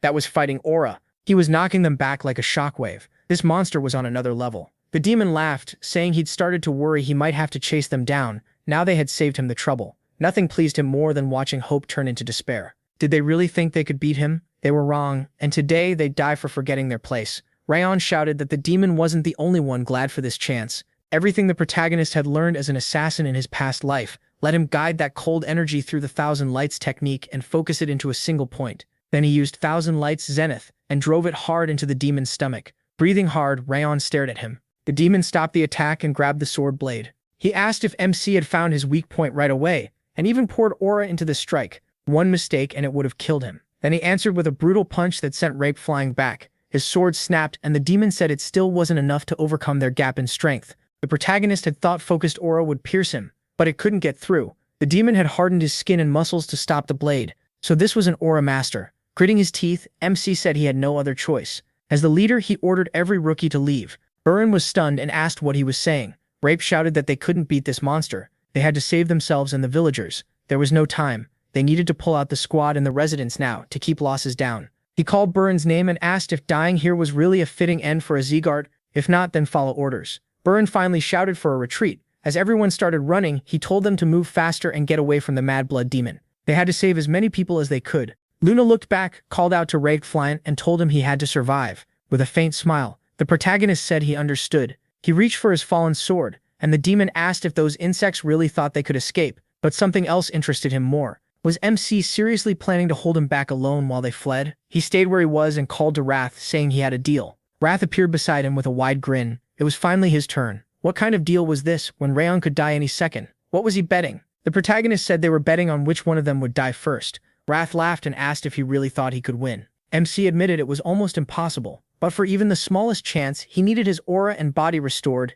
In return, he'd accept Wrath. If he died, Wrath couldn't take his body anyway. Fine, he'd restore it. But could he really endure his wrath completely? A huge wave of pain slammed into Radon. The demon stared at him and asked what this was. He hadn't drunk ogre blood or troll blood, so how was he recovering? It made no sense. The protagonist pointed his sword and said he had warned him. There was no reason for him to know. Now he just had to come forward and fight until one of them died. Back in the village, Burin said they had to move together, just like ordered. Help the wounded and anyone who couldn't walk. They were all exhausted, but they had to hurry. There wasn't much time and they needed to reach safety fast. Some squad members anxiously asked what was happening. Would they really be okay? Burin knew worse was still coming. Martha spoke up saying Rapefine was fighting that monster for all of them. He was still holding on with a broken arm and cracked ribs. Her voice turned sharp. Did they really have the nerve to complain? They had barely done anything. What now? Were they just going to lie down in coffins and shut the lids themselves? Burin clenched his fist and said she was right. They couldn't give up. They had to move. Crane was already bringing reinforcements. Help would arrive soon. He was about to keep talking when the group spotted an ogre and asked what it was doing there.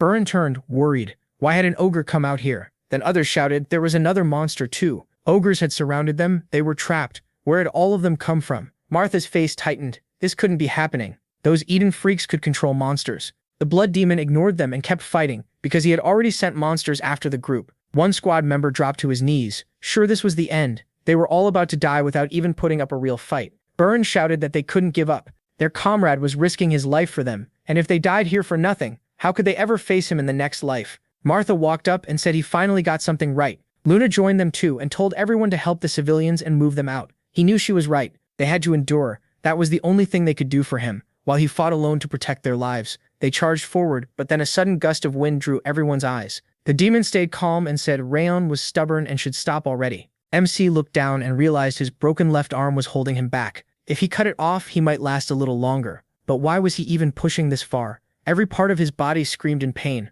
Why keep enduring pain worse than anything from his past and still keep fighting this monster? In his old life, he would have run long ago. Then he remembered Sylvia hugging him and calling his name, saying she wanted him to show everyone that he was a swordsman who could protect the family's ideals. Those words still stayed with him. He also had comrades he had grown close to, and they were keeping him here. Luna seemed cold, but she was kind. Byron had clashed with him at first, yet lately had proven himself worthy. And Martha rough but firm and dependable. He couldn't deny it anymore. He had started to care about them, and he wanted to save this generation of worthy Zygarde swordsmen. Wrath asked if he was stalling so his comrades could escape while he fought through the rage. Ryan rose with his sword and admitted it, even thanking him for noticing. Wrath only smirked and called him arrogant. He was sick of being looked down on. Did Wrath really think he could take back control of his body after killing this monster, and then chase after his comrades? How could he do any of that when he could barely stand? The pain slammed through him, and he dropped to his knees with a scream. Wrath said the protagonist had already lost the moment he accepted that rage. He might resist being possessed, but once he lost control, he'd never get it back. The demon stared at him and said he had finally hit his limit. Then he grinned, saying he had a better idea. He'd go kill Rayon's friends first, and finish him later. That sounded much more fun. He wanted to see MC's face when their heads rolled in front of him. MC knew the others couldn't stand against an insane blood demon. He had to keep him here until everyone got away. The monster paused when he called his own name and declared he was a descendant of Glenn, the Northern King of Destruction. One day he would become the strongest swordsman on the continent, and as long as his heart still beat, he would not let him leave. The demon looked at him and admitted his will was incredible. Calling him weak would be wrong. A warrior like that deserved respect, and he would remember Rayon's name. He threw a heavy punch, and the protagonist knew he wasn't strong enough to dodge. Right then, a fierce wind burst around him. Raymer stepped in front of him and stopped the punch with his sword. Rayon smiled at the sight of him and said he was a little late. Raymer just smiled back, apologized, and joked that he overslept. Then he told MC to leave the monster to him. The demon stared at him and said, "What a fine sword." MC Zegart. Raymer stood there calmly, called him bald, and said it had been a while. He couldn't just watch some freak kill the family's younger members, could he? Power gathered in the demon's fist as he asked who would have thought a warrior this skilled would be sent to inspect trainees. Seemed loyalty wasn't worth much to them. Then the two attacked at the same time. The demon said even blocking that strike was hard, it ruined his balance. So the rumors were true. Rimmer's energy core had been destroyed and he'd become useless. Rimmer only smiled and told him to get a better informant. As usual, he got his information too late. The demon said the proof was clear.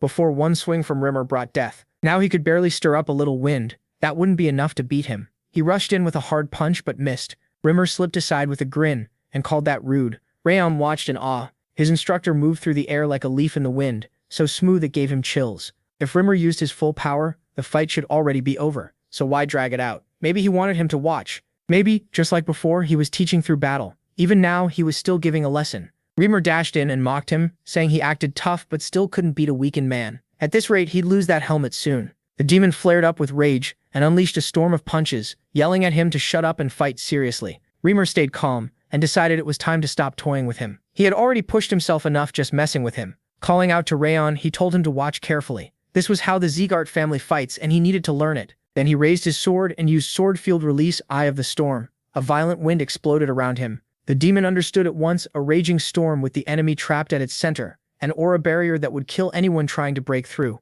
Rimmer had cut off his escape. That meant the only path left was straight through it. The demon charged, shouting that he'd kill him. Rimmer rushed forward too, and the two clashed head-on. After the exchange, they stood back to back, and the demon realized they had focused all the wind from the calm center into the sword, cutting down both his power and aura. Of course, that was what a sword field did, but how could an indirect Zegart descendant create one? Rimmer gave a small smile and said it wasn't a true sword field. He had made something close by, borrowing the power of nature. Elves were good at that. The demon said he understood. Old and weakened or not, a tiger was still a tiger. His only regret was failing to kill Rayon. He needed that for his goal. Rimmer calmly replied that they would never let the young king fall to someone like him. The demon admitted the protagonist had the makings of a king, and that his side also had talents fit to face that monster. Today, victory belonged to them. Then blood burst from his wounds, and he collapsed. Rimmer turned to Rayon and asked if he had taken it all in. As a member of the Zegart family, he would need to learn Sword Field one day. Unlike mages who make barriers with mana, a sword field is formed by releasing aura. It takes experience, control, and natural talent. Since MC was a direct descendant, he had more than enough ability to master it. Until then, he needed to train hard. Then Rimmer looked back with a grin and asked if the others had been watching too. He saw the three nearby and asked what they were doing there. Overjoyed to see him alive, they rushed over and shouted his name. They said they were so glad he was okay and asked about his wounds. Watching from the side, Rimmer thought the cost of arriving late was catching up to him. For someone who wasn't a direct Zegart descendant to use a sword field, many conditions had to be met. Experience mattered, but so did affinity, stamina, and vitality. And the real price was that vitality itself. Despite his damaged energy core, he had used the sword field by spending his own life. That kind of thing could never leave the body untouched. Still, he had no regrets. What he saw before joining that fight was the birth of a new king. In that moment, he decided he would serve this child as his master. Even with a broken energy core and a fading life, these children had changed everything. His world had color again, so even if this shortened his life, he didn't regret it. Before retiring, he only wanted to see Rayon become a king. Sometime later, at the Zegart ancestral home, Glenn demanded the elf repeat himself. Was he really saying the protagonist Zegart had faced the insane blood demon? Rimmer laughed and said he knew that would shock him. That was exactly why he hurried back to report it in person and see his reaction. Glenn shouted for him to stop fooling around and give the important part. Rimmer said he barely believed it himself, but he swore it was true. He wasn't the only witness. The trainees from the 5th and 6th training halls saw it too, and even the people of Cebu village could back him up. Rayon had faced the mad blood demon by himself. Glenn pointed out that a monster like that was on the level of a sword master. If that was true, how badly was the squad hurt? Reimer said most of them only had light injuries, but MC was the one who got hit the hardest, though he held on until Reimer arrived. Glenn asked if he was seriously supposed to believe that. It sounded absurd, yet he knew the truth would be clear once he saw he had reached expert rank. A boy who survived a fight with a swordmaster-level demon deserved the Elverin potion, so Glenn gave it right away. Glenn said it was a priceless medicine made from the sap of the second world tree. Not even 1,000 gold could buy it. Reimer replied that Rayon had earned it. Glenn said it almost sounded like Reimer had picked a side. He let out a breath and said he was only worried about the protagonist's future and the future of all his trainees. Glenn said he understood why he felt that way. Then he told Rowan to summon the lords. They would hold a meeting after the trainees came back and gave their report. The butler said he would obey. Glenn then praised the elf. Reimer grinned and asked when Glenn had last praised him, maybe 20 years ago. Glenn shot back that if he talked less, he'd hear praise more often. Then Glenn asked when the trainees would arrive. Reimer guessed they had to be close by now. After some time, the group figured they were late because Eden got in the way, but they still finished the mission in Cebu village. After the attack by the Mad Blood Demon, they were delayed even more while helping rebuild the village it had wrecked. Meanwhile, Rayon, the worst injured of them all, was recovering in the village elder's house. After waking up, he instantly asked Wrath for his reward. Of course, Wrath argued the bet should be cancelled because Rimmer was the one who killed the demon. In the end, they settled on MC getting a trait instead. Wrath, annoyed, asked why that of all things. MC stared confused and asked what he meant. A system window appeared, saying he got an extra reward for winning the bet with Wrath, Unbending Will. When he takes heavy physical or mental damage, his mental strength and pain tolerance go up for a while. Rowan hadn't expected a new trait at all. Now, even if Wrath used his Wrath effect on him, he should be able to endure it. Wrath fumed, wondering why he was lucky enough to get Unbending Will. He cursed the system for handing the protagonist such a huge advantage. After all, the system was built to give the user the powers he needed most first. Without that gift, fate might have already taken this body. Wrath told himself to stay calm. He still had time. Bit by bit, he was recovering his strength faster and faster, and MC's anger kept growing too. Even if MC's progress was unbelievable for a human, Wrath believed he would win in the end. Soon this body would be his, and what was left of his soul would freeze forever in the ice. After a while, Iluni, the outer commander of the Zegart family, said they had returned. Dorian weakly muttered that he just wanted to go home and sleep. Luna whispered that she wanted ice cream. Martha sighed that she was exhausted, and Buran said it was a miracle they made it back. But Aluna cut in. They were tired. Sure, yet it was still too soon to rest. Rowan looked at the commander in surprise. Aluna said they had to report to the head of the Zegart family. A little later in the hall, the protagonist bowed and formally greeted the family head. People whispered in shock. Was this really MC? He had killed the Green Battle Phantom and stood against the Mad Blood Demon. Looking at him now, he seemed like a high-level swordsman. So maybe the rumors were true. At first, he was thrown off when they were called in to report. Then he realized this was a rare chance. All the strongest people in the Zegart clan were gathered here. During this mission, he learned something important. At his current pace, he'd need a miracle to survive future fights against even stronger enemies. He needed another way to grow stronger fast. Not just Glenn and his close aides were in the hall. The leaders of the main family line were here too. That meant Glenn understood how serious this was. He also seemed like the kind of person who gave people what they had earned. So this was Rayon's chance. He needed to show what he'd done and gain new techniques to get stronger. Glenn told the protagonist he had heard the protagonist played a major part in what happened. He ordered him to report everything. MC began by saying that when they reached Cebu village, the villagers welcomed them warmly. Then a Green Battle Phantom attacked, just as they were getting ready to leave. After that, the Mad Blood Demon showed up, likely because contact with his underling had been cut off. Rayon explained that if all the trainees fought him together, the losses would be too high, so he chose to act as bait. Karan snapped in anger, asking how he dared lie in front of everyone. Was Glenn really going to believe this? He was only 15, and he claimed he survived a fight with a Green Battle Phantom and even lured away the Mad Blood Demon. To her, it was an obvious lie. The protagonist turned to Dorian and told him to show them. Dorian said he'd bring the item out now. Then the people recognized the helmets of the Green Battle Phantom and the Silent Blood Demon. That proved MC had been telling the truth. Rayon then said this might be disrespectful, but he asked for permission to draw his sword. Glenn allowed it. He pulled the blade free and used his power. The people cried out in surprise. He was using sword energy, and the flames on it were incredibly strong. 10 years ago during training, Rayon's mana had seemed average. Could this really be the same boy? With power like that, beating the Green Battle Phantom made sense. The protagonist asked if that was enough. Karan cursed inwardly. If he had truly reached expert level and brought back Eden's helmets, there was no point in arguing anymore. Then Glenn addressed all the trainees and said they had done an amazing job. The unexpected praise left everyone stunned. No matter how hard the mission was, Glenn usually gave his people only the bare minimum. This was the first time in decades he had called their work amazing. A few trainees were so moved they even cried. After that, Rayon showed Glenn the Goblin King's Mana Stone and explained the goal Eden had been hiding. In the end, every trainee got a bronze medal, while MC received silver. As he left, he wondered if hoping for a big reward had been pointless. He had hoped uncovering Eden's plan would earn him more than a silver medal. Did that mean he wouldn't get any new combat technique? Wrath mocked the result, saying he couldn't believe he got nothing worthwhile even after bringing back such valuable information. He called Glenn unbelievably stupid. The protagonist thought that after receiving the Thousand Lights technique, he had started expecting more, but now that hope meant nothing. Lowen then turned to Rayon and said he wanted a word. MC wondered what was going on. Lane asked if he could come to the annex around midnight. He asked why. Smiling, Lane said Glenn wanted him brought there. He was probably planning to give him an extra reward. Later, Helen announced that the young master had returned. Sylvia called for him and said she heard rumors that he had run into Eden. How was his arm? The protagonist answered that he was fine, completely healed. She hugged him and apologized for pushing him too hard and for telling him to show everyone the true Zeegart spirit. Sylvia blamed herself, saying her words had led him to challenge Eden's demons. Rayon called her mother and said he was thankful instead. He admitted that when he faced the mad blood demon, he wanted to run. He wasn't sure he could win. He even considered using the other trainees as bait. But then he remembered what she had said. She had told him she'd be happy if he lived as a Zeegart swordsman. Those words gave him the strength to stay on that path to the very end. He said he only stood his ground because of her. She tried to reply but suddenly dropped to the floor, sobbing. The maid started crying too, saying he had become much braver. Rayon looked at them in confusion and asked what was going on. That night, MC asked what new things had happened while he was gone. Chudol said she had been called back. An order came from the central hall. She feared they were about to get rid of her. Seeing how down she looked, he guessed it probably was punishment. She had failed to report that he'd reached expert level with the sword, and what had happened in the audience hall. He couldn't let Judiel die yet. This double agent could still be useful. Rayon told her that if she wanted to live, she had to follow his orders. Startled, she listened as he said she must not go back. Instead, she had to send a letter saying she was now the protagonist's personal lady-in-waiting. She should write that his mother, worried about his condition, chose her herself.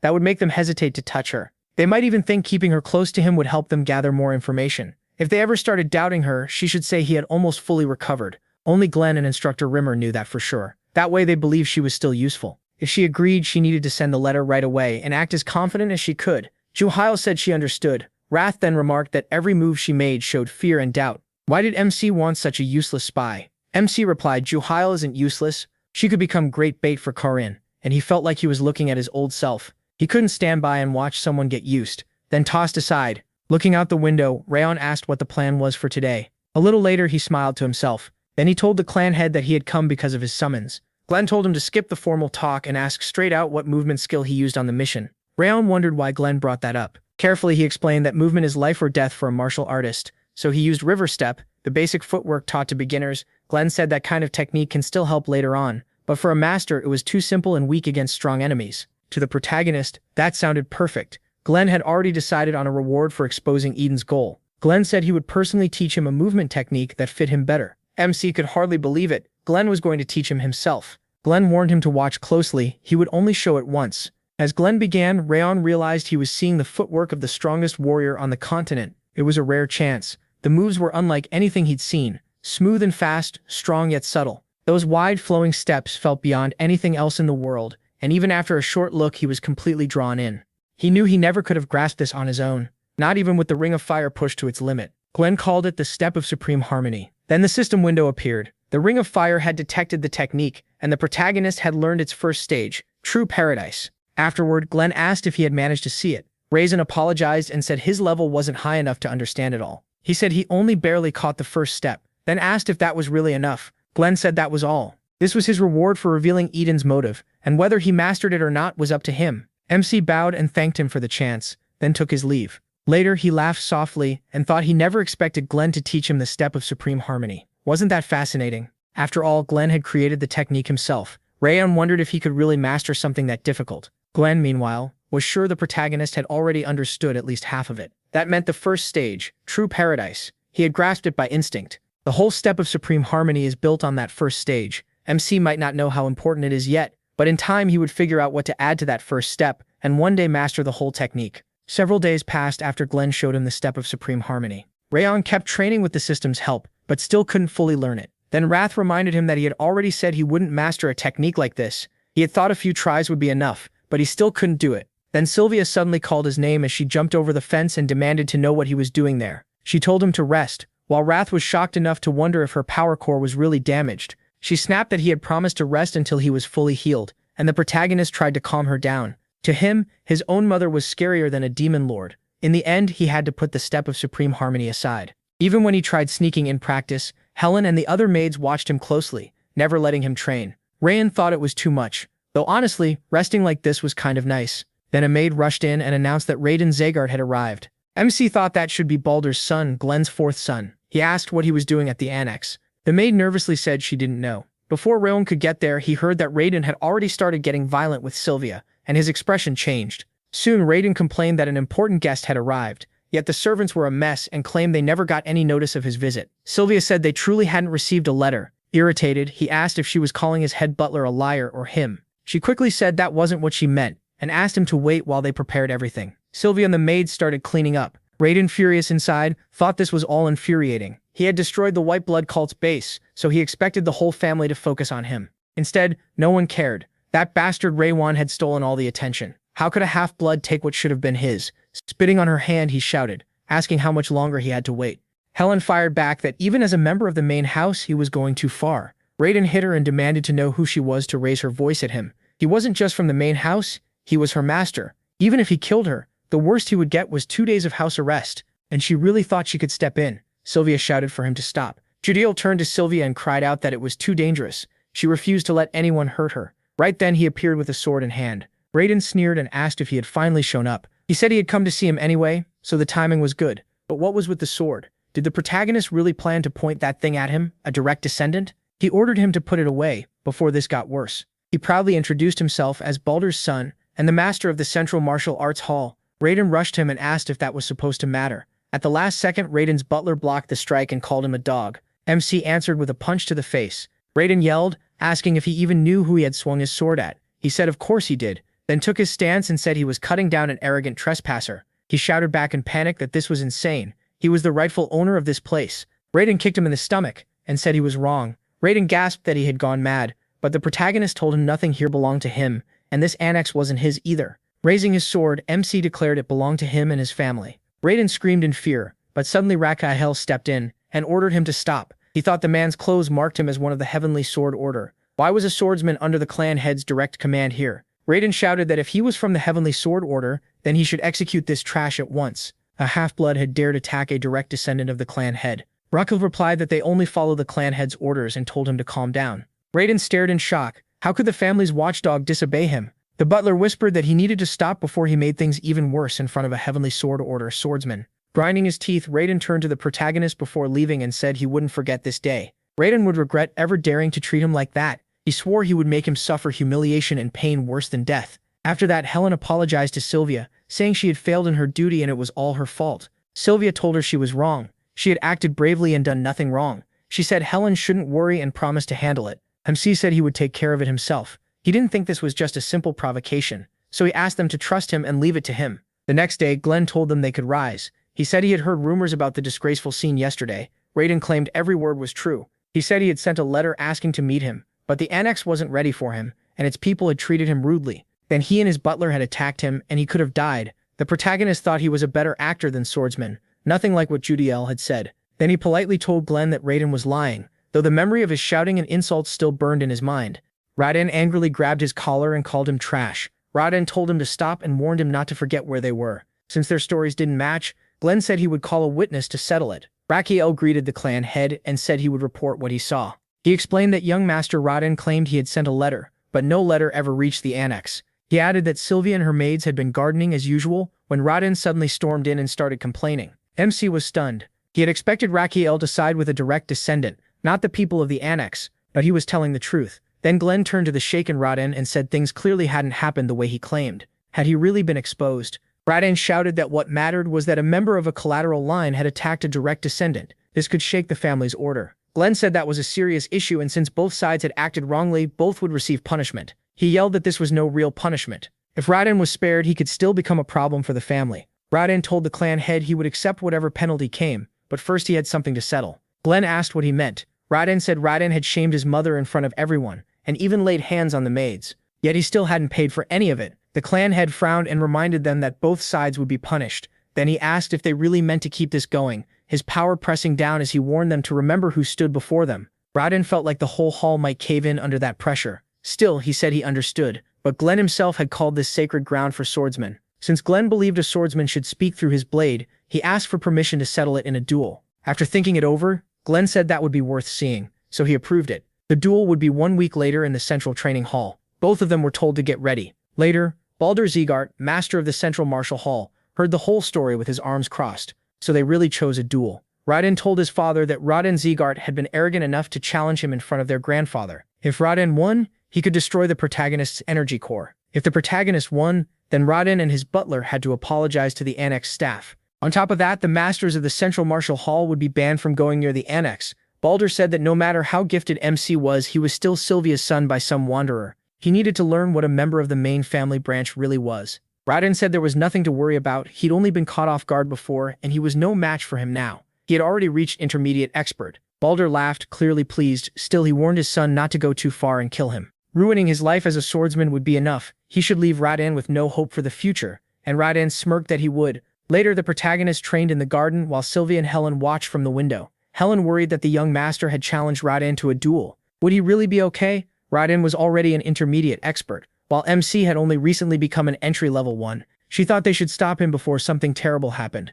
Sylvia knew Helen was right. The duel was dangerous. Rayon had caught Raden by surprise before, but in a proper fight, his odds were much worse. Her brother's sword style looked rough, but it was tricky and hard to read. Since Baldur trained him himself, a serious match was hard to predict. But after seeing his eyes, she changed her mind and said they just had to trust him. Helen cried out, asking if she really meant to leave things like this. Sylvia said that honestly she was scared too, and trying to calm herself down. But she believed the protagonist had a good reason for choosing this fight, so she would trust him. Then Judo brought him lunch, a simple sandwich he could eat fast. She warned him not to rush after training, or he might upset his stomach, and Rayon thanked her. Surprised, he asked what this was. MC realized the book had details about the flexible sword style Raden used. It was laid out so clearly that he could grasp it at a glance. Had she really gathered all this and made a guidebook in just 1 day? She had even stepped in to protect his mother before. He never asked for any of it, but she kept helping him, and he felt grateful. A week passed and everyone spent that time preparing in their own way. Then the day of the duel came,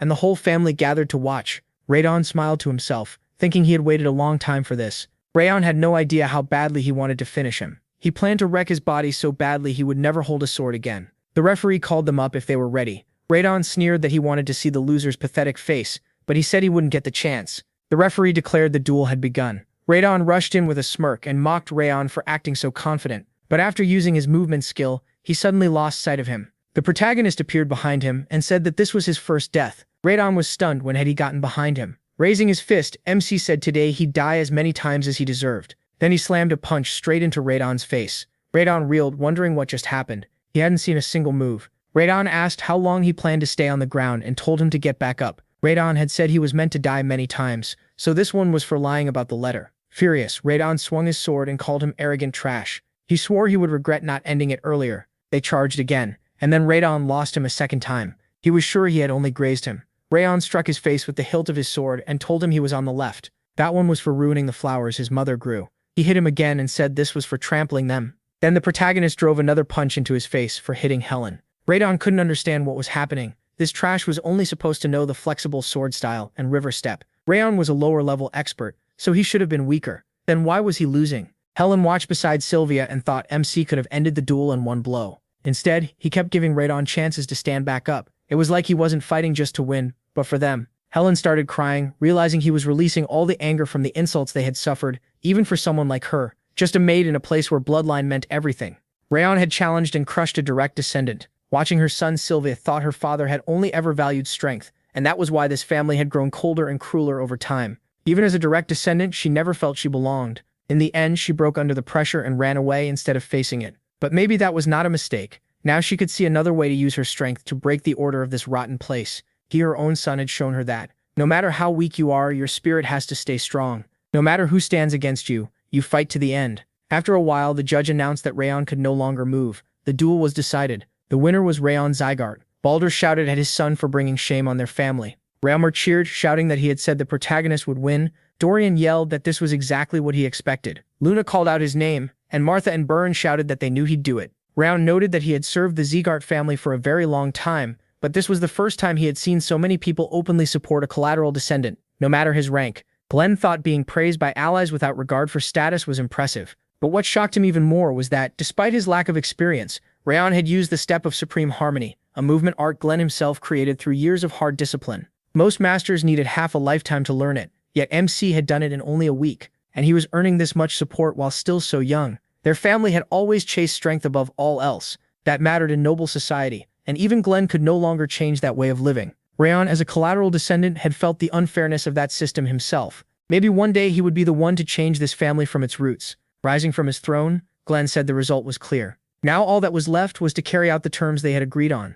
Afterward, he told Roan to find any excuse he could and slash the Central Martial Hall's budget in half. The butler grinned and said he would handle it. Then, under Glenn's watch, the duel's terms were carried out at once. Rayon had to kneel and publicly admit what he had done, apologizing to Sylvia and the maids. Glenn also ordered that no one from the Central Martial Hall was allowed near the annex. The maids finally relaxed, their tense faces turning bright with relief. Once everything was over, they all headed home together. At the front gate, Sylvia smiled and grabbed Rayon's hand, asking when he had become so strong. Flustered, he told her not to cling to him like that, and said he would explain later. One swordswoman said he looked more like a child this way, even though he had seemed completely different just a little earlier. The sorceress added that Rimmer claimed he survived a fight with a mad blood demon because of the strength he showed, and that was probably true. The fighter said the protagonist's movements were nearly perfect, and that the boy's talent was outstanding. Ignoring him would be a mistake. They should recruit him into their squad. Another said he wouldn't mind taking Rayon into Black Tiger after graduation. The swordswoman shot that down, saying it was too soon to put that kind of burden on him. The sorceress pointed out that the trainees of the 5th Training Hall did not have much time left before graduation, and after that they would choose for themselves which squad to join the ranks. They said he clearly stood out, but he wasn't the only standout in the 5th Training Hall. There were also Martha, Buren, and Luna. Any squad would want all three. They were strong and gifted. The coming selection ceremony was going to be fun to watch. Later in MC's room, Judiel asked if he had planned that duel from the start. He said more or less, at least he never doubted he would win. With a sigh, she called him scary, though still far kinder than most people here. Rayon asked if that meant he was nicer than the rest. Smiling, Judiel said she was truly thankful he saved her from Karen back then. After that, she left so he could rest. He noticed her expression looked natural. Maybe her efforts to protect Sylvia and the way she reacted were real. For a moment, he wondered if he should admit he lied about the rampaging worm. Sometime later in the hall, Rimmer cheerfully greeted Glenn. Glenn asked where all that gold came from. Rimmer said he won it from that fool, or rather from the master of the Central Martial Arts Hall, and it was all thanks to Renon. He also got a huge pile of enhancement pills for the 5th Training Hall. Glenn figured the instructor was making money off his grandson.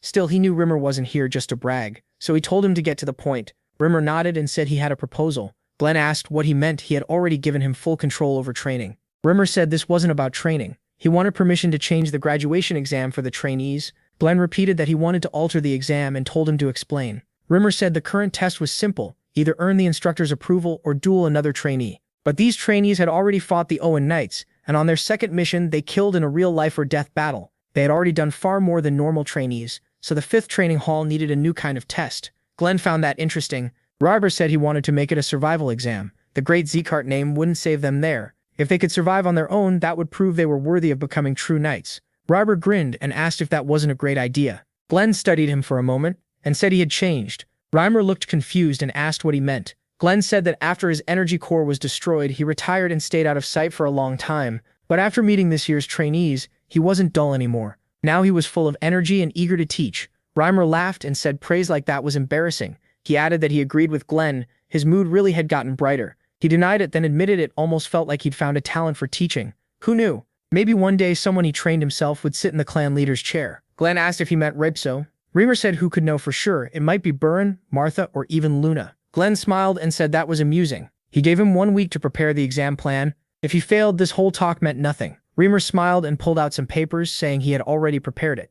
Later, the 5th Training Hall trainees wondered why Remer had called them together and still hadn't shown up. Then again, that wasn't strange. He was never on time. Maybe he'd spend all night gambling and drinking again. Then Remer slammed the doors open and rushed in, happily apologizing for being late. He claimed he got delayed because he stopped to see the orphans. Burns snapped that if he was going to lie, he should at least make it believable. Remer insisted he was telling the truth, then said he had an important announcement. He'd been thinking about this for a long time, and they had finally given him the push to do it. The graduation exam was coming soon. They couldn't stay trainees forever. Usually, he said, students passed by winning the instructor's approval or beating another trainee. But not this time. Their exam would be different. When they asked how, Remer said they had already gained enough experience fighting Owen trainees, battled the South-North Union even as rookies, and survived Eden's surprise attack on their last mission. So instead of pointless duels or chasing his approval, they would go out into the world alone. Smiling, He announced the new graduation test, Survival. In 1 month, they would stop being Zeegart trainees and survive in different places across the continent with only their swords.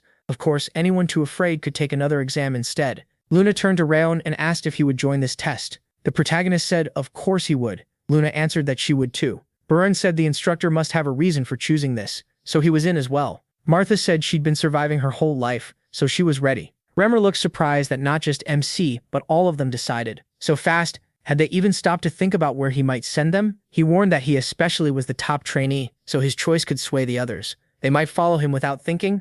He replied that he didn't expect it to be easy, but Remmer wasn't the kind of person to make a choice like this without a reason, and he had never given them impossible tasks. Remmer said that was worth praising, but he still wouldn't go easy on him. Then he announced their destinations. Reading from the paper, Remmer assigned the Levin Desert to Burun, Siam Canyon to Martha, the Kadam Jungle to Luna, and the Northeast Fortress Haben Castle to the protagonist. He was startled and wondered what kind of place it was. The instructor explained that it was a battlefield where they fought monsters pouring in from the Northern Sea and Mount Stalin every day. People called it Hell on Earth because there was hardly ever time to put your sword away. It would be hard for all of them, but hardest for Rayon. They had 1 month before departure, so they needed to prepare well. Later in the annex garden, Helen asked Sylvia if the young master was training too hard. He hadn't slept for days because of it. Honestly, maybe he should just give up this exam, it was too dangerous. Sylvia said she understood, but this was also a chance for him to grow. She believed he wanted to give it everything he had at Haben Castle, so they should help him focus fully on training. Meanwhile, Rayon kept pushing himself and thought that ever since hearing the exam conditions, he had trained even harder for a week and was already feeling worn down. Still, even with all that effort, it felt like something was missing. The monsters at Haben Castle were huge, and their hides were so tough that swords barely cut them. If he used the Zeegart sword style, balance between attack and defense, he'd be at a disadvantage. Thousand Lights was deadly, but it burned too much aura, which was a problem in long fights. The Ring of Fire had covered for that until now, but he couldn't keep relying on only those two skills. He had 3 weeks left, so first he needed to learn more about Haben Castle and figure out how to improve Thousand Lights. He needed a more aggressive sword style, and to make one, he'd have to push himself to the limit. Sometime later, Glenn asked if he wanted a new sword art in exchange for a silver medal. Rekon said yes, exactly. Glenn reminded him the silver medal was his to use, but asked if he hadn't planned to spend it on something else. MC said that was true. He had wanted to use it to restore his mother's place as a direct descendant. Glenn asked if he still meant to spend it here. He said he had learned something from the Sepia village mission and the last fight, and Glenn told him to continue. Rayon explained that for someone his age and position, his mission achievement was impressive, yet he only earned a silver medal, not a gold one. Then he remembered what Glenn had said before about how hard it was. Gold medals were what he needed to restore his mother's status. Gathering silver medals wouldn't help her at all, so it made more sense to use his silver medals to get stronger, then win gold medals later. Using his insight, Glenn said that logic was sound. He told the protagonist to take this. It would help at Haben Castle. If he didn't like it, he could choose something else. MC looked at the title on the book, Fangs of Madness. He thought that at least Glenn wasn't cheap when it came to proper rewards. Since Glenn picked it himself, Rayon trusted it would work and respectfully accepted it. The clan head told him to give everything he had to learn it. He said he would, then got ready to leave, but Glenn stopped him. He had one question. If the protagonist came for a new sword skill, did that mean he still didn't fully understand what waited for him at Haben Castle? Was he really not afraid? He could have refused. MC said he understood after fighting Eden's demons. Glenn asked what exactly he realized. Rayon answered that a life-or-death battle can bring more growth than years of training in a practice hall. He understood one thing. If he wanted to grow, he needed trials that pushed him to the edge. Still, Rimmer would never send them into something they couldn't survive. The road ahead would be rough and painful, but it would make him stronger, and he'd be thankful for it later. Glenn said he understood. Before he left, Glenn gave him one more piece of advice. A sword can be used in many ways, so the protagonist needed to think beyond his usual limits. The protagonist thanked him. Then Rimmer, who had been hiding nearby the whole time, jumped in and said this was exactly why he liked MC so much. An instructor wants a student who understands him, not someone like grumpy Burren or overly caring Martha. Glenn shot back, asking what kind of teacher insults his own students. He also said it surprised him that Glenn gave him Fangs of Madness.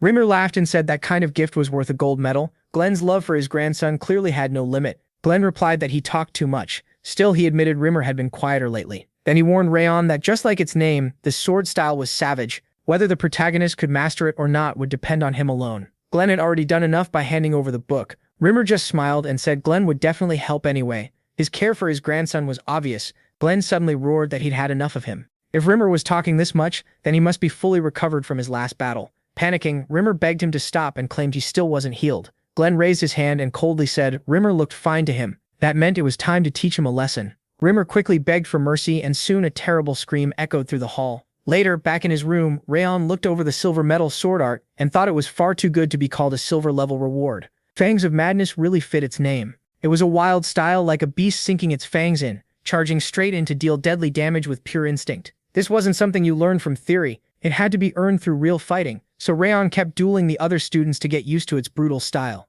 He trained without putting his sword down until the graduation exam drew near. He had to become sharper and fiercer before he could truly master it. So he kept training until no one wanted to spar with him anymore, and just before leaving he finally grasped the core of Fangs of Madness. Then his training time ran out and the final night before the graduation exam arrived. Judal pointed out all the bruises on his body. He'd pushed himself too hard because of tomorrow's exam, and Sylvia would be upset if she saw him like this. MC admitted she'd be right, he'd gotten carried away. To learn Fangs of Madness, he had fought every single day. Then he asked her to heal him somehow. Judal said it wasn't like she had a choice. Before leaving, Rayon said there was something he needed to tell her. As she listened, he closed his eyes and admitted he had lied about the frenzied worm. From her reaction, it seemed she may have already guessed. Judal said she had suspected it, though she wasn't sure. He asked why she doubted it. She explained that at first she truly believed he'd put the worm inside her, and after that she was too terrified to even think it might be a lie. All she could do was focus on surviving. But little by little, the warmth of the people in the annex changed her. Rayon treated her like a person and asked for nothing back.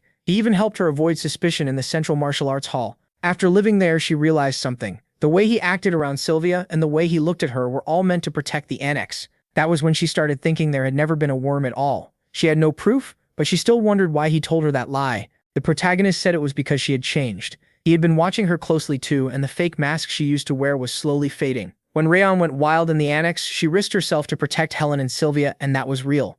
Later, information about Rodan's sword style appeared on his bed. He asked if she had left that book there, because it had helped him a lot. He thanked her for it. Judal then said she had a younger brother. They were separated when she was taken away to serve, and now she didn't even know where he was. She obeyed orders only because she was told it was the only way she could see him again. With tears in her eyes, she apologized. Rayon told her he would save her brother. He was sure Karan wouldn't stay out of his path for long, and when they met again, he would demand her brother's return. As long as he lived, he'd do it. Judal asked one question. What if she reported him to Karan? Why tell her the truth about the worm at all? MC smiled and said it was because he trusted her. She said she hadn't expected that answer. Rakan asked what she would do now. Judal said she would follow him, and if he ever needed help, he only had to call. He said he would leave the annex in her care while he was away. Kneeling, she promised to protect it. The next morning came, and with it the day of the graduation exam. It was finally time to test them. Their mission was simple: survive for a year and come back. If they did, it would be a huge achievement. Then Rimmer told their representative to give a farewell speech. Robert thought his instructor kept pushing him into this stuff even though he hated it.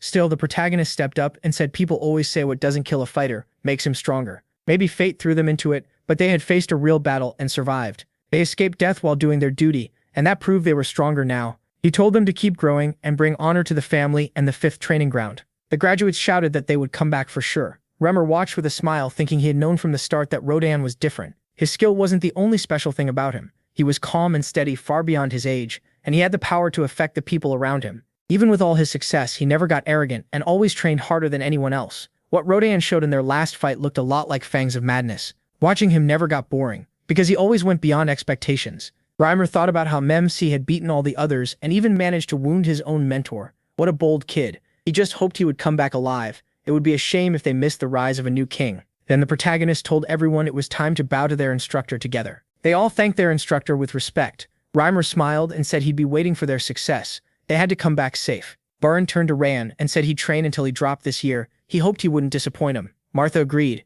She still hadn't repaid her debt, so MC better not stop there. And if he died, she'd drag him back just to settle it. He could only think that they really couldn't be honest even once. Then Rodan called his name and held out a box. Surprised, the protagonist asked if it was really ice cream. She nodded and said she still had plenty, so it was fine. Rodan thanked her and said he'd enjoy it later. Rodan told him to be careful, and he promised that he would. After that, MC turned to Dorian and said it was time to go. Dorian freaked out and asked why he had to go to Habun Castle too. He dragged him along, saying they needed to stop somewhere first. Dorian asked where they were heading, and Rayon smiled, saying their first stop was the trading city of Cameloon. They needed gear before they started fighting monsters. Sometime later, at Cameloon's central market, the protagonist looked around and saw plenty of items but nothing useful. It seemed he'd have to visit the black market instead. Dorian noticed they hadn't bought anything, and asked if there was really nothing worth taking. Did that mean they were going underground? MC asked if he knew the city's black market. Dorian said of course, MC was surprised since this was supposed to be his first visit. So how did he know? Dorian proudly explained that he grew up in a merchant family, so he knew all about trade. He had already guessed that much. Dorian really was born into that world. Since he'd said it himself, there was no reason to worry about appearances anymore. The protagonist smiled and said they'd go there. Then, he mentioned that the black market could only be reached through a secret path and asked if Dorian knew where it was. Rayon added that Rimmer had told him about it. Dorian then said he'd heard there was gambling in the black market, so their instructor must have known exactly how to get in. With that, they headed there. They hid their identities under black hooded cloaks and headed for the secret passage to the black market. Soon, they arrived at Cameloon's black market. Dorian was stunned by how huge it was, and even more shocked that it was cleaner than the regular city market. Still, he wondered if they could really find what they needed here. Rowan pulled out a book and said he'd check the auction catalog to make sure. After a bit, they sat on a bench and MC realized he had found it. The black butterfly was listed for auction that night, with a starting price of 10 gold coins. Dorian asked if he really planned to buy it because it was crazy expensive. He knew he was right, spending all his travel money on it was too risky. He decided they needed more cash, so he told Dorian they were going to a pawn shop. They had to sell a few things before the auction. An hour later, Dorian asked why the protagonist was still browsing instead of going straight there. The protagonist holding an item said he was looking for anything useful. Since there was still time before the auction, MC kept searching. Now that he had a little extra money, he could trade, but even here useful items were rare. Still, the black market was full of hidden bargains, if you knew what to look for. Just as he was about to head to the auction, he spotted something shining. Startled, he wondered if it could really be that item. He quickly recognized it as the ring of the first head of the Segan family. He had seen it before in his memories while learning the Thousand Lights technique, so finding it here felt impossible. Random picked up the ring and asked the price. The merchant praised his eye and claimed it boosted strength and cleared the mind, then asked for 5 gold. Dorian exploded. 5 gold? He said the man was basically robbing them. To him, the ring wasn't worth more than a few silver. He pointed out that if it really had effects like that, it would be sold in a magic shop, not dumped in the black market. And if the strength boost were truly big enough to justify 5 gold, it should at least rival an ogre's glove or ring, which it clearly didn't. There wasn't even proper engraving on it, just a plain pattern and smooth surface. No beauty, no style, and even a few chips. Dorian scoffed that it looked like brass and wasn't worth picking out of the trash. So how could the merchant ask for 5 gold? Dorian pushed him down to 1 gold, and after struggling, the merchant agreed. Rayon silently admired him. Wrath said the ring was obviously no ordinary item, but Dorian's sudden change was honestly unsettling. The protagonist thought Dorian was an amazing haggler, even if he couldn't judge true value. For the protagonist, this was a huge win. Then a masked girl stepped in and asked if he had already paid for the ring. MC said yes, and she immediately offered 10 times what he spent. She didn't care what the price had been. She wanted the ring. Judging by his look, she guessed he was an adventurer, short on money, so that should be enough. Dorian shouted in disbelief at the offer, while the merchant blurted out that he had sold it for 50 silver. Was it really that valuable? He urged him to sell it for such a huge price, but he realized the girl knew what the ring was really worth. Its true value had to be at least 100 gold. Even so, the protagonist politely refused. The masked girl raised the offer to 20 times, then 30, but he still said he wasn't selling it. Even when she offered 50 gold coins, MC turned her down again. He said he didn't sell his belongings, no matter the price. Her escort Satar warned that he didn't know who they were dealing with, and should be more careful. Going against the lady would only bring trouble.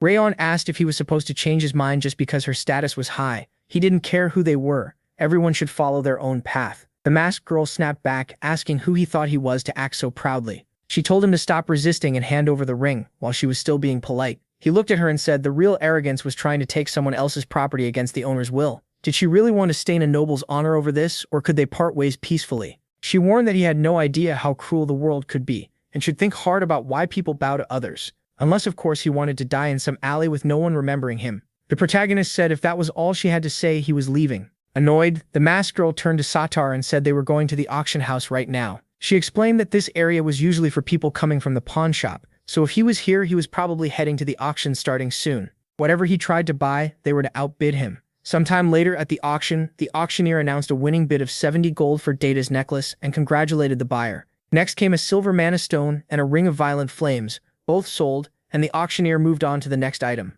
So far, nothing interested Rayon. He kept waiting for the black butterfly. At last, the auctioneer introduced the next lot, a rare butterfly that worked especially well with mana stones. This one was a black butterfly, also prized as decoration because of its faint glow. It did have drawbacks, a short life and high upkeep, since it fed on mana stones. Even so, its beauty made it popular, and the bidding began. The price quickly climbed to 7 gold, and Rayon jumped it to 13. He thought that was already high. For a decorative butterfly, 13 gold should have been enough to scare everyone else off. Then the masked girl called out 50 gold and the room erupted. People shouted that no one had ever paid that much for something like this. The auctioneer declared that at 50 gold the item was as good as hers. She said it was time to leave, and Sator asked if she had come just for the black butterfly. She said yes, that guy had ignored every other lot, and even bid above market price for this one. The black butterfly was clearly his target. She had just put him in his place. Dorian cried out that she wasn't even hiding her bad intentions anymore, and asked what they should do. There might not be another black butterfly for sale. Ravan told him not to worry, they just needed to go pick out clothes for a night trip. Dorian stared at him confused, and MC calmly said they were going to steal back the butterfly. Dorian looked horrified. He meanwhile thought about how every great swordsman had their own special trait. Some were known for speed and smooth movement, others for mental strength or strategy. In his past life, the protagonist had been known for stealth. His best movement art back then was traceless steps. He never expected to use it again after learning the step of supreme harmony. But tonight proved otherwise. 10 minutes earlier, Dorian had quietly brought the night walking outfit MC requested. MC said it was excellent, especially on such short notice, then asked if Dorian had learned anything about the masked girl. Dorian scratched the back of his head and hesitated. He noticed the odd reaction and asked what was wrong. Dorian asked if they should just give up. The masked girl was Princess Jaina of the Kingdom of Balkar. He explained that she had shown incredible magic talent since childhood, and her skill at sensing magical artifacts was one of a kind. That was why the king treasured her so much. As frustrating as it was, Dorian thought it would be smarter to give up and find different gear for the mission. Round said a royal being in the black market changed things. Since her purchases would need extra checks for authenticity, she wouldn't get the item right away like normal buyers. That meant stealing it while it was still with the seller was the safest move. He said he'd be back soon. Dorian tried to stop him, saying it was far too dangerous. After a while, the protagonist thought as he moved silently around the auction house that he had been right. The princess's purchase still hadn't been handed over. One employee complained that he couldn't understand why anyone would spend 50 gold on a decorative butterfly. His coworker said rich people were just weird and told him to stop worrying and keep playing cards. Rajan spotted the black butterfly. The workers were guarding it, but they were too focused on their game. Using his skill, MC decided this was his chance. As the butterfly slipped out of the cage, he thought that black butterflies were usually kept in bird cages because they die in a cramped, sealed container. They loved magic stones because they fed on pure mana. Once it sensed the even purer mana of the Thousand Lights technique, the butterfly wouldn't resist. It would come to him on its own. And when it did, he knew he had succeeded. One worker suddenly stared at the birdcage. His partner asked what was wrong and why he stopped playing. Then he yelled in panic. The butterfly was gone. Both men shouted that they had to find the black butterfly fast. At the same time, the protagonist slipped away with a pleased smile. A little later, Dorian waited nervously, worried that if the young master got caught, it could cause trouble with the Kingdom of Balkar. The thought alone kept him from calming down. He muttered that he should have stopped him. Then the protagonist returned and said he'd found him. Dorian jumped in shock, asking how he suddenly showed up there. The MC said Dorian looked like he'd seen a ghost. Dorian quickly asked if that meant he was already done, and Rayon Zegart said yes, he succeeded. Dorian could hardly believe it. Since the job was done, they moved to head back. Right then, Jaina appeared, surprised by the unexpected meeting. She asked if he was upset and mocked him for leaving the auction without getting what he wanted. Then she offered one last deal, the black butterfly for the ring. She told him to think carefully, but the protagonist asked if she had trouble hearing. He reminded her he'd already said many times that he would not trade away the ring. Jaina's tone turned cold. If he kept refusing, he might not leave the black market safely. Before things got worse, an employee ran up to her. Jaina snapped at him for interrupting, but he quickly blurted out that the black butterfly had vanished. Someone stole it. The protagonist smirked and pointed out that she had a problem now. Jaina instantly suspected him. That mocking tone and arrogant grin got under her skin. She crossed her arms and called him a thief, saying she thought he was proud, but he was nothing more than a criminal. The MC coolly asked if he was supposed to care who she was. Jaina pulled off her mask, introduced herself, and demanded to know if he really thought he could act this boldly in front of her. Then she said she'd teach him his place. Saitar cracked his fists, ready to fight, and Jaina ordered him to handle it. He charged in and threw a punch. Rayon Zegart got into stance and asked why her name should matter to him. Then the fight began. The protagonist dropped Sitar with one punch to the face. Jaina screamed in disbelief, asking why her servant was on the floor. How could he lose to some tramp? Greer stepped in and told them to stop. Then he asked if this was really Rayon Zegart. He said he recognized the voice right away, then noticed Jaina too and asked if they knew each other. Jaina turned to Greer and asked if he really knew him. Greer said, of course he did. He reminded her about the outstanding swordsman from the Zegart family. This was the protagonist, Zegart. That revelation stunned Jaina. She remembered the Northern Destruction King had the same blonde hair and red eyes. Was he really part of that bloodline? Rayon Zegart then asked what she had called him. A thief, right? Jaina had no answer. The protagonist said he'd put up with enough already, and asked if her actions should be seen as Balkar accusing the Zegart family. He gave her one last chance, apologized now, and he treated it as the mistake of an immature princess. Shaken, She said she didn't know who he was. The protagonist replied that she could explain that during the official protest for calling him a thief without proof, insulting him, and starting a fight. Grinding her teeth, Jaina finally bowed and apologized. Before leaving, the MC said he accepted it because he didn't want this to grow bigger. Still, he warned her to watch her mouth next time unless she wanted to shame her kingdom. She kept her head down and swallowed her anger. Later, Greer asked if he had shown up at a bad time. Raychon Zegart said not really, thanks to him. He avoided being falsely blamed. Greer said he was glad to hear that. He added that MC didn't need to worry about Jaina anymore, since he would speak to her himself. The protagonist thanked him. Greer then asked what brought him to Camelon. He was there on a mission himself, so he wondered how someone from the faraway Zegart lands ended up here. The protagonist explained that he was on a graduation test assignment. He came with another graduate to buy gear. Greer nodded and said it really was graduation season, then asked what he needed. The protagonist answered that he was looking for a new sword because he'd used his current one for a long time.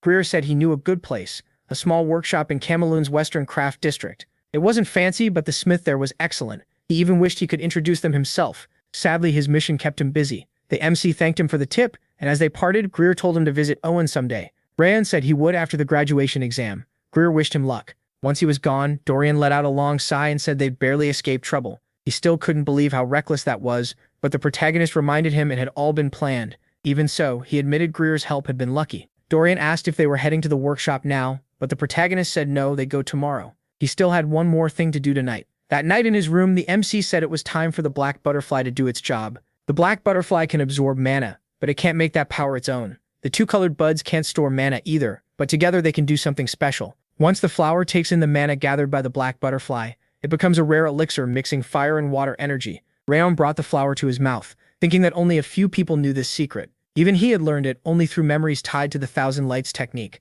A system message appeared. One frost curse node had been destroyed. The durability of his energy center and mana pool rose, and his energy, willpower, and overall stats increased a lot. The status window updated, showing that the MC's frost curse was now down to 4 nodes. His traits were listed: Fury Stage 5, Ring of Fire Stage 5, Thousand Lights Technique Stage 3, Flame Resistance Level 3, Frost Aura Level 3, Legendary Sense, Water Resistance Level 4, Invisible Strike, and Unbreakable Will Level 1. His stats now stood at Strength 72, Endurance 66, Sense 79, Agility 73, Energy 70, and Rage 10. After some time, Rayon said it was time to visit the workshop. Dorian was shocked and wondered what had happened to him.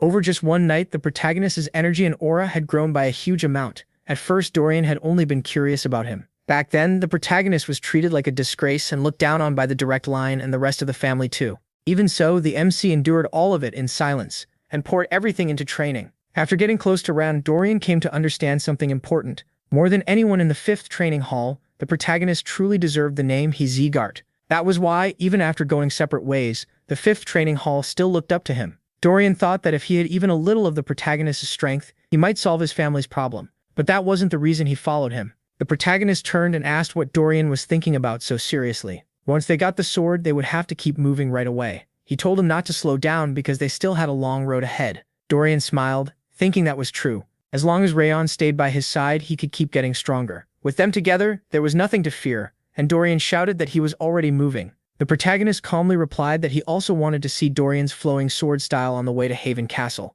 Dorian grinned at that. Sometime later, the blacksmith Kubrad Jajan apologized for the rough greeting and said they had come on Sir Greer's recommendation. He asked if they really knew the 3rd prince of the Owen Kingdom. The protagonist confirmed it and said that if the prince recommended this workshop, then the weapons here had to be reliable. Kubrad seemed surprised that the prince had really sent them. Then the blacksmith studied the MC closely. He looked young, but his level wasn't below the prince's. Not perfect yet, but his aura felt sharp and powerful, like a strong blade. Kubrad said it was hard to believe a child could hold that kind of strength, and that his aura was different from the prince's. Then he asked, "Isn't this Renan Zegart?" Dorian quietly wondered how the smith knew that without much talk. Rath remarked that this was the real Kubrad, someone who could tell exactly who stood before him, and what they could do at a glance. MC thought his companion talked too much. Sitting in his chair, the blacksmith said he had seen many swordsmen in his life, but never anyone quite like the protagonist. The MC apologized for not introducing himself sooner and gave his name. Dorian introduced himself next, and Kubrad answered with his own name, calling himself just an old man who had spent his whole life at the forge.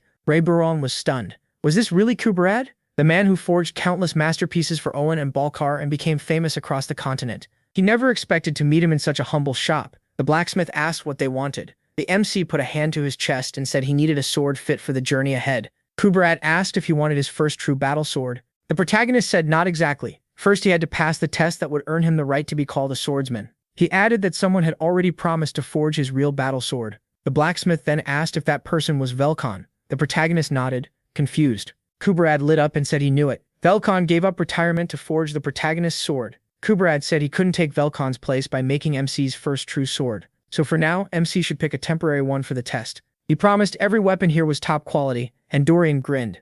Dorian asked if he could choose one too. Kuberad said yes, and told him to hurry while he was still feeling generous. Dorian quickly thanked him. Holding a blade, he thought Kuberad really earned his title as the best blacksmith on the continent. Every sword here was excellent. Then the protagonist noticed a dark blade in a barrel and asked what it was. Dorian pointed around excitedly, saying the swords were incredible, and he had no idea what to pick. Smiling, Kuberad said that was only natural. He made them. Dorian could choose blind and still do fine. The blacksmith suddenly froze. He snapped his head over and shouted that it was energy. Then he went silent, staring at Rayon, holding a sword wrapped in dark aura. Kuberad yelled for Dorian to arm himself right away. Dorian just stood there, confused. When he asked what was going on, Kuberad shouted that MC was holding a possessed sword. They had to take it away before its deadly energy took him over. Dorian said it didn't seem dangerous, and Kuberad barked back in disbelief. How could he not feel how dangerous that energy was? But when Kuberad looked at Rayon again, he was stunned. The sword was giving off a terrifying aura, yet it wasn't trying to possess him at all. Wrath cursed the blade as worthless trash.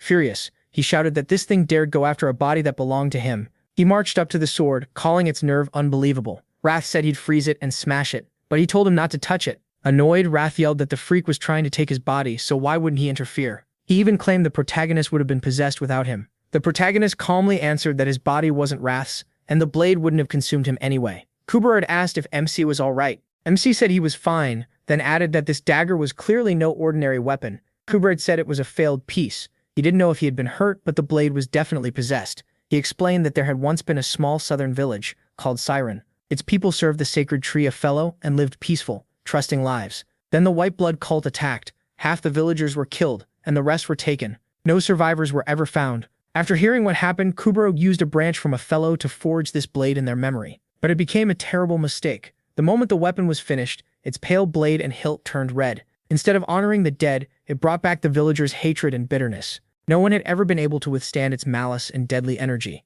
Yet somehow, Rayon stayed completely sane. Kuberad still couldn't figure out how. The protagonist closed his eyes and felt the memories of Siren's people flowing through the blade into him. Their anger, pain, and grief. Had they really died so horribly at the hands of the white blood cult? MC thought he was too busy to help them get revenge himself. But if he ever met members of the white blood cult, he promised he would avenge them. Staring at the sword, Rayon asked if it was ready to follow him. Kuberad watched in shock as the deadly aura faded. Had the blade really accepted the boy as its owner? He said this weapon was forged to honor the fallen, and he invited the blade Requiem to join him. Later, the protagonist thanked Kuberad for his work. He left with Requiem and a normal sword as well. Kuberad said there was no greater honor for a blacksmith than seeing a rising star fight with his creations. MC turned back and said that if Kuberad ever came to the land of MC Zegart, he would be welcomed with full honor.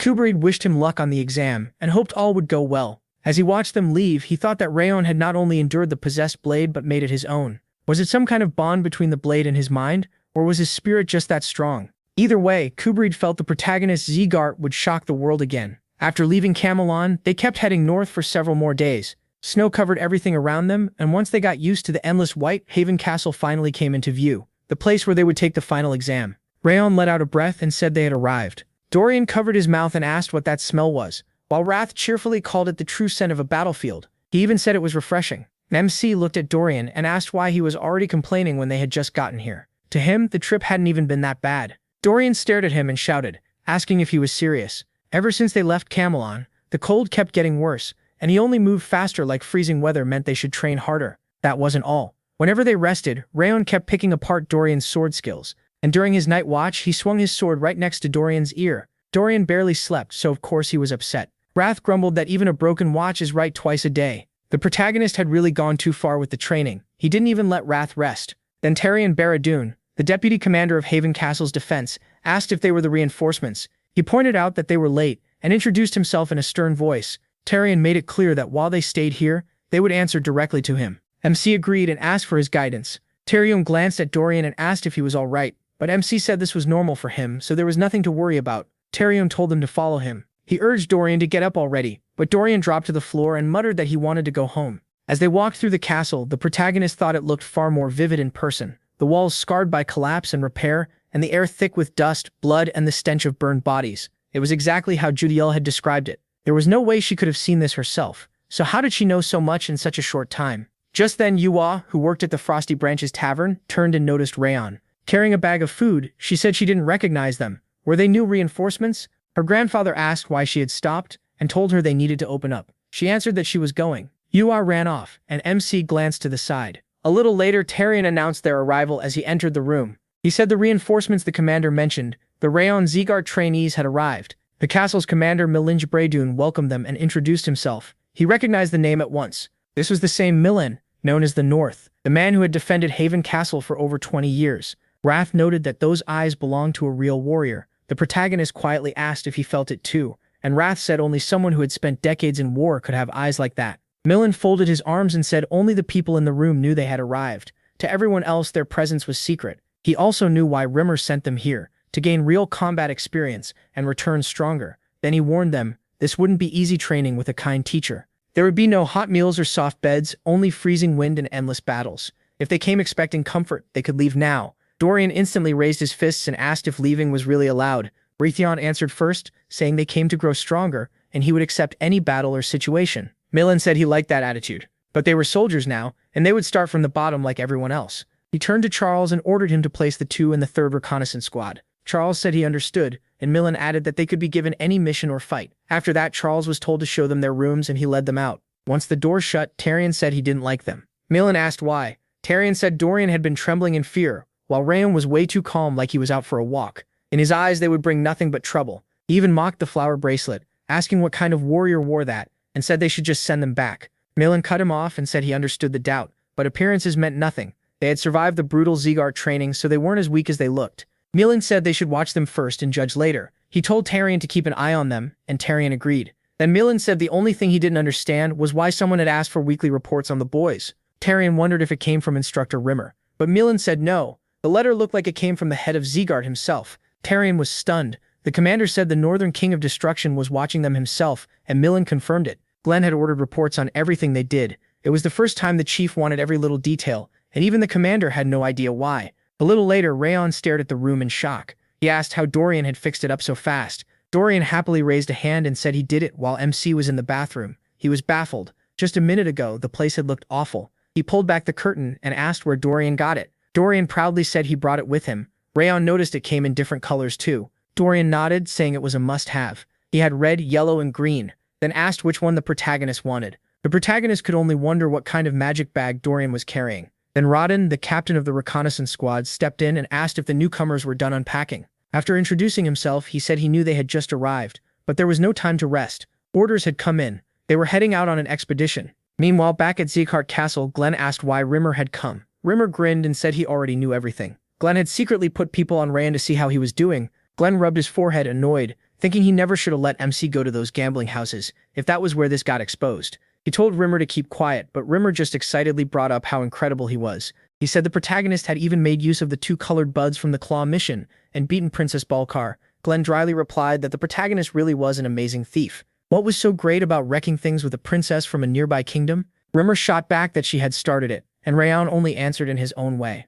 He added that even the Watchers couldn't figure out how MC stole the butterfly, and his next move would probably be just as impressive. Glenn said he doubted that. He'd already called his people back. Rimmer was stunned and asked why. Wasn't Glenn curious what he would do next? He'd even heard Kuberod gave him a sword. Glenn calmly said he only sent them to stop trouble inside the family. Since that was settled, there was no reason to keep watching. Rimmer smiled and said that was fine. Now Glenn's spies inside Hoven could send reports instead. Glenn looked horrified, and the butler shouted that he never said that. Rimmer kept pushing, saying it was obvious Glenn had people in the castle. Why was it so hard to admit his grandson was the best? Then he asked Glenn to show the protagonist some favor. That would also help the people in the annex, and it might fix things with Sylvia too. In the end, everybody would benefit, Glenn coldly said. One lesson clearly hadn't been enough for Rimmer. Rimmer instantly got nervous, said it was time to go, and rushed out. Glenn folded his arms and vowed to make sure he never forgot lesson 2. A loud scream echoed through the castle. At the same time, Rand turned his head and wondered if he had really just heard someone screaming. Later, Rodden announced they had reached Mount Sterling. With the snow and monsters, Castle Hoven was called Hell on Earth. Still, he admired the view, and MC agreed. Rodden then asked if they should do a quick test before the reconnaissance mission. He wanted to see their skill, so he pointed at some tracks and asked what they made of them. Dorian guessed they were from an ice troll because they were so big. Robin covered his mouth in thought and said it definitely wasn't a troll. Kneeling by the print, he explained that troll tracks looked more like human footprints. They were usually bigger and deeper than this. These came from a four-legged animal. He said they belonged to a mountain goat, Kari. Robin was shocked that he figured that out so fast. When asked how old the tracks were, the protagonist said the ground wasn't very hard, so they were probably fresh. If they went west, they could likely catch it. Rodin then pointed to scratches on a tree and asked about those. Rodin said they were claw marks from a ferocious wolf, which marked its territory on trees and rocks, but this one was already dead. Rodin was stunned and MC went on. Ferocious wolves normally stayed inside their territory, so if the marks were old, the wolf had to be dead. Rodin could only think, who is this guy? How did he know all this? Most rookies in their squad struggled badly. At Hoven's reconnaissance unit, they didn't haze newcomers or bury them in chores. They just threw them into reality until they understood how useless book learning could be and how deadly this place was. At best, a rookie got a few tips, but Raynon already knew too much. Nothing here seemed hard for him. Dorian stared at Rodin, confused. Rodin just smiled, held up a branch, and shouted, asking what this meant. Dorian asked how he was supposed to know. Rodin laughed, wondering how he could not know, and Dorian quickly asked the protagonist for help. MC thought they could keep playing around while he checked the area himself. Thanks to his legendary senses, he was great at picking up everything around him. Then he noticed the dark energy coming off the blade. Rayon realized the Requiem blade could scan the area too and pass information through spiritual energy. He had discovered that soon after arriving, the sword absorbed spiritual energy from dead monsters and passed it to him, letting him read hidden traces. It was nice that the blade was trying so hard to help. Wrath snapped that it was trash and demanded to know why he was using it when his legendary senses were far better. Why rely on that junk? The protagonist answered that he liked Requiem's effort, and using it meant owing Wrath a little less. Wrath huffed and shouted that legendary senses meant nothing to him. They were still better than some sword. Rayon asked how he could be so sure. Wrath barked that it was obvious because he was the greatest and strongest lord in the demon realm. MC calmly said he'd remember that. Wrath growled, upset that he was brushing off his advice too. The protagonist said the real problem was simple. Wrath kept trying to steal his body, so of course he couldn't trust him. Wrath snapped that MC had already figured that out, so what was there to worry about? Then he said he'd share a technique using Frost Aura. He looked at him and Wrath declared that he would show him the true power of Frost Aura. It was something Rayon had never seen in any book, and he was stunned by the sudden generosity. Soon Wrath revealed the technique's name, Glacier. It was beyond normal people, and could only be mastered by someone with the purest Frost Aura. With the protagonist's current level, learning it would take time and effort. Wrath told him to focus and empty his mind. He needed to blend his Frost Aura with the aura of this place. Wrath spread his energy around them and told Rayon to look at the Frost Aura, then asked what it resembled. Sitting with his eyes shut, MC said it looked like the snow covering the whole area. Wrath said it might seem that way, but it wasn't snow. It was all one huge Frost Aura, and the key was linking them together. He opened his eyes and thought it sounded incredibly hard. He hadn't known Frost Aura could do this much. Wrath explained that instead of forcing the connection, the protagonist had to keep the image of it in his mind. Then he could sense far-off events like they were right in front of him. All the snow around him became his eyes, ears, and skin. It felt like the world had frozen. No, like Rayon himself had frozen. His body grew heavy, but his senses sharpened. He could see Rodin teasing Dorian and even a ferocious wolf after a hunt. He wasn't just finding their positions. He could tell what they were doing. It was incredible. Since it was his first time, his range was short, and he couldn't hold the vision long. Then Rayon felt something, turned and shouted, "There!" He ran over and called to Captain Rodin. Surprised, Rodin asked what was wrong. MC yelled that a mole shark was coming straight at them, underground. Rodin frowned. A mole shark. He could hardly believe it. This was Mount Sterling monster territory, so why would an aquatic beast be here? He couldn't even feel the vibrations one should make underground. He insisted it was true and that it was coming. Robin started asking how that was possible, then water burst up behind him. He spun around in shock. Were mole sharks really here already? Everyone stared at the huge monsters.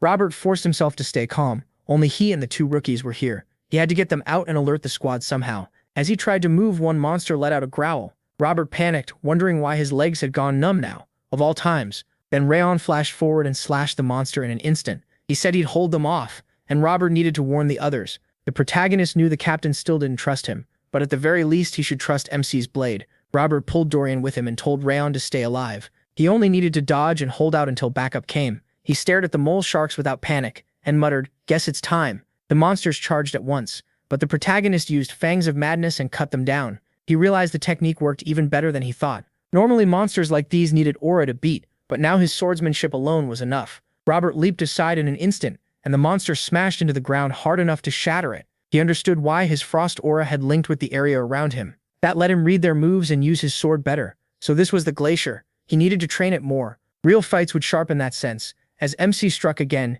he aimed to sink fangs of madness with the glacier. He felt like he could handle any strong enemy now. He was adapting faster than expected, and Castle Haven was full of monsters to train on. Then Robert rushed over shouting for Raoul to fall back. He had brought reinforcements, but the captain froze in place, staring at the dead mole sharks he had killed by himself. Those things could wipe out a whole squad. Just who was this kid? Robert looked at the protagonist, speechless, while Raoul thought the captain had nearly gotten innocent people killed because of that doubt. Even if Robert wanted to say something, nothing came out. His pride had taken a hit, but he still bowed and apologized, admitting MC had saved them. He confessed he hadn't trusted him and had put him in danger. He didn't even try to excuse it with seniority. After thanking him, he was surprised the apology came so fast. He placed a hand on Robert's shoulder and said it was fine. He wouldn't have trusted a newcomer either. Robert stared at him, amazed, and said he finally understood who Robert was. The protagonist tensed, wondering if the captain had figured something out, but Robert just grabbed his hand and called him an angel sent from heaven. To celebrate the rookie's first win, he ordered everyone to gather at the tavern, his treat. The assistant blurted out, amazed that their cheap captain was actually paying, and nobody was about to turn down free drinks. At the tavern, one comrade swore he saw the whole thing himself. Robert told the captain to trust his blade, then wiped out every monster. Another grinned and asked why someone that strong was stuck in this awful place. He didn't even look 17. The captain snapped at him for doubting the newcomer. Meanwhile, Roth was busy praising pineapple pizza, saying the rich cheese and sharp fruit taste were perfect together. MC looked at the slice in his hand, wondering who invented that combo. Dorian laughed and said this was new. He'd tried it before and hated it. Roth shouted that a guy who eats anything wouldn't understand. US stared at him in surprise and said the rumors were true. The senior scouts were apparently miserable. The new kid beat them in everything, even looks. Then she remembered to introduce herself as Yua. Holding a book, she asked if they wanted to see the rest of the menu. Rayon agreed and glanced it over while Raph studied the dishes with interest. He said the place might be remote, but the menu was packed and immediately demanded mint chocolate chip ice cream. The protagonist quietly said he wanted something else, but Yua lit up and started praising their mint ice cream, saying the mint near Castle Haven was the freshest around. Raph snapped that MC was unbelievable. He taught him a secret technique and this was the thanks he got. Rayon told the spirit to calm down, though he did wonder how a tavern out here even had ice cream. Then he simply raised a hand and ordered one serving. A man called out to the newcomer with a smile and asked if he really beat 6 mole sharks alone. He said not to take it the wrong way. He was just curious how someone so young could be that strong, and he also wanted to thank him for keeping them safe. The protagonist thanked him back and said he didn't need thanks. The man laughed, saying that with skills like his, promotion would come fast, so he wanted to talk while he still had the chance. Another comrade agreed and Dorian raised a fist with a grin, saying MC had really done something amazing. The MC, though, still wasn't used to praise. Yua set down a plate and cheerfully announced their special mint ice cream. Wrath urged him to taste it already, so he silently took a spoonful. Wrath exploded with joy, raving about the icy chill on the tongue and the sweet chocolate that followed. As the protagonist looked at the ice cream, he mentioned that using the glacier showed him it had many uses. Wrath asked if he'd figured that out already, then admitted he was right. The glacier wasn't just for scouting. Using Frost Aura that way also helped in battle, and Rayon asked if it could improve both offense and defense. Wrath smiled and said exactly. MC murmured that it was an amazing ability. Sharper senses, better attacks, better defense. Wrath brushed it off, saying it was nothing special for him, but for a weak little puppet like him, it was great, especially after a few years of training. The protagonist looked at the spirit and asked if that was too much. Wrath shot back that nobody had it easy, and the protagonist should listen if he wanted to become great. MC offered a bet instead. He said he could master the glacier in just 6 months. When Wrath hesitated, Rayon pushed harder and changed it to 5 months.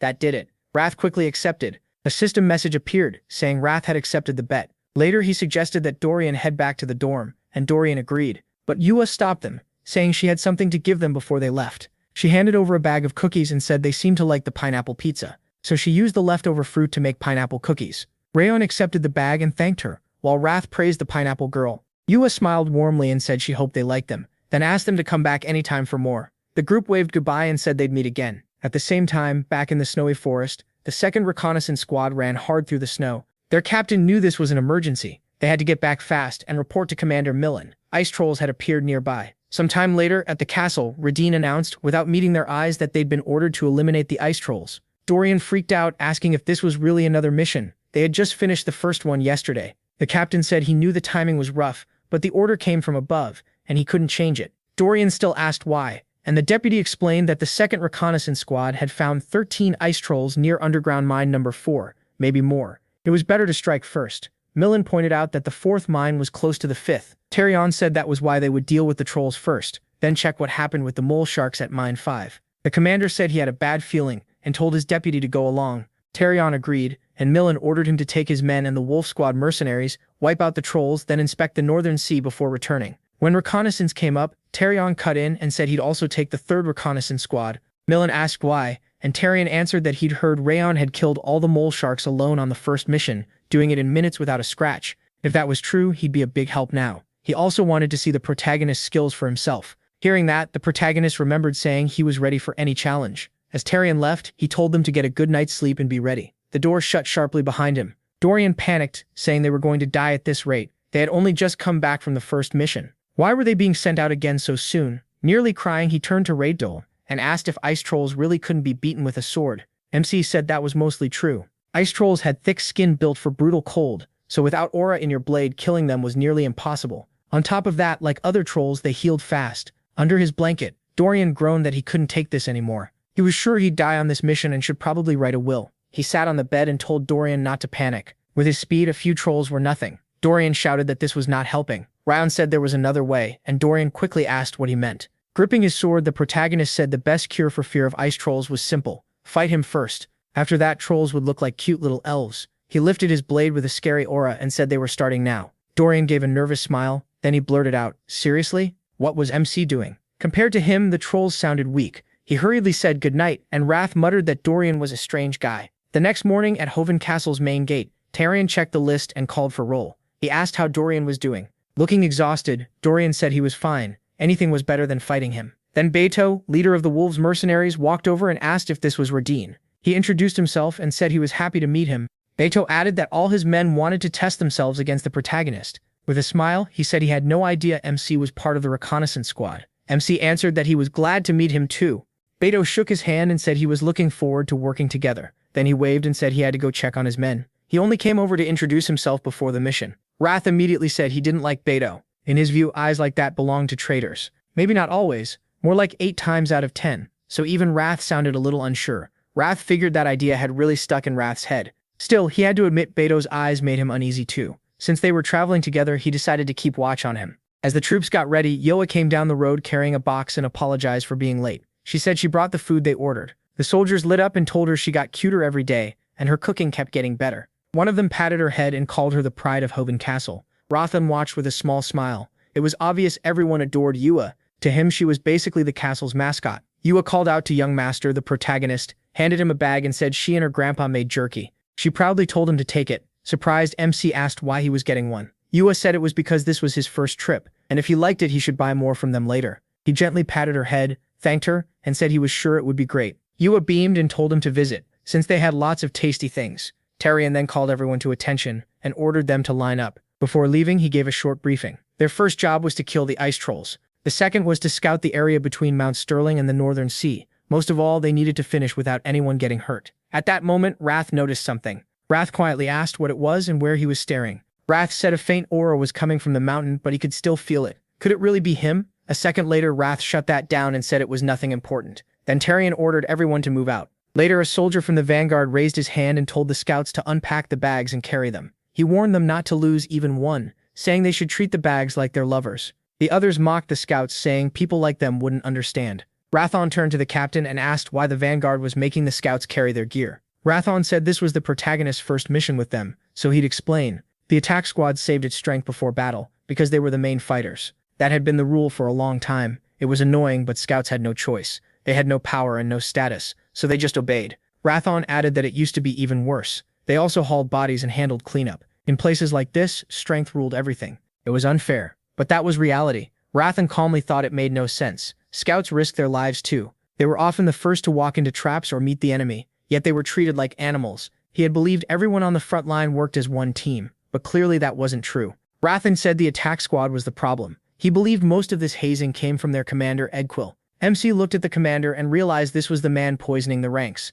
He decided Edquil needed to be taught a lesson. Some time later, Tarion stared ahead in surprise and asked what this was supposed to mean. According to the report, ice trolls should have been at the cave, but there were none. Radin said that couldn't be right. Tarion asked if he was sure, and Radin insisted he had seen 13 trolls near the forest edge. Edquil folded his arms and snapped that reconnaissance couldn't be trusted. In his view, a proper swordsman should always go with them. Radin, still confused, said he was certain. Tarion cut it off and ordered everyone to split up and search for signs of the trolls. He told them to inspect the area carefully. As the squad searched, Radin noticed more and more time passing. Still, there was no sign of anything. These men knew the land well, so missing obvious traces didn't make sense. Even if ice trolls left fewer marks than usual, they couldn't just vanish. Someone had to be behind this. He turned to Tarion and asked if he could try searching himself. Tarion listened, but Edquil cut in and told Ramon not to stick his nose into other people's work. He sneered that the protagonist should go help set up camp instead. The sun was almost down. Or was he trying to embarrass himself like the rest of the scouts? Tarion told Edquil to stop and said they should let MC try, even if it ended up wasting time. He placed a hand on the snow, closed his eyes, and used Glacier. Then he opened them again. Edquil, annoyed, asked what the protagonist was even looking at and told him to quit fooling around. MC said he found them. Edquil stared at him and asked what that was supposed to mean. Looking up, Radin said the trolls were in a frozen valley northeast of Mount Sterling. Edquil exploded. He shouted that this freak was claiming he found their exact spot without even seeing them. He simply asked if that was a problem. Grinding his teeth, Edquil yelled that this was no time to lie. Was the protagonist ready to take responsibility for that claim? MC answered that he wasn't stupid enough to joke in a situation like this. Tarion told Edquil to calm down and said he was getting too emotional. Then Tarion asked how he tracked them. He said he used a perception technique that let him read nature itself. Edquil was stunned and demanded to know if the protagonist even understood how far that valley was. He called it ridiculous and asked if Tarion was really buying this. Even Tarion knew ordinary energy sense shouldn't work from that distance, especially from a rookie. But those red eyes didn't look like they were lying, and hearing red nature itself made him think of only one person, Rimmer. If MC learned from him, then maybe it was possible. Beto said, now he was interested too. He asked him how long it would take to get there. He said about 30 minutes, and maybe 10 more to take the best position. Smiling, Beto realized the protagonist had even picked an ambush point. He reminded Tarion they still had 2 hours before sunset. That sounded like enough time, so maybe they should check it out. Edquil barked that Beto couldn't seriously believe this. Had the newbie somehow won everyone over? Tarion raised his hand and ordered everyone to prepare. They were heading up Mount Sterling, and once night fell, monsters would fill the area. If Radin was right, this was their chance to wipe the trolls out first. Edquil only grunted. MC then walked up to Edquil and asked if words still weren't enough to convince him, so he offered a clear bet, no excuses. With a smile, he said that if the trolls were really there, the attack squad would start treating reconnaissance with respect. They'd carry their own gear, and the scouts' gear too, while helping with camp work. Edquil asked what happened if the protagonist was wrong. Rhydon raised his hand and said he'd accept any demand Edquil made. Edquil turned away, agreed, and said MC would lose anyway, but at least he'd stop hearing him talk. Tarion called for attention and announced they were moving toward the frozen valley. After a while, the blue spirit from Eden watched the soldiers from a tree. He asked why they were climbing up. That wasn't part of the plan. From his view, they were clearly circling to the best place to ambush the trolls. Had they somehow figured out where the trolls were? Annoyed, the blue spirit insisted he had hidden every trace. So how did they know the trolls were in the valley? In this blizzard, even a skilled scout shouldn't have been able to find them. At this rate, the soldiers would reach the ice trolls too soon. That was a problem, and the blue spirit needed to buy time. He needed more time, or the whole plan would fail. There was no way to lure the trolls away now. Then the blue spirit smirked, suddenly thinking this might work even better. A little later, Edquil stared in confusion, wondering how this was possible. The trolls really were here. He ground his teeth, furious. This made no sense. How had the protagonist found them from that far away? Rayon wondered if the commander had already forgotten their bet. Once the fight ended, all the daily chores would land on Edquil's squad. He was the captain, so he wouldn't back out now. The deputy told everyone to stop and admitted it was hard to believe, but they had gotten very lucky. Thanks to his skill, they found the trolls. Now it was time to do their job. Tarion ordered every unit to get ready, and the soldiers raised their weapons. He told the men to load their ranged weapons. Then he roared for everyone to fire. A storm of arrows struck the trolls, and Tarion shouted that the attack had only stunned them. He warned them not to let the trolls recover. If they slowed down, the monsters would regenerate. Hit the neck or heart, leave none alive. Then he ordered the left flank to hold the line. Rayon watched, impressed. One look at their teamwork showed these men were seasoned veterans. Using formation alone, they kept the ice trolls pinned back, but Beto was different in battle. A moment ago, he looked calm.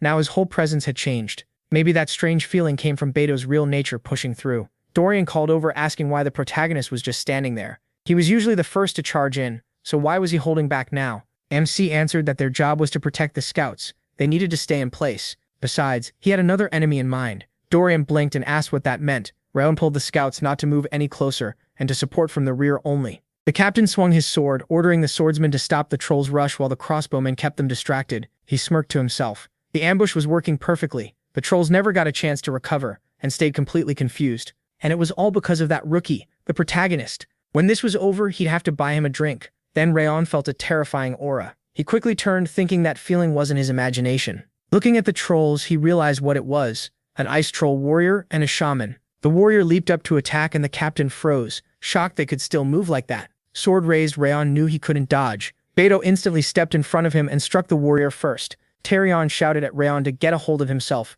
or he was going to die. Rayon snapped back in surprise while Beto laughed and said these enemies were finally worth fighting. A wall of ice suddenly rose in front of the captains. The deputy clicked his tongue. Staring at the troll, he realized the shaman was backing them up with magic from the rear. Taking him down wouldn't be easy. Tarion ordered Edquil and the attack squad to support Beto. The reconnaissance squad was to strike the shaman. The captains agreed, raising their swords. Rayon turned and asked if the scouts understood. They needed to reload their crossbows. Before he could finish, the blue spirit launched ice arrows. A rain of arrows shot straight at the scouts. Rayon swung his sword at once and shattered them. He said coldly that the enemy had finally shown himself. The blue spirit laughed, amazed that a kid could stop his magic. He was also surprised by the deputy's sharp judgment and quick commands. Tarion roared in anger, finally understanding why the trolls had been moving so oddly. It had all been the blue spirit. Using the curse of the ice shadow demon, the blue spirit formed a magic seal overhead and mockingly told the deputy not to curse. Then he declared that none of them would leave alive. The captain suddenly felt something and started coughing.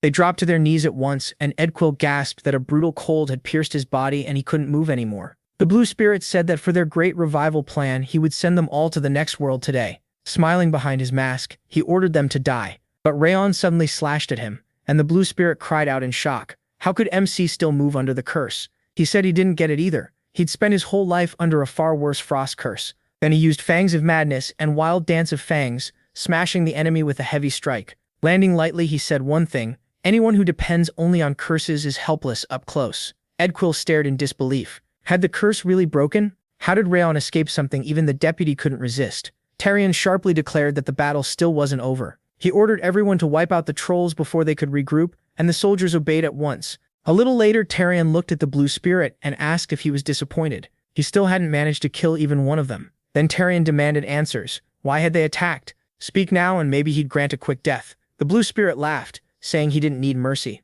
In fact, killing him fast would help them, because from the start, he had only been there to draw Castle Haven's forces away. One soldier pointed toward the castle. The blue spirit said that since things had reached this point, he would give them a gift. Thanks to their pathetic mercy, Castle Haven would fall today. Then huge explosions rang out near the castle. Edquil looked over in terror and called for Tarion to see it. Smoke was rising from Castle Haven, and the deputy froze in disbelief. Rodin shouted that Castle Haven was supposed to be an unbreakable fortress. The blue spirit grinned and said they were meant to be bait from the start, to lure Millen's forces here. When that failed, he switched plans before they arrived, and used a spell to send a troll horde at Castle Haven. By now it should all be ruined. Tarion punched him in the face in pure rage. He told the blue spirit to shut up and shouted that a few trolls would never bring Castle Haven down. Rodin thought Tarion was right. Even if the castle's elite forces were here now, Commander Milland and the rest of the army were still inside. Some ice trolls alone couldn't take Castle Haven. The blue spirit laughed wildly and asked, what if there were more than just a few trolls there? Then the ground beneath the soldiers began to shake. Edquil looked down in shock and yelled that the earth was trembling. Beto shouted, was this an earthquake? Rodin knew at once it wasn't an earthquake. This couldn't be happening. The blue spirit sneered, asking if the deputy had really underestimated his preparations that badly. All this time, Tarion had been dancing to his tune. Laughing, he told him to watch his precious castle collapse. That was the price of their arrogance. They would learn despair. Tarion cut him down without hesitation. Edquil called out, but Tarion ordered him to tell every unit to return to Castle Haven immediately. Sometime later, the castle was burning. Millen ordered the locals evacuated first. The first squad was to fight the fire, and the second would block the ice trolls. Tarion then reported that the elite squad had returned. Millen said a horde of ice trolls had attacked and asked if they found anything strange on the mission. Tarion said yes, that was exactly why they came back. This ambush was the blue spirit's work. Mullen said he knew something was off, so the blue spirit had been behind all of it. Tarion added that they killed the one who summoned the trolls, but based on his words and the shaking ground, trolls weren't the only threat. Mullen said that still didn't add up. What did they gain from Castle Haven falling? Tarion apologized and admitted they never learned the reason. But because of their interference, the monster wave would hit sooner than expected. Millen went still and said there were signs of ice trolls, summoned monsters, and now the quake. There was a high chance all of it would trigger a wave heading straight for them. The soldiers panicked. The castle was already in chaos from the trolls, and now a monster wave too? They cried that this was the end. Watching them, Rod and Ziegart realized the pressure was breaking their nerve. Fighting like this would be hard. Millen barked at them to calm down. Why were they whining? Had soldiers ever lost to monsters? Castle Haven was the iron fortress that guarded the continent. If they gave up, who would protect the people? Their families, their friends. He tightened his grip on his sword and said they could do this. They had held before, and they would hold again. He told them to steady themselves and grip their swords tighter, not for themselves, but for the people they cared about. The soldiers answered with new resolve. Rodin thought that was exactly what a real commander looked like. Just a few words and Millen had changed the whole mood. Millen ordered any unit without orders to protect the residents and clear the area. Everyone else was to follow him to the walls. He also told the protagonists Zegart and Dorian to help the rear units, but Tyrion asked if he could take those two up to the walls instead. Millen looked surprised. Was he serious? The heaviest attack would hit the walls first. No matter how gifted they were, one mistake could kill them. Tyrion said he understood, but this boy, Rayon Zegart, had taken down the Blue Spirit in a single strike. Millen was stunned. Tyrion added that Dorian came back from battle without a scratch. They might look young, but they shouldn't be underestimated. He asked Millen to trust him this once. The commander agreed and ordered both of them to join the defense on the walls. MC Zegart accepted at once and said he was ready. After a while, the commander turned to the scouts and asked the scouts if there was any news on the enemy. The scout nervously glanced aside and said the situation was bad. When he started talking about the wave, Millen cut him off and asked what else happened. Staring ahead in terror, he shouted that it was happening again. Beto asked Edquill if the commander had ever seen anything like this before. Sweating from fear, Edquill said this was his first time seeing it. Rayon looked out at the scene. It reminded him of what Rimmer once said, that Haven Castle in the northeast would become his battlefield, a place where people fight monsters every day from the Northern Sea and Mount Sterling. They call it hell on earth, and for him, it would be even harder. A mass of trolls gathered before the walls. Millen asked how big the wave was, and the deputy said they counted around 1,000 monsters, but from how far the line stretched, he guessed there were really tens of thousands. Even Ryan knew he couldn't count them all. So this was what defending Haven looked like. Millen asked if the protagonist knew what a monster wave meant, and he said yes, he'd heard of it. A monster wave is a huge invasion that can take hundreds of lives. That is why they send out scouts here to get ready and lower the losses as much as they can. Broken walls can be rebuilt and ruined gates can be replaced, but the dead can never return. Millen told Rayon to save as many soldiers as he could. That was his duty now. MC firmly said he understood, and then a deafening roar cut him off. Millen said there was no time left to talk. He ordered the soldiers to raise their swords and admitted the size of this wave was terrifying.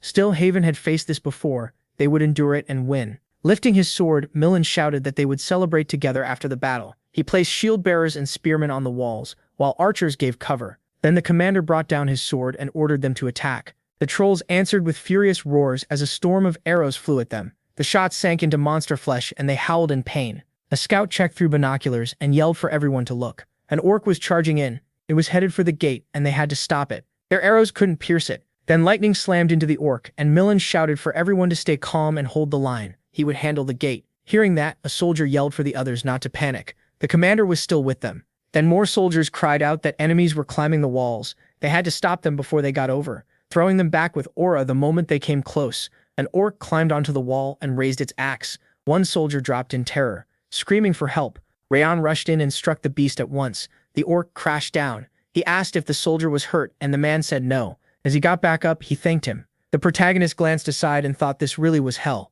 He had already killed hundreds, yet the monsters kept coming. Mulan suddenly warned everyone to brace themselves. The demolition unit was coming from the right. Rayon turned and an explosion went off at once. Gritting his teeth, he wondered if explosive monsters existed too, and what happened to the soldiers. Then he heard screams. Several soldiers lay on the ground, badly wounded. MC dropped to a knee in shock and wondered if the blast had thrown them off the wall. He told them to hold on and started forward. But Millen sent an aura command telling him to go back. Rayon froze, realizing the message came through aura. It was Millen. Holding a blood-covered sword, the commander told him to protect the others. If they got distracted, the whole defense would fall apart. He told the protagonist to accept the loss, and the protagonist knew it made sense. If they left the wall to save the wounded, the line could collapse. Looking at the many injured soldiers, he pressed his lips tight. Then he gripped his sword and decided he was not a commander. His job was to stop soldiers from dying, so he leaped down to the ground. Wrath called him insane and asked if he had even thought before jumping. Did he really believe he could save everyone? Rasht said it would be hard, but he would use every sense he had and try. A huge orc moved toward him. Wrath snapped that MC was an idiot for acting on emotion, and that only death waited for him. Tightening his grip on Requiem, he admitted Wrath was right. Honestly, retreating would have been smarter, but in this life, he swore not to live as a killer. He would become a swordsman. Ryan declared that as long as he stood there, no one would get through. Then he charged, vowing to survive this hell and win. The fighting never stopped, and the protagonist kept cutting down enemies again and again. Blood covered his arms to the elbows. The skin on his hands tore open, and all his aura ran dry. His palms knew only the feeling of flesh splitting under his blade, again and again, and his vision turned red with blood. Roaring in fury, Rayon rushed another orc and brought up his sword. Hours passed, and the moon slowly dropped from the blood-dark sky. By the time dawn rose on the horizon, there was not a single monster